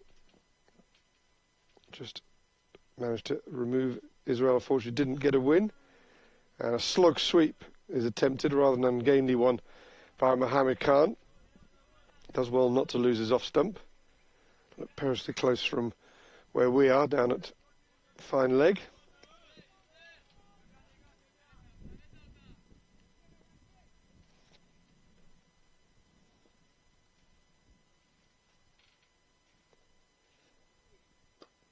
And there's a chance, very, very firmly struck. And I think that was Lingeswaran Kanisan, who kept wicket in the last match. Gloves have passed back in this match to Mohammed Ali Verk. Lingeswaran Kanisan will probably get his chance with the bat. Turks are going to have to set up a big score, and that is out. Shuffled right across his stumps. Ibrahim Dalian looked uncomfortable throughout his stay, and he tried to make something happen by working across his stumps. Unfortunately missed it completely. Imran Haider gave due consideration and raised his left arm to indicate that that is out. Leg before wicket, so 4th wicket down, still in the power play. And while we look to get my co-commentators' sound issues resolved, we can just reflect on the fact that we've been here since Saturday morning. We're now here local time Wednesday afternoon. Still got the best part of 3 matches left to play in this European Cup. It's coming down to the business end of the tournament. We're already into it. And we've got Serdar Emir. He was out of the side a couple of matches ago, but has now played what potentially could be his team's last 2 matches in this tournament. That remains to be seen, but he's ready to face up to Ahmad Zai, and that's a leg side wide to start up with, so that affords him a sighter. So we've still got 1 legal ball remaining in this power play that's belonged to France, and it is rather uncomfortably clipped away to square leg. No run, so we're through the power play. It's 25 for France, and looking forward to finding out whether my colleague Asif Mahmoud Shujal has got his issues sorted out on the technical front. How are we going over there? Well, I had to go to the professionals of this. We're having some connection issues with the plugs, and then I have to call the director for that, and it's fixed now. Well, it's good to have you back, and through also change of fielding restrictions now. So the first 6 overs of these 2020 internationals, only 2 players are allowed outside the fielding ring at the point of delivery. That's now relaxed to 5 players, so quite a big difference. And it often coincides with the change in bowl. And the man who was sprawling around just outside our gazebo 5 minutes ago is now going to take up the attack from this pavilion end. It's Noman Amjad. Yeah, good change up from France. Noman Amjad, he's bowled well last match against Israel, and so far he's maintaining a good shape in this tournament. And that one is flicked away towards a fine leg. for a very comfortable looking single. Speaking about that last match against Israel, it was good to see them at the fourth time of asking, putting up a bit more of a fight, getting comfortably their highest score of the tournament, getting all the way to 130. And for a while, it looked like it was going to be a challenge getting there for France. So certainly, Israel were probably marginally favourites at the end of the power play in that one.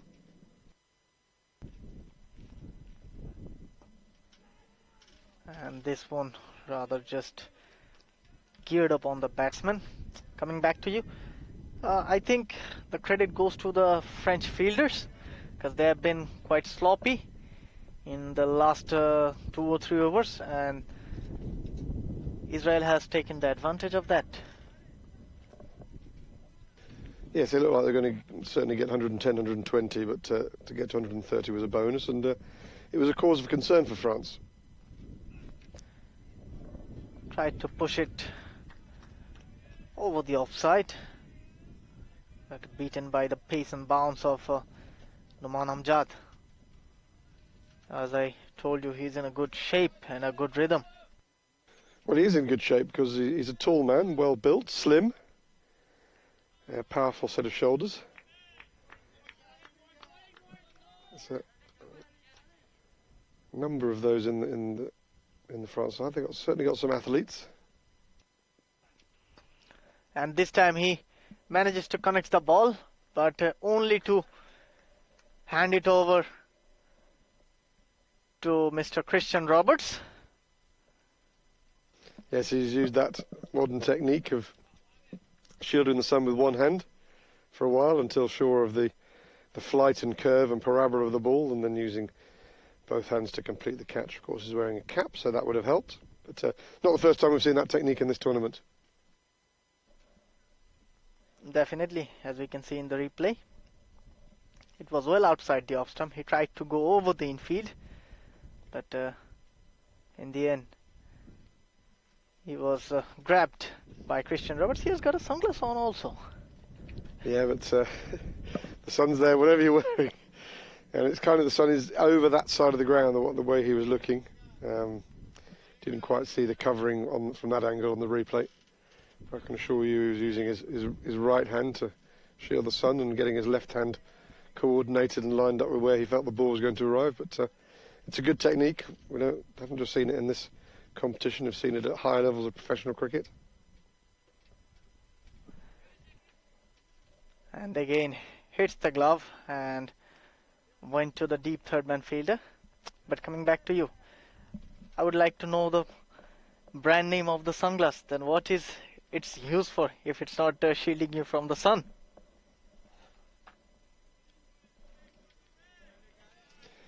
I'm a person who suffers from squint lines, and I can assure you if I didn't use sunglasses all the time, my squint lines would be even more exaggerated. It doesn't make the sun invisible. That's all I'm going to say. Chance of a catch, and a very well tried by the gully fielder. And that completes the 7th over.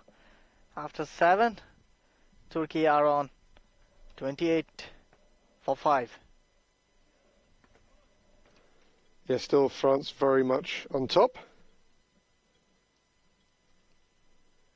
at this stage, just over a third of the way through the innings, and it looks like Dawood Ahmadzai is going to go through his allotment of 4 overs in one go.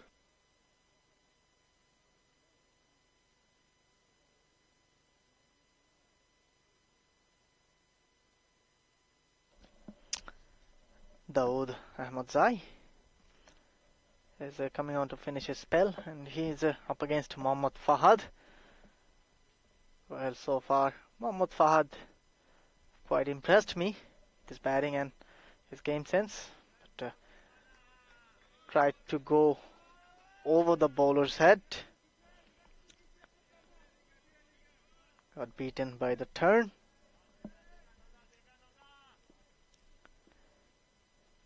Coming back for the second time in this over. Flighted delivery driven, but got the outside part of the bat. to the point fielder.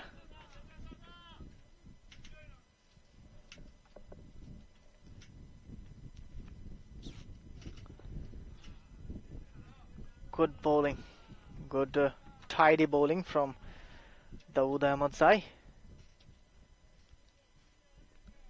Got some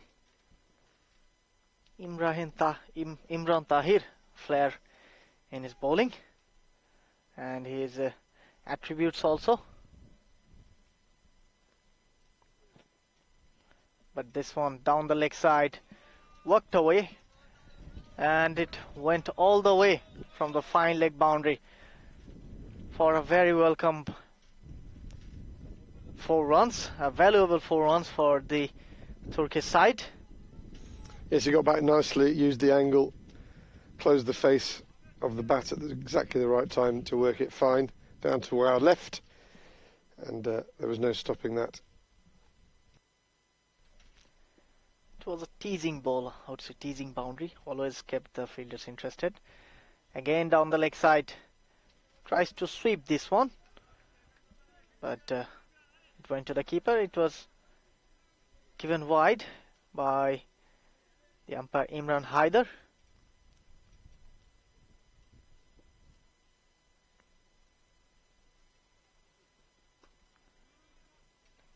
And cut away to the point fielder again.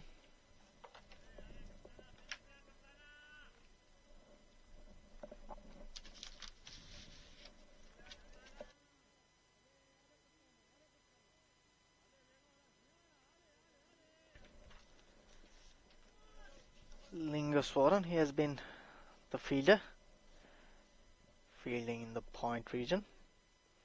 And again down the leg side, and it will be a wide signaled by Imran Haider, standing his 44th matches in this season as an umpire.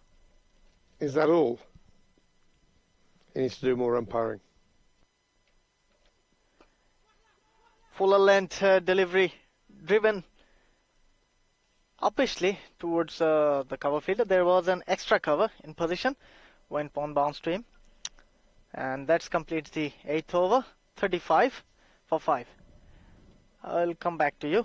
Like you said, that's all or not. Cricket in here for someone like an umpire doing 44th matches in one season. It's a lot in Europe. I know that. Of course, I was only teasing. Imran Haider and I, we get on very well. We were on a course together in November in Malmö in Sweden. We met here last year for the Continental Cup. And he's good fun, he's good company, and he's a very, very good umpire who's quick to learn. Nobody's the finished article, but Imran Haider, he's a sponge for knowledge. And he's got a good future, in my opinion. Back to the cricket, well, umpiring is cricket. Back to the cricket play. Good bowling again from Noman Amjad. Good aggressive bowling. Just trying to hit the wicket and hitting the wicket hard at the moment.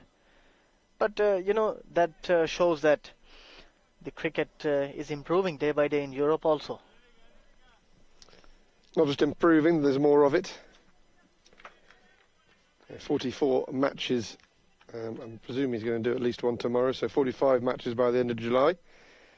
I'm not sure whether is there a month that you stop because it gets too hot, or do you go straight through the summer here in Bulgaria, in Romania rather? Well played by Mohammad Fahad. Pushed into the gap for a single. Summer is not a problem. It's the winter that causes a lot of problem because too many snows and the ground goes under the snow. So that's why we no cricket in winter. Well, I wouldn't really lay the blame at Romania's door for that. I mean, cricket is a summer sport. So to say you can't play in winter, you raised an interesting point about European cricket in other countries, which I'll come back to.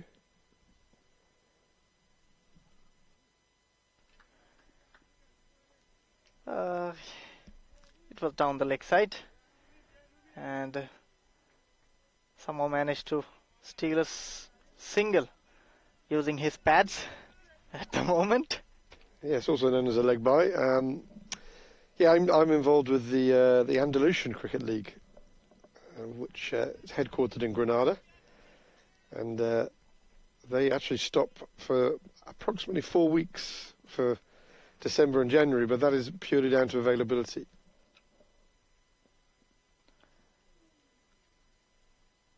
Worked away into the fine leg for a single by Mohammad Fahad. So far he is looking confident at the moment. He needs to carry on if Turkey has a bit of chance in this match. So going back to the Andalusian League, so they do have a winter break which lasts for less than a month. The far longer break is around about this time of year. Despite being a summer sport, they stop because of the heat. It's just too hot to play cricket in that region at this time of year. Once again a little shimmy towards the bowler, but in the end managed to block it. But let me tell you, in my country where I'm from, in Bangladesh, cricket is a winter sport, so it's more popular in winter because that's a more chilled weather at that time, perfect weather to play cricket. We also, I'm aware of that, but it also means you have obviously days that last less than 12 hours of daylight, presumably, because you're playing. I know there isn't a huge variation from the longest day to the short day in that part of the world, but they are certainly under 12 hours. Once again, try to go down the wicket, charging the bowler, but missing it completely. A dot to finish off the over after 9 overs, and Turkey are on 38 for the loss of 5 wickets. So that's cricket in Asia. Of course, we have got this Turkish nation, as we mentioned, straddles both those magnificent continents. So I think you would struggle in Bangladesh, coming, for example, where I'm from, England. We have a thriving evening cricket sort of community, because people can finish work at 5:30. If they work close to the cricket, they can get there for a 6 o'clock start, and you can get 20 overs in per side. Where I'm from, the sun sets at the height of summer around about 9:20, something you probably, even here in Romania, you never get the sun setting that late. So evening cricket is a big thing in my country. Probably be the opposite in somewhere like Bangladesh, because when you're playing, you haven't even got 12 hours of daylight in the day. And you'd certainly struggle, as we did yesterday. We got 3 2020 internationals in the day. It's probably almost unthinkable without floodlights, I should think, in Bangladesh, isn't it? Come back to you after this delivery. New bowler introduced into the attack. Slow left arm orthodox. Rahim Gul Nasri bowling from the forest end. But you know, we have got street lamps. We used to play under the street lamps when it gets darker. Full length delivery goes over the bowler's head, and there is Rahmatullah Mangal on the long on boundary. Cut it off for a single. So, you know, daylight is not a problem for us. And again, a good delivery from Rahim Gul Nasri. Have bat will play is the culture, isn't it? I understand. Going back to, and again it's a flighted delivery. Deceived him in the flight. You know, when I was young, I used to finish my college, and with that uniform I used to play cricket. And again, push towards third man. So before it gets darker, we used to get dark because of the heat. You know, the evening, the afternoon sun, it's burning our skin.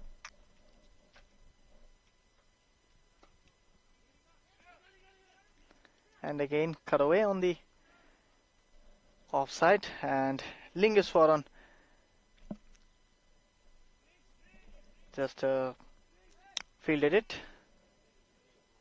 I think that's the over, and players are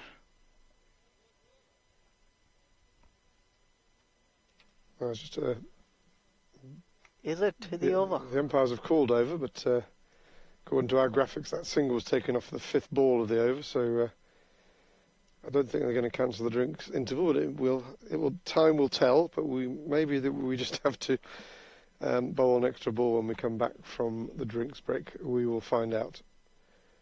Just looking at the body language of Asad Ali, he's off your screen at the moment. But we can see him. There he is on the left. He's explaining what he feels has happened.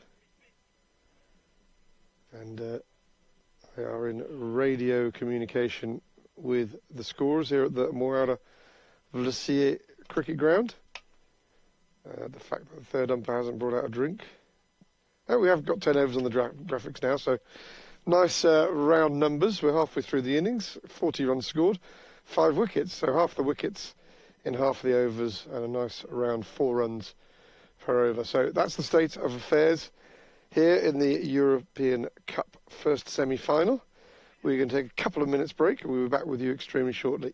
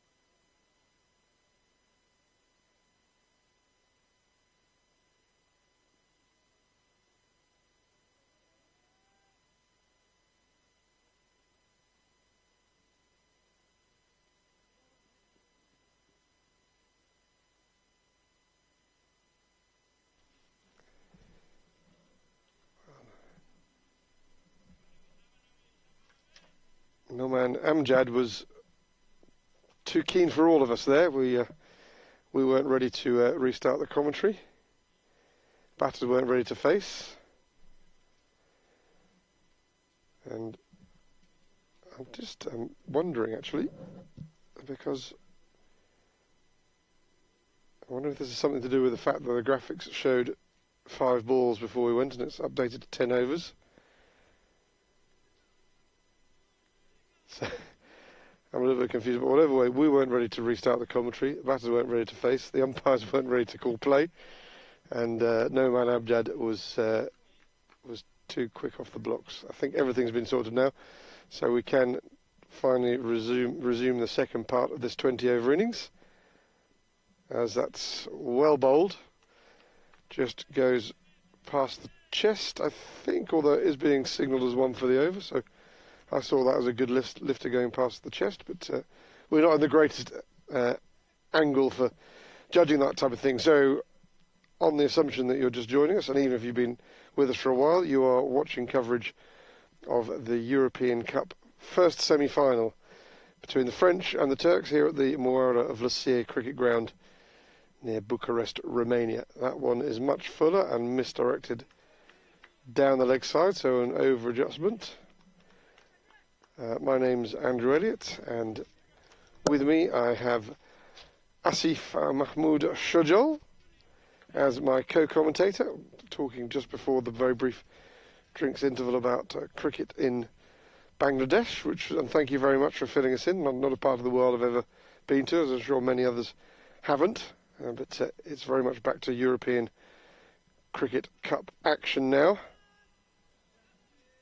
as Turkey continue this struggle rather, losing 4 wickets in the power play and 1 other subsequently. They've got rebuilding to do, but they haven't got very much time to do it.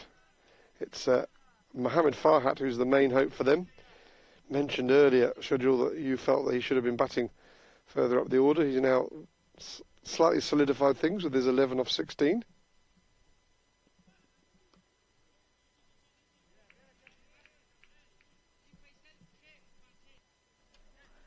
but I think he is the key in this innings because they also know that he's some kind of player. He is only that kind of batsman who can like accelerate the innings in the back end, and he has done it before. And he's maybe we'll see. We'll get to know soon that how he plays today. It's a pressure game, you know. Full length delivery. Yes, Mohammed Bichir is just struggling to rotate the strike at the moment. His stats on screen are there for all to see. Equivalent of 2 full overs faced, and he scored the same number of runs as those 2 equivalent overs. And that inside edge mistimed was a sort of a microcosm of how his innings has gone so far. Advances, looks to make something out of that, but then in the end plays a rather indistinctive waft outside the off stump. And his struggles continue, as do those of Turkey. Well, I've got a question for you, Andrew. It's a English game. Cricket is an English game, but it's more famous in Asia. How does that work? There are a lot more of you. That's the answer. Another good ball. Tried to be cheeky, and that finishes the 11th. And Turkey are on 41 for 5. Have you ever played cricket with a pen or a water bottle or with a diary? No, I'll tell you the closest I've got is with a vacuum cleaner tube. The metal, the sort of curved. Sometimes you get the sort of the almost plastic, the stretchy sort of concertina bit, and then you get the sort of solid middle bit, and then you get the thing that's got the brush on the end of it. So I do remember at school playing with upturned school bag as a wicket, and the bat was a bent, so the metal bit of a vacuum cleaner tube. That was good fun. So pencil. Yeah, well, I think you'd have to play with a ping pong ball if you knew how to pencil, wouldn't you? We used to make balls with the paper. Yes. You know? In the ping pong balls bounce quite well. You could probably use a pencil for those. It's Rahim Gul Nasiri to continue and bowls a big full toss. Just keep our eyes on the umpires. They seem happy that was a legal delivery. One thing we all know is that it was 6 because that went onto the banking quite comfortably right near the scoreboard, which I don't know if it's been like this all the time, Shojul, but it's very difficult to read the scoreboard when you're actually out in the middle of the ground here at Moara Vlasiei. Has it been as visible as that all the time, or is it recovering? Is it coming back to life? Oh, is it? It's always like this one. Okay, so it's easier to. Well, good for us when we're commentating. Easier to read from the commentary position that is from the middle of the ground. Absolutely. The players constantly querying what the scores are, but it's 6 more than it was a ball ago. I can tell you that much. And that big boundary 6 by Mohammed Farhat is consolidated by a nudge into the offside. Christian Roberts fielding. So in the 12th over, just closing in the 50. Having said that, it's Mohammed Bichir is back on strike, and you can see he is striking at 14 runs per 100 balls at the moment, and that's going to have to change. It's a case of hit out or get out. It's hit out that he goes for, and on this occasion gets decent contact. Takes the single to a straight mid-on.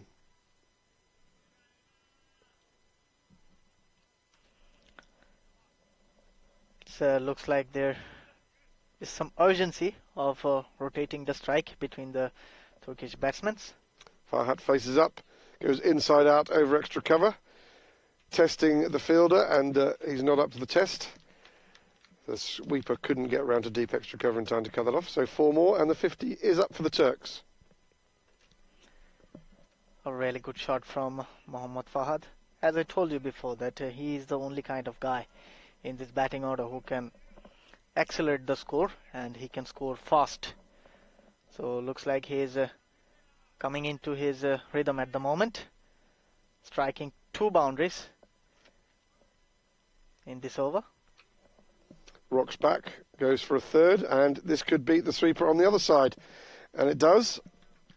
And he rocked back that one, just beat the backward point, and it meant 2 consecutive chases, each in opposite directions for the sweeper, and he hasn't managed to cut off either of them. So 2 very well-timed shots and 3 boundaries now in this over. So better times for the Turks. Yes, with that boundary, the partnership has risen up to 31 of 31. So they are maintaining quite a healthy run rate from here now on. Goes for the lap sweep. I think he gets some bat on this. We'll keep an eye on Imran Haider. Yeah, no signal, so that was a single off the bat. I got my signals and my singles mixed up. 58 for 5 is the score after 12 overs. Finally, a good over for the Turkish batting unit, and looks like it's Kamran Ahmadzai who's coming on to bowl for the first time in this match, and he will be bowling from the pavilion end. Yes, which is the end he bowled from against Israel. That's the end that I was at for that match, and I can tell you he does get real shoulder snap into the ball, hits the pitch hard, moves it around a little bit, gets awkward bounce. Seems to me that this is the type of stage of the innings that the French have decided is best for him. But if the ball has gone slightly soft, it doesn't appear like it when it's in Kamran Ahmadzai's hand, because it really does get it going, fizzing through. Shortish run-up, not particularly tall, obviously big set of shoulders, but I was impressed watching close up what he does earlier on in the match, earlier on in the day in the first match. He's ready to bowl his first ball. And confident appeal. And now that I'm seeing, I do remember that I wasn't entirely complimentary about his run-up, and the last time I was commentating on him when he was bowling from the forest end, because we'll say it's a rather meandering run-up, but it all comes in the delivery stride and in the shoulders. That's where all the action comes from. You could almost disregard his run-up and just go with what happens at the business end when the action's happening. As we look at this rather curious run-up, you can see there's big acceleration in the last 2 strides and power through the crease.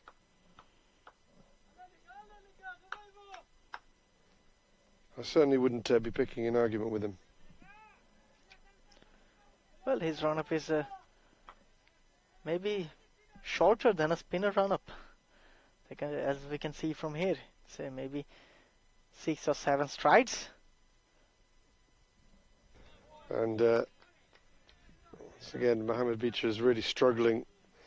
His footwork isn't decisive. He's very tentative, and he ends up doing neither one thing nor the other.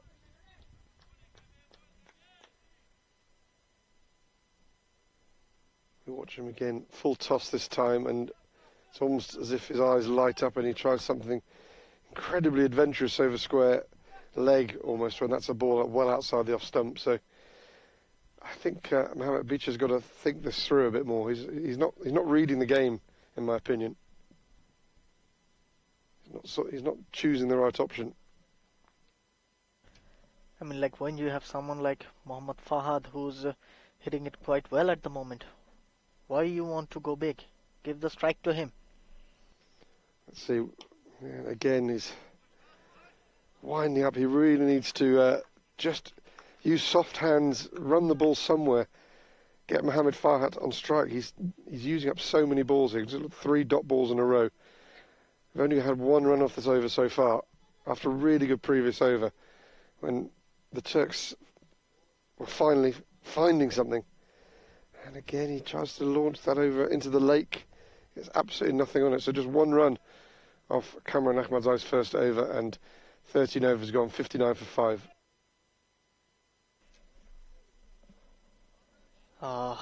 So far, once again, the struggle of the Turkish batters continues, as they had a previous over the over before that, over before the last over. It was a good over for them, but once again, looks like they're again struggling. But this time, it's Mohammad Fahad who will be on strike. Well, he had to get back on strike eventually with Mohamed Bicha playing and missing nearly everything in a variety of guises, defensive or attacking.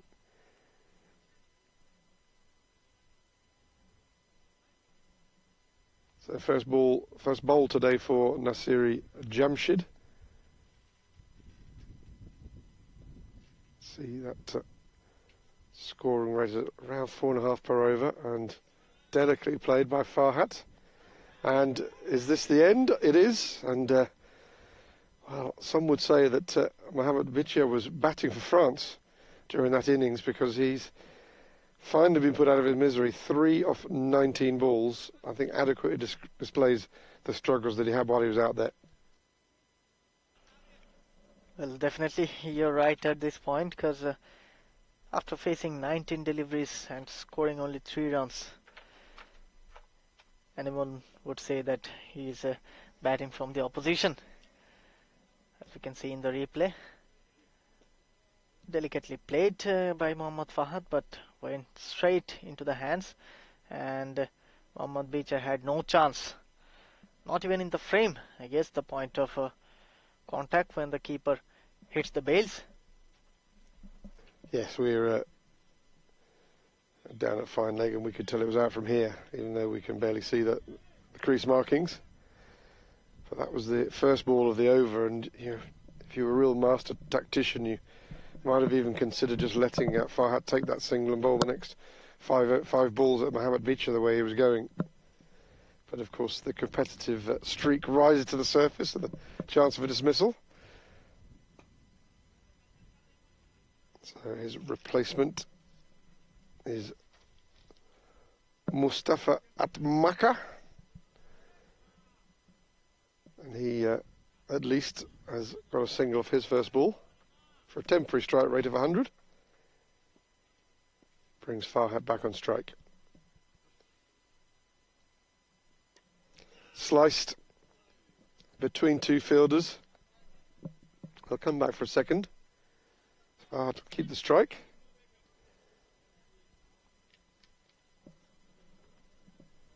So going around about 4.5 per over, the Turks, and with 6 wickets down, 6.5 overs to go.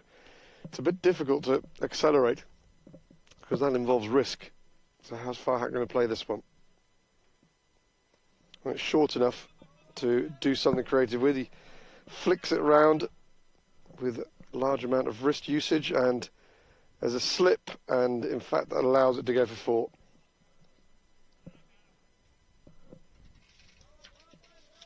There's Zakriya Atik Butt down on the line, who kind of had control of the ball, but then of course they can't wear spikes with the artificial pitch, and he just slipped at the crucial moment, and the ball dribbled into the rope.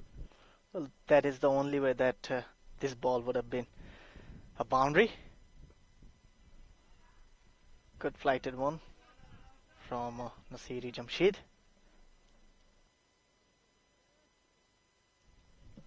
Yes, it needed stopping. It would have gone there under its own impetus, but rather fluffed his lines when he came to intercepting it.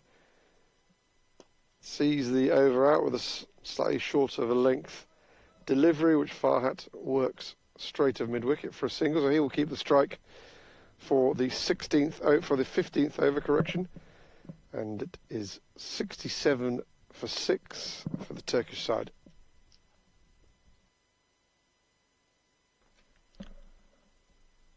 So far it's been a struggling batting innings from the Turkish batsman.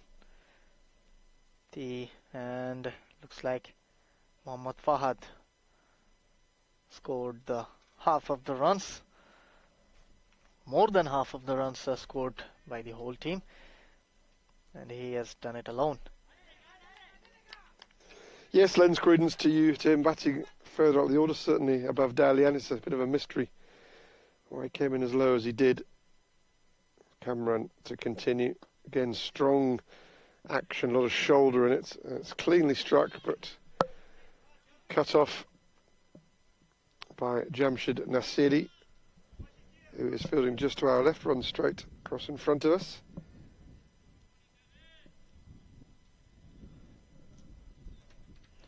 Speaking about Fahad, why do you want to get this kind of batsman into the power play to use the circle as we speak?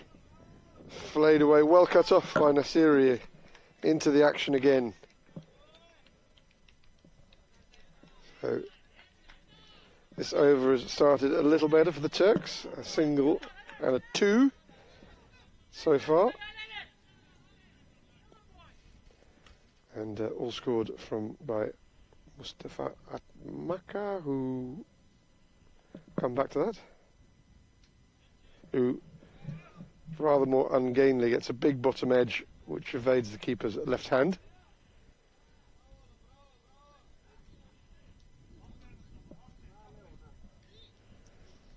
And Mohamed Farhat comes back onto strike. So he was happy to give up the strike first ball of the over. Gets it back after 3 off the next 2 balls. So 4 runs scored halfway through this 15th over.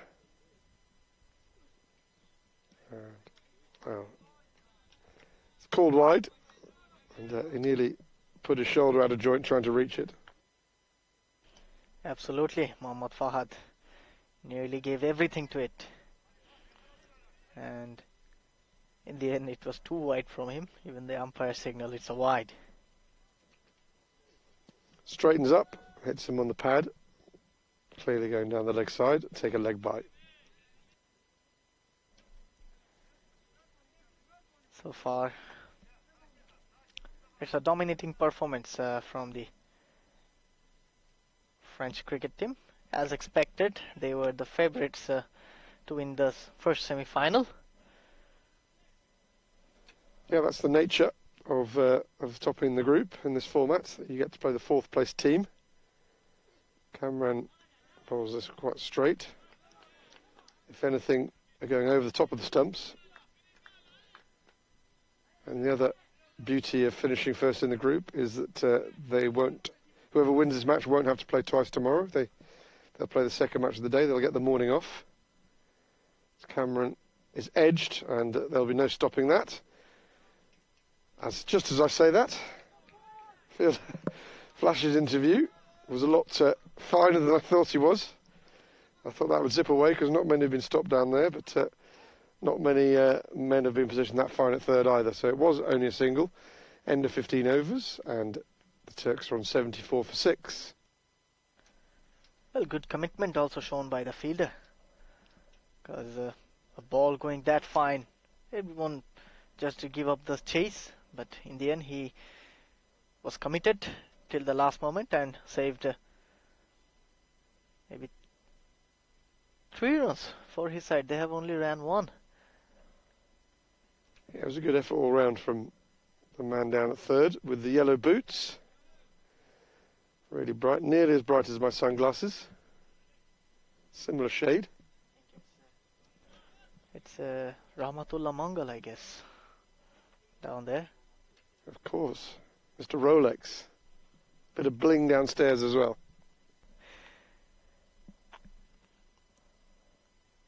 In comes Nasir Jamshid, and he has bowled him.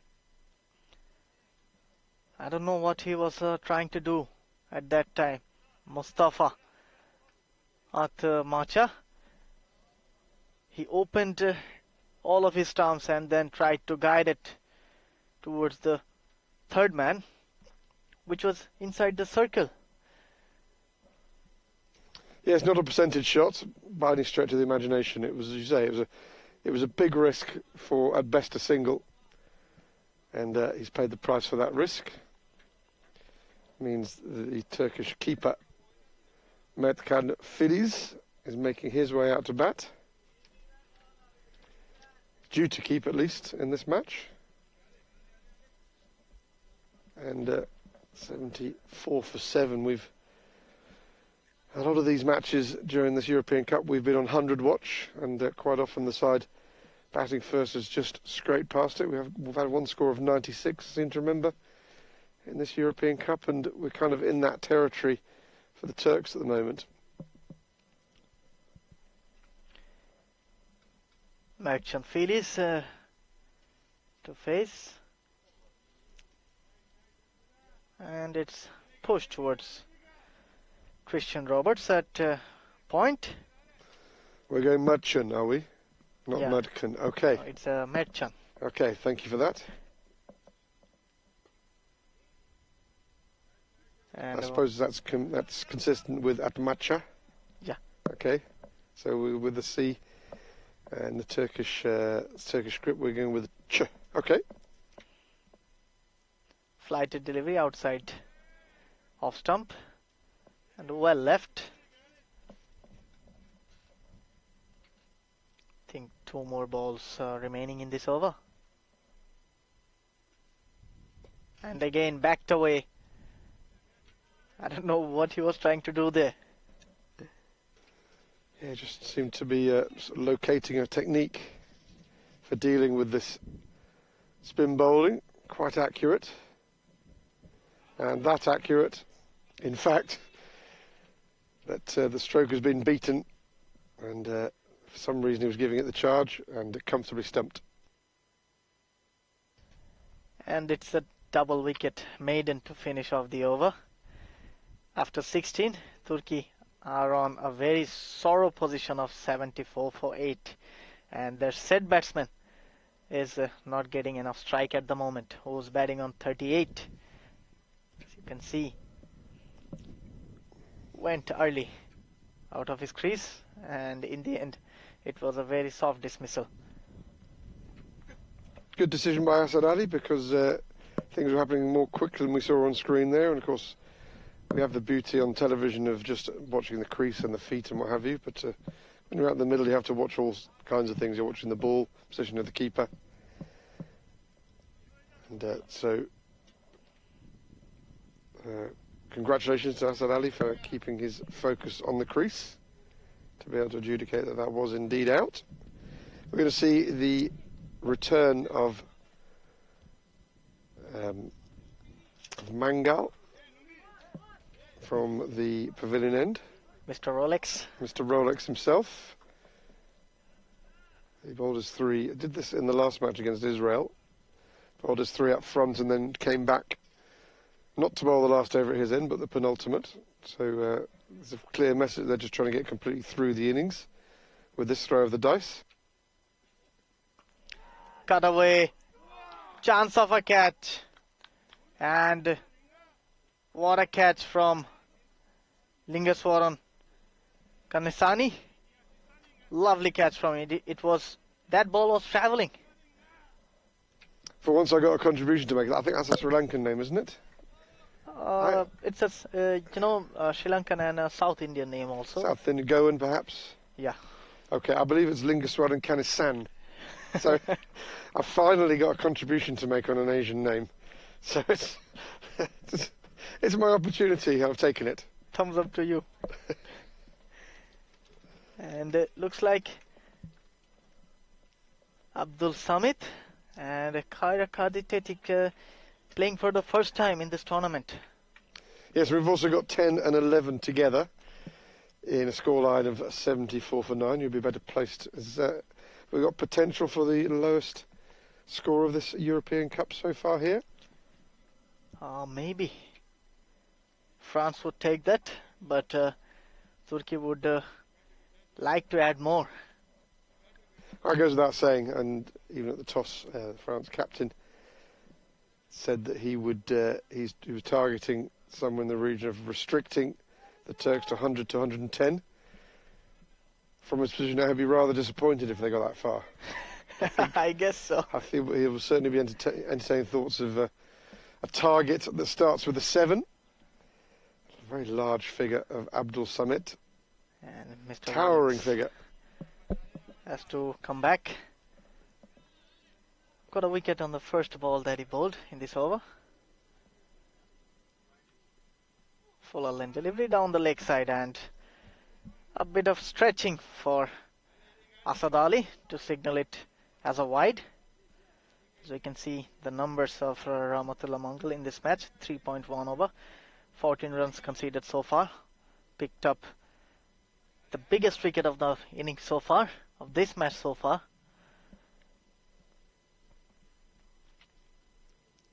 Low full toss, and the batsman just manages to get his bat in time.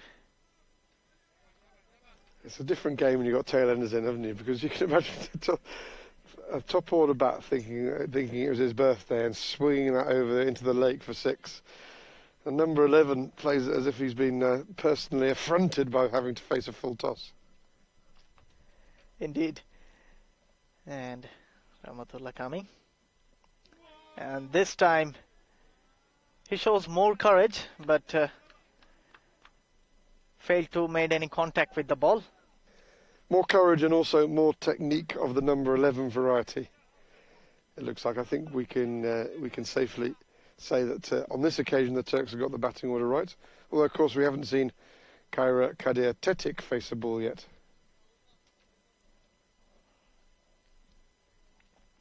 And he has to walk back, and this time that's more like it kind of delivery from Mr. Rolex. Yes, and we won't see the number 10 for the Turkish side face a ball because he has been left stranded, having come out at number 10 at the end of an over, so he's been rather let down by his partner. But I don't think we can blame the number 11 for this batting display. The fact that the Turks have only chalked up 75 is a collective responsibility. As you say, the main contributor, Farhat, probably should have batted higher in the order, and when he was out to the first ball of that over, you knew that the end was nigh. We're going to have, thankfully, a full 20-minute break because that innings has finished 10 minutes early due to the unused overs. So from me, Andrew Elliott, and co-commentator Asif Mahmood Shujul, we hope that you get the opportunity to get refreshed. We will be back to restart this first semi-final at 5 past the hour in most time zones, and that restart will happen in just approximately 18 minutes. We'll see you then.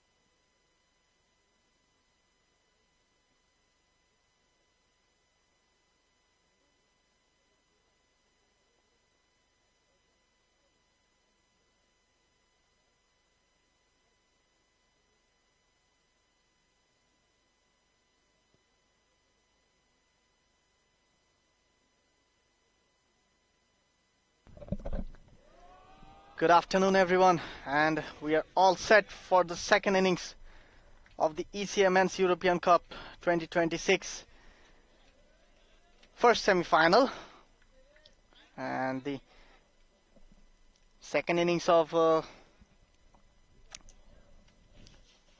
Turkey versus the Frenchmen, and they've won the toss. Turkey won the toss and they have decided to bat first, and they have been all out by the French bowler for 75, and the target is 74. And alongside me I have Mr. Andrew Elliott as my co-commentator. So how are you, Andrew? Good to be back. Schedule after that. For once, we got a full 20-minute break, which is nice to get refreshed and catch up on a few admin matters and have a chat off air about how this is going. Clearly, the Turks have put in a performance which is well under par in cricketing terms, over par in golfing terms, just 75, which really shouldn't cause too many issues for the French, the way they've been going. It's Zakaria who's going to face up the first ball, the left-hander. He's been having an on and off tournament. That's the nature of 2020 cricket. He is going to be facing up to the young bowling all-rounder from Turkey, Ibrahim Daryan. Just a couple of minutes late restarting, not quite sure why.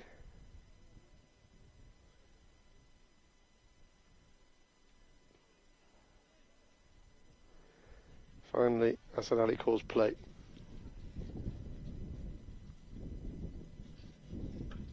Low full toss, outside off stump, driven towards the deep extra cover fielder. The only fielder patrolling the boundary on the offside, and they've got a long on in position on the boundary, and that brings up Muhammad Ali, not the famous Muhammad Ali.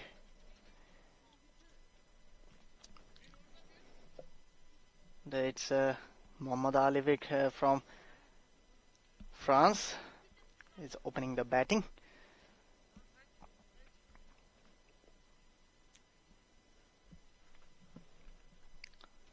So you have seen Muhammad Ali playing, no?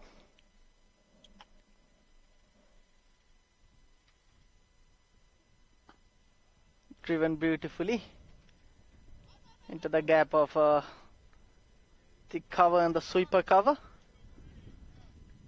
Comfortable 2 runs. I don't know if I got hold of the stick by the wrong end here, but are you suggesting that I'm old enough to have seen Muhammad Ali box? Are you? Now, consider your answer carefully here. Down the leg side, and it will be called a wide by umpire Mr. Asad Ali. So I'm not telling you old, I think I'm trying to prove myself young. Oh, well, looking after yourself then. No, I mean, I suppose I could do a counter in something. I remember when he was called Cassius Clay, but I don't. No, I'm not old enough to have seen Muhammad Ali box. But I do remember the stories. Coming up for the 3rd time in this over, and pushed away into the gap for a quick single. And that brings up Zakaria back on the strike. A left-hand, right-hand combination from the Frenchman.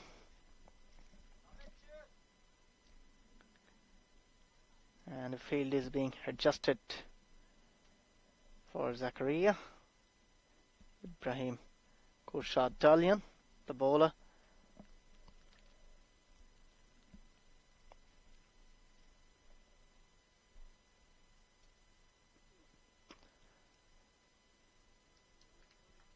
just edged towards the bowler. Not a confident-looking stroke for the batsman from the batsman. So just changing the subject slightly, back to more European cricket. How long have you been based in Romania, Schedule? Oh, it's been 1.5 years I'm in here.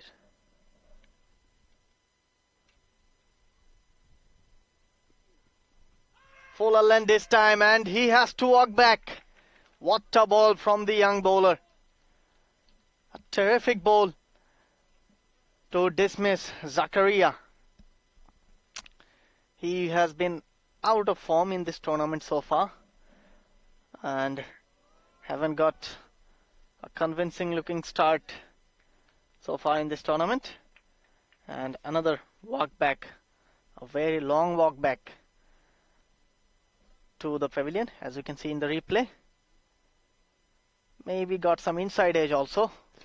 Yeah, I think there was some hint of inside edge, but I think it was heading for the wickets anyway. He just helped it maybe more from an off stump line to leg stump. But probably the justified result as far as the bowler and as far as the Turks are concerned. It was in the area, rather cross-batted shot. It does bring in the man who's played the innings of the tournament as far as the European Cup is concerned. Mustafa Omar scored that century a couple of days ago, of course, when he was on just 84 as the last over started and ended up on 108 from memory. So really plundered and went well past the 100 mark, and remains the only century of the tournament that I'm aware of.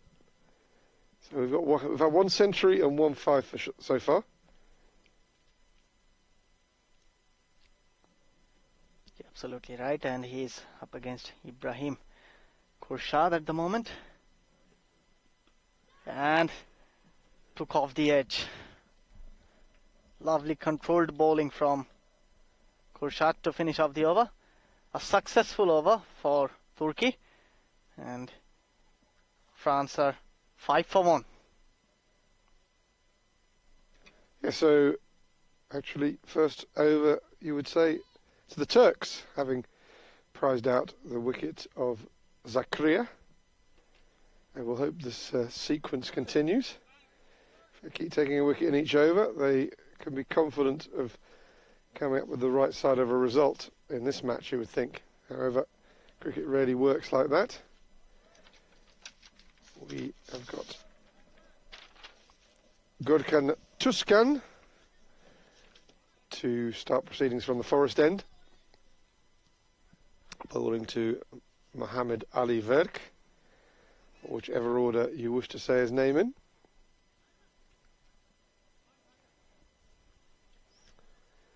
No, I'm not old enough to have seen Muhammad Ali box, and I'm not old enough to have ever seen Geoffrey Boycott bat, for those that can remember that far back.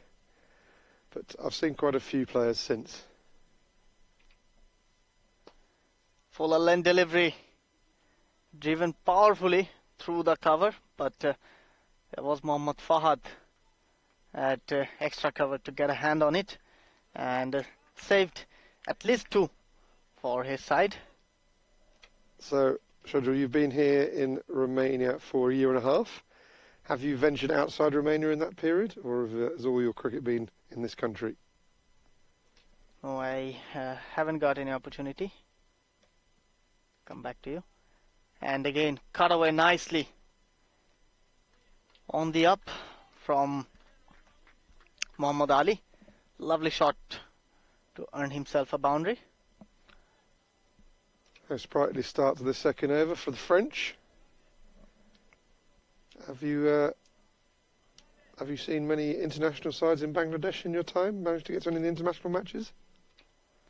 Like, do you want to see I played or I've seen? The highest levels that you've witnessed, whether you've witnessed any T20Is or ODIs or even Test matches in Bangladesh ever? Yes, I have. I don't like to go to the stadium because it feels bad for me, because I dreamt to play in the stadium. but I've seen in the television. Well left, but I have witnessed a historic test match win for Bangladesh against Australia when they have beaten them in 2017. I was present at that time in the stadium. I was just about to say, if you're going to say that you watched it on television, that doesn't count. That's going to be a massive letdown. So you've retrieved yourself. Well done. Once again, charging the bowler. So obviously on that day, Bangladesh were better than Australia back in 2017. Who was the star player in that match? I'm going to have a guess. I'm going to try to write it down in my book without letting you see it. As you commentate on the, I'm going to commentate on the next ball. I'm going to write down a name and hide it from you, and then you're going to tell me who was the star player for Bangladesh in that match. And again, it's a sloppy delivery from Gurkhan Tushkan. Another wide. He has to reload that again. So I've written my name down. I've got my thumb next to it. You can't see it. Who was Bangladesh's star player in that match back in 2017? Undoubtedly Shakib Al Hasan. And what's the name I've written down? You can tell everyone after this ball. It is Shakib Al Hasan, the best all-rounder. Well, some guy in the era that he played in, which didn't finish all that long ago, only a couple of years back. It's arguable that he was the best all-rounder in the period that he played in worldwide, to be able to bat in the top order and be first-choice spinner. Another good ball from Gurkhan Tushkan. And who was the biggest name Australian in that match? Stephen Smith. Yes, Fidgety Stephen, yes. Yeah. It'd be great to get those guys involved in European cricket. And the reason that all this is leading back to Europe. And another square cut, a lovely square cut from Muhammad Ali. A bit uppish this time, but he will say that he was in control, and a boundary to finish off the second over. And France are on 17 for the loss of 1 wicket. Yeah, much better, much more productive second over for the French. It's really taken a chunk out of this small total. 76 being the target. So the types of names you're mentioning, maybe not quite the calibre of Stephen Smith, but the likes of Shakib Al Hasan in the twilight of his career. Is it the Belgian league this year that's been attracting some pretty high-profile names? The two that from my country that jump out at me are James Vince and Alex Hales. I believe there were some Australians of pretty high-profile names. Yeah, this is being bankrolled by a fairly wealthy Belgian of Asian extraction, I understand, but I understand it was quite successful. If we can get people who can bring money of that nature, we can get some really big names all around Europe and grow the game in the way that ECN have done for many years. This time it's driven on the up. An unwanted slide from the fielder at the sweeper cover. But in the end, 2 run. So you, as a young man watching Shakib Al Hasan and Stephen Smith in, I'm assuming it was the stadium in Dhaka, was it? Yes, you're right. So that young man. And again, pushed into the gap for a single. For that young man to travel to Europe about eight years later and get involved in cricket, and then have the possibility of perhaps travelling to somewhere like Belgium and seeing some big name stars playing franchise 2020 in Europe. There are so many lads, he's not going to get that one. There are so many lads maybe in similar positions to yours around Europe who must be wide-eyed about the prospect of cricket proliferating around the European continent and seeing those names get involved. Not qualified for nations like this, of course. You're not going to get Shakib Al Hasan playing for any nations anytime soon. He's retired from international cricket. Franchise cricket's really just pause there because there was some significant fielder movement while the bowler was running in, which wasn't picked up upon. Thankfully, it was a wide ball, so didn't get anybody hitting a ball in the air to a fielder who didn't know it was there. But there was a huge amount of movement running in from Dalian. It was, who realised he was outside the ring and came tearing in.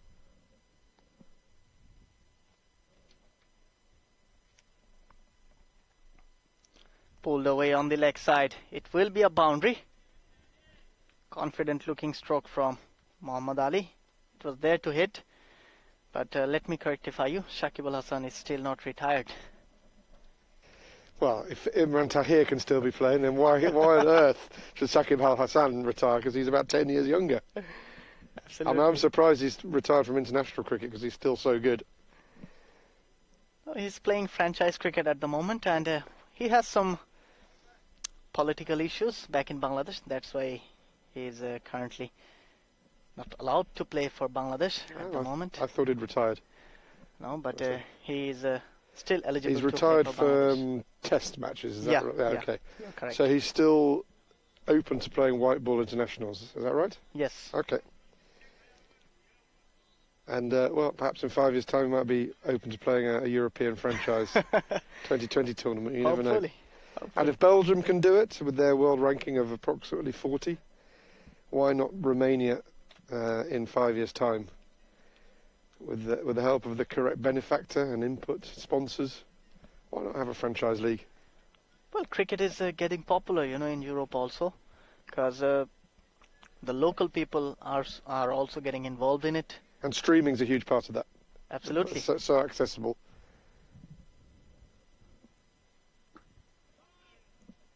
And I suppose in theory, if you're streaming, it doesn't really matter where it's taking place, but I guess if it's in the next country to where you are, it feels a bit more personal, doesn't it? It feels like more of a reason to tune into the streaming and watch it happening. Yeah, definitely. You get more involvement. So that could bring the likes of Serbia, Bulgaria, right down the leg side. If a franchise were to happen here, I know the European Cricket Association, which is based in Zurich, has got big ambitions. So why not? Come along for the ride. Definitely. And Serdar Burak. It's been a sloppy kind of over so far. This time he manages to get it right. And a single towards the sweeper cover for a single chance of an overthrow. And a single to finish off the over after 3, 27 for 1.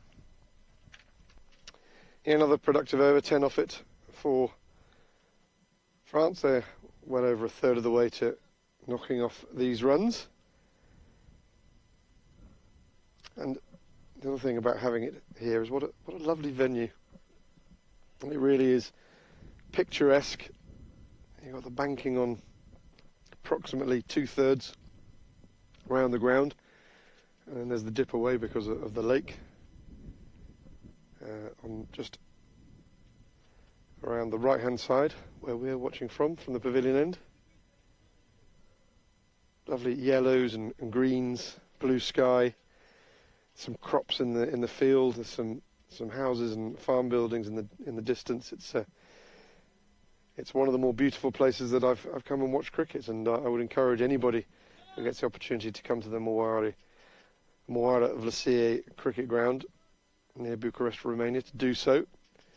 Obviously try and do it on the day that there's cricket on. It makes it a bit more interesting.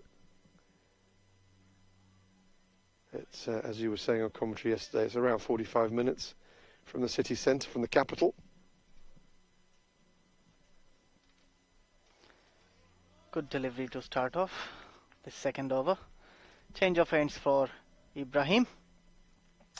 He's coming back to bowl his second over from the forest end.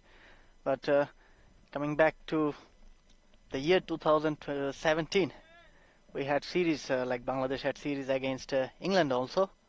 And guess what? The first match, Bangladesh won the match, and who was the man of the match?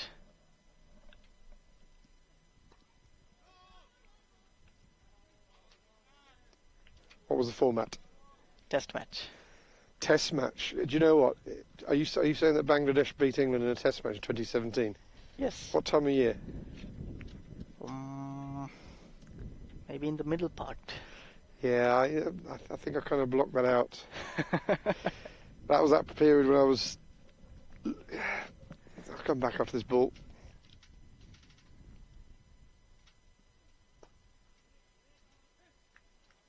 Once again, good bowling from Ibrahim. That was a period when I was heavily involved with cricket in Argentina, and streaming wasn't quite so good in 2017, so maybe I accidentally kind of lost touch with that test match for one reason or another. But I'm going to go, I don't know, Saqib Al Hassan. And you're right. Once again, a good delivery. Took the outside edge. And straight to the short third fielder. So, in terms of, obviously you've beaten the mighty England. I would think the three biggest names that you would have taken joy. I'm not sure if all three would have been playing. Joe Root. Yes, he did. And Alistair Cook was still just about playing then, wasn't he? No. Was it 2016 he finished? He retired at that period. Once again, played uppishly. Going towards the boundary, and good fielding, good commitment by the fielder to restrict it to only a couple. We're going to move on because we're talking about stuff that happened 9 years ago. But so it must have been the end of 2017 because Alistair Cook retired at the end of the English summer. So certainly one of, if not both of James Anderson and Stuart Broad would have been playing, although they didn't often play both in the subcontinent. So one of those would have been playing. Anyway, we'll move back to this match. Once again, it's more like a slap from the batsman. Just pulled it over the bowler's head for a boundary. To finish off the over number 4, France are on a very commanding position at the moment. 33 for 1. Yes, it's looking good for the France team to go through to tomorrow's final and get themselves the morning off. Well, they've got the morning off either way, but they will very much be hoping to focus on the final while they rest and recuperate in the morning, do some warm-ups, hopefully get to the ground nice and early to prepare well, maybe watch the end of the second semi-final to see who they'll be up against in that final. There's been a slight shift of timings for tomorrow. We had a kind of relaxed timetable like today, but prospect of Austria being in the final has meant that it's been moved forward by about an hour and a half to 1 o'clock because Austria got an evening flight out. Whether that changes again if Austria don't make it to the final, I don't know, because it's rather cramming in the semi and the final. Chance of a catch, and he will be out. Sirdar Burak starts his second over with a wicket. Is there a twist in the tail or a twist in the match here? Well, I'm not sure there'll be a twist, but at least with every wicket they take, it will reduce the potential margin of victory. Just was watching the new bat come in, didn't manage to see the replay. Did you watch the replay of that at all? Yes, absolutely, I did. And what did it come off? It was came off from the top edge of the bat, top part of the bat, I would say. It was a surprisingly bounced ball for the batsman. Yeah, it certainly was the extra bounce and the noise. Made me think it was either bat handle or glove because it's quite a dull, thuddy noise, which initially made me think it might have been pad flap or something like that. But I don't think we're getting ready to run in.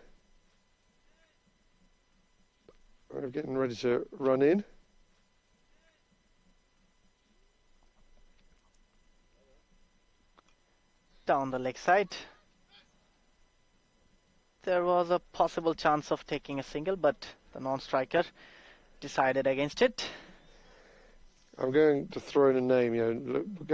Trying to extend this idea of franchise cricket in the European nations now that it's been kicked off by Belgium.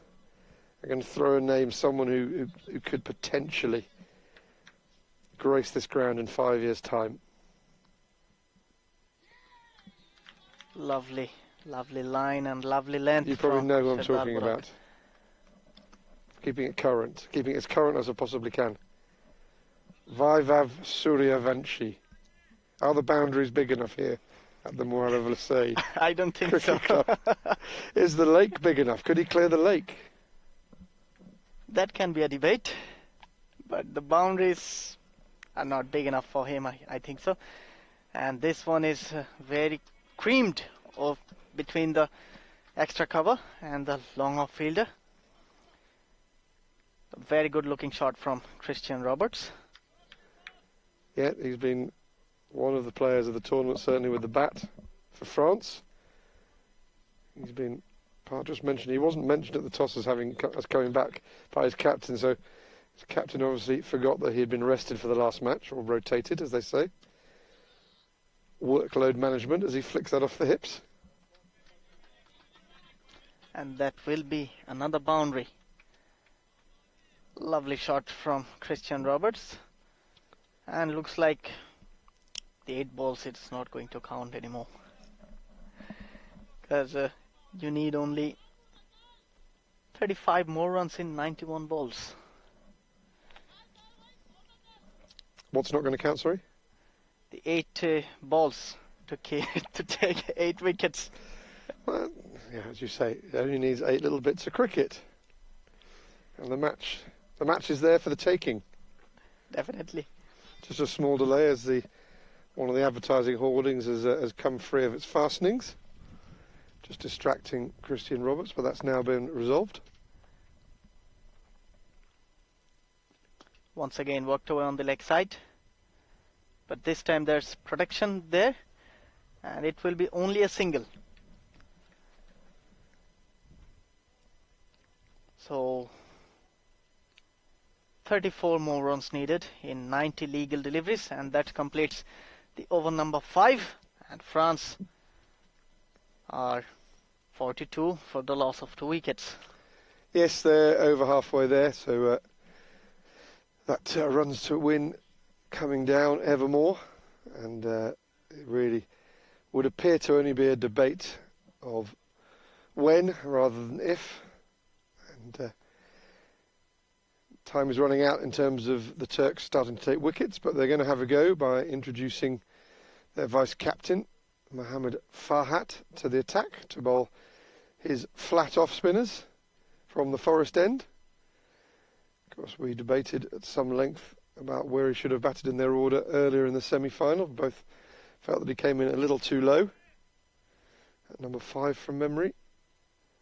Could have been better served coming in at least first wicket down to see whether he could bat through the majority of the innings. He ended up being 9th out, and not another run was scored after he was out. That everything finished so quickly that number 10 didn't even get to face a ball. Roberts does get to face a ball now, and via a misfield manages to pinch a single straight down the ground. So he started well, 10 off 6. But talking about the batting of the Turkish. Come back after the ball. And that's well bowled.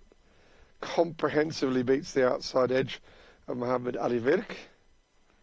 And talking about the batting of the Turkish team, you need to have your best player to bat as much balls as possible.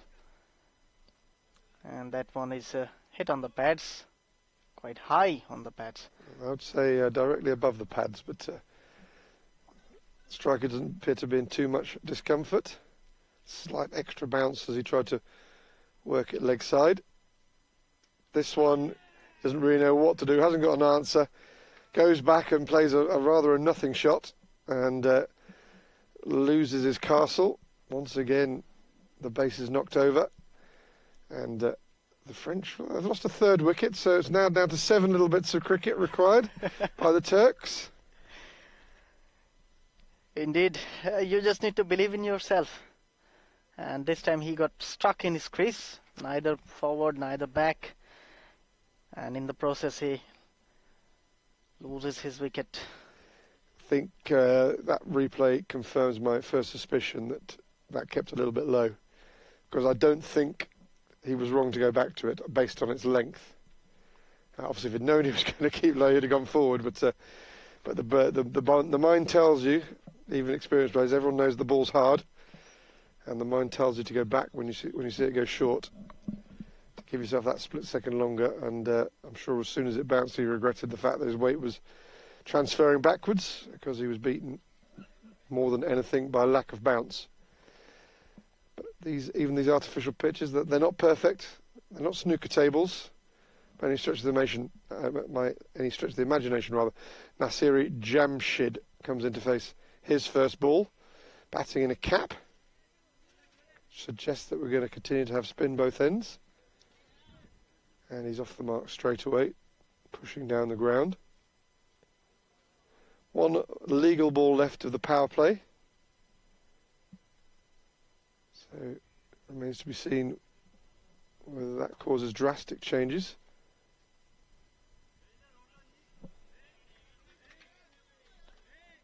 I wonder what happened there. There was no one at the long on boundary, and it went for a 4. Surprising, but a welcome boundary for France, as you can see in the replay. He just worked it on the onside, and there was no one in the boundary line.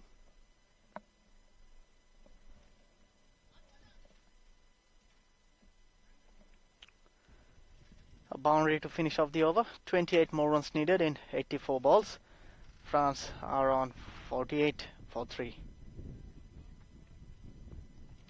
I just went a bit quiet. I miscounted the fielders. I thought for a moment that the Turks had 12 on the field, but trouble is they got someone running drinks who's forgotten to wear his bib, so it looks like an extra fielder.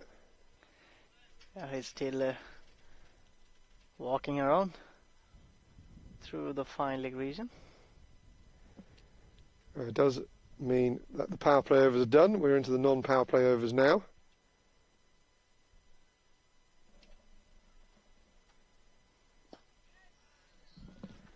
Tries of catch it, but it's placed beautifully into the gap, and they've changed their sides for single. In comes Christian Roberts, back in the strike, striking at a 200. Now goes back, and we'll probably maintain that strike rate, if not improve it, because that perfectly splits the two boundary fielders converging on it to run away for 4. Lovely shot from Christian Roberts, using his wrist this time, placed it perfectly right between the two fielders at deep mid wicket, and a wideish long on.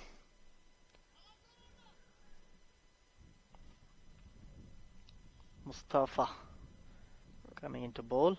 And that's full toss on a leg stump, and Roberts doesn't quite find the gap this time, although he does get it sufficiently far away from the fielder to come back to complete 2. So this over from Mustafa Atmaca. Have I got that one right this time? You did. Mustafa Atmaca has already gone for 7 at the halfway stage, and opportunities for those 7 little bits of cricket are running out quickly. Again, leg side, leg stump line. It's not working for him. He needs to get the batters out, stretching in front of them. Make them do the work. He's just feeding their leg side shots at the moment.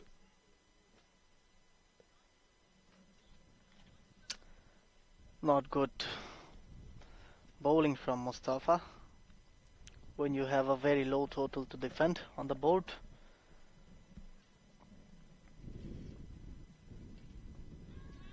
and that's squirted away, not where intended, but it goes wide of the fielder in the ring, and there is a valiant chase.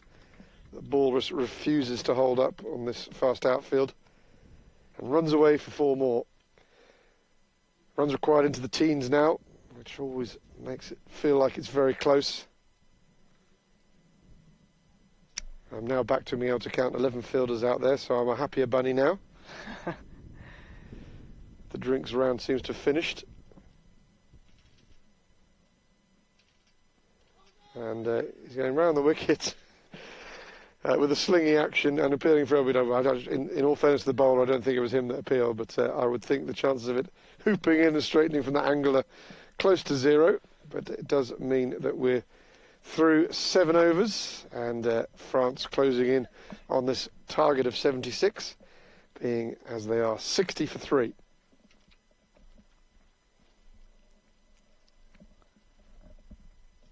It's going to be a very,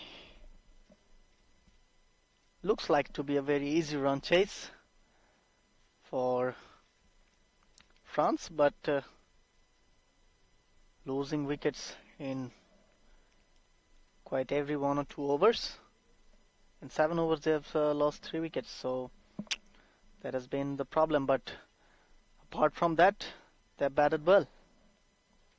Yeah, they wouldn't have been in the plan to have lost 3 wickets in the power play. It never is, but the Turks lost 4. And it's Balkis to take up the attack from the forest end. Good feeling at the extra cover position. Stop the batsman to take any single. Mustafa Berk Balkis, to give him his full name. I think it is written in the same. Very full and 2 wide. Roberts decides he will wait for a better ball to attack, just takes the extra run and the extra ball for the wide, so another one is chipped away from this target. 15 to win.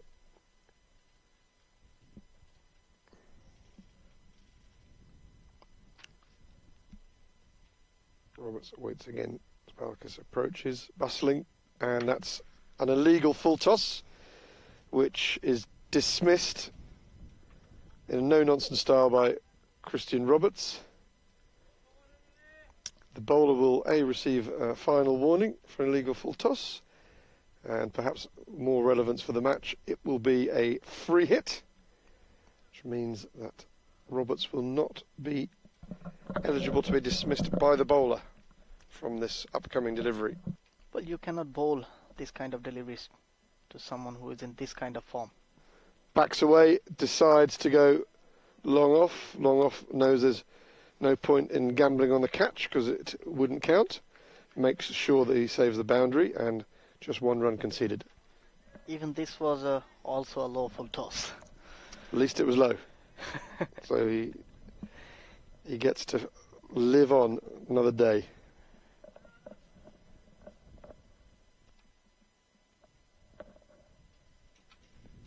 Very full, not quite a full toss. In fact, ends up kind of Yorker length, but slow enough for Nasiri Jamshid to adjust, push it for a single to long off.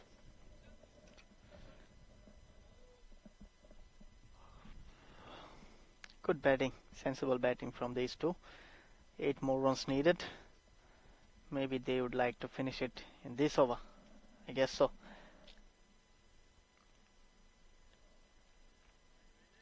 Coming into bowl. Full toss again, this time wide down the leg side. So this has not been a great over by Mustafa Berk Balkis. And we are now, in theory, 1 shot away from a win in this match, especially if he bowls another big full toss. It could be the end of this semi-final. Runs in now, full ball, half volley, leg stump. Roberts just tucks it away for a single. casually running the single, could possibly have pushed for a second. But we're now getting to the stage, last knockings in this match. 2 remaining in this over, 6 to win.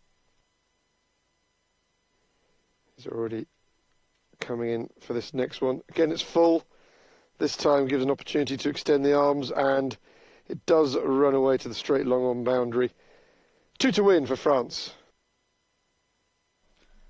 It's a very straightforward delivery from the bowler, and the partnership goes on to 31 of 14 with that boundary. Nasiri Jamshid moves on to 11 of 6. So last ball of the over. Could it be the last ball of the match? Not yet. In fact, there's an exploratory appeal for LBW, and even got the sense from here there was some bat involved. In any way, it seemed to be bound to get past the leg stump. So the Turks will take it into the 9th over. I doubt they'll go too far into the 9th over, with France at 74 for 3, needing 2 to win. So I think you might be right that we don't need any drinks in the second innings. That was a confidential comment made off air, and I'm appalled that you've broken the confidentiality code in this case, Shazal. I don't know what we're going to do about this. We'll come back to it later, but now it seems like the man who's playing his first match in this tournament, Kaira Kadir. Yep, he didn't get to face a ball, so his challenge now, you'd almost say, is to make sure he bowls a legal delivery. And he does. There's no overstep. But with that shot, Christian Roberts manages to get the scores level. So is it seems like that he's also playing as a professional fielder, specialist fielder in the team? Well, he's bowling, so he'll say he came in to do his bowling, and this is hit over the offside. If the batters know what they should be doing, they'll make sure they don't touch down, and I think that did go for a boundary before they did.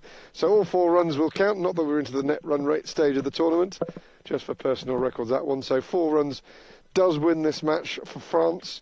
It means they're into tomorrow's final against either Austria or Romania. That will be up first thing in the morning, and I don't think we're going to have to spend too long on analysis schedule for this one. The Turks just simply didn't score anywhere near enough to challenge the French. To be honest, it was a very one-sided game so far, and you might see from the standings also, like the number 1 team in the tournament and the number 4 team in the group, and the standings is playing. So definitely it was France who came better this match, and they have dominated in the both departments, in the fielding and bowling. The player of the match has been nominated as Dawood Ahmadzai, the France captain, for his 3 for 19, opening up the bowling from the forest end and bowling straight through. So well done to him. The standings, of course, you're referring to as how the group stage finished, and that is how we came to this semi-final, being first versus fourth, and the match has very much gone according to the final standings in the group stages that finished, of course, only at lunchtime today. So it has not taken long for France to go from finishing top of the table to being the first of 2 teams into this final. The teams, as you can see on your screen, shaking hands. All seems well in terms of relationships between the 2 countries. Umpires involved as well, coaches, all manner of stages of attire. So we're not going to dwell too long on analysing this match. What we will do is look forward to a 9 a.m. start tomorrow, and that's for the second semi-final, with the hosts Romania taking on the highest ranked world team in this tournament, Austria. So really, I don't think it's too easy to pick a winner in that one. Of course, Romania, due to competition regulations, can pick from as many as 25 players they nominated for this tournament. They can do that, so being able to bring in players who are fresh, pick from the best, I think that will probably close the gap in terms of the world ranking. So I'm expecting a close semi-final. I will be on for that match with Asif Mahmoud Shajul, my co-commentator for this match and the next one. It remains for me to thank you, Shajul, for joining me for this match, and Thanks for having me. and also Thank you, and thanks for having me. always better with the microphone on. Thanks for that. Just remains for me, Andrew Illett, to wish you a pleasant evening, and I do hope that you'll be able to join us in the morning. Thanks for watching. Thank you, and have a good day.